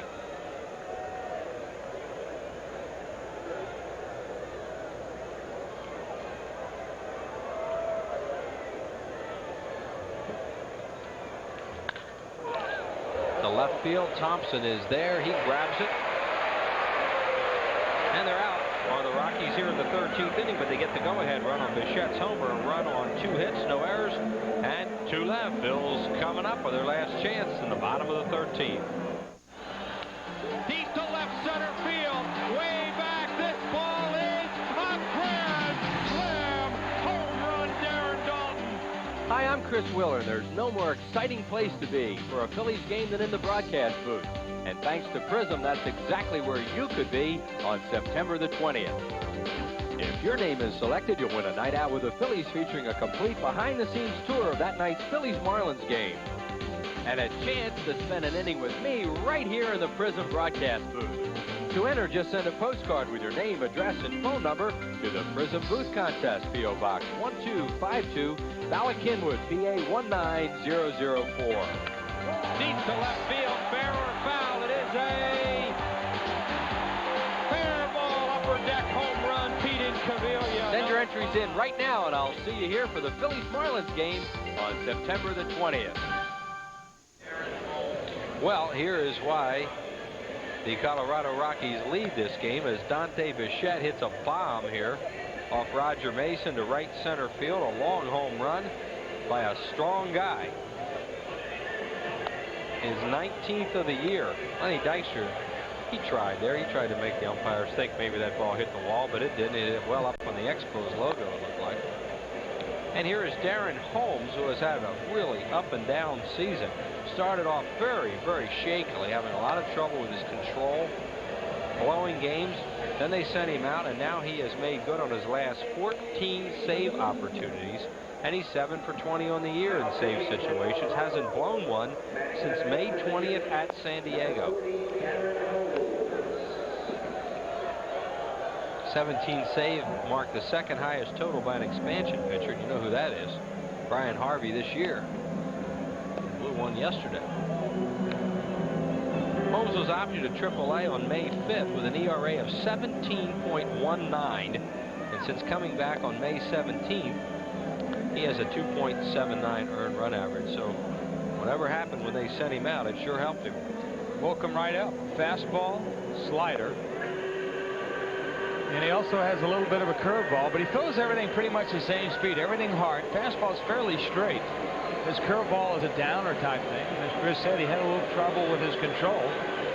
And every now and then he gets his pitches up, especially the curveball, but he'll come right at you. And after spending a little stint in the minor leagues, he's pitched very, very well. So Kevin Stocker 0 for 4 tonight with an intentional walk and a 10-game hitting streak. Gets a shot again. Mickey Morandini is out to bat for Mason, and then Lenny Dykstra. So the Phillies will go left, left, left here against Darren Holmes. And the first pitch to Stocker is a strike call. Holmes picked up a save against the Phillies last week out in Colorado. He's 6 foot, 199 pounder. Never saw that before. Here's the pitch. Stocker to deep right center field. Back goes Bichette at the track, runs it down, 1 out. Stocker gave it a good ride, and Bichette ran it down, 1 away. A lot of oohs and ahs from the crowd. But Stocker, for him to hit home runs, he's really got to pull it down the line. He juiced it pretty good, but as you can see, Bichette, right at the edge of the warning track, pulls it in. And here's Morandini as a pinch hitter. You can see what he's done. He has a pinch hit home run this year. 1 away in the 13th. Phillies didn't hit much in the series this weekend at Houston, and tonight they have not swung the bats. Only 8 hits here in the 13th.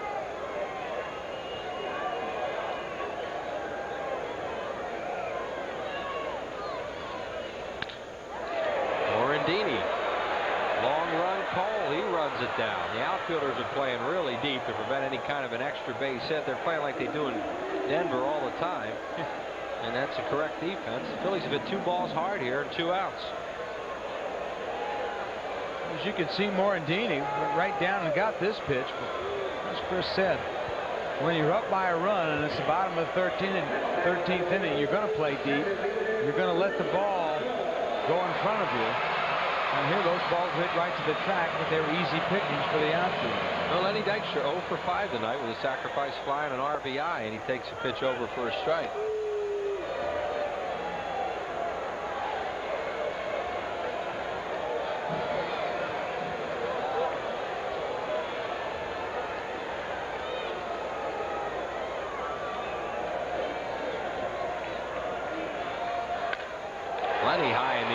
center. Back goes Cole at the track. He's going to catch this one. How about that for a save? 3 track balls here in the 13th inning, and the Phillies lose their first extra inning game of the year here at Veterans Stadium. Great pitching tonight out of the bullpen by the Colorado Rockies, and they beat the Phillies by a score of 3-2 in 4 hours and 3 minutes. We'll be back with a recap after this.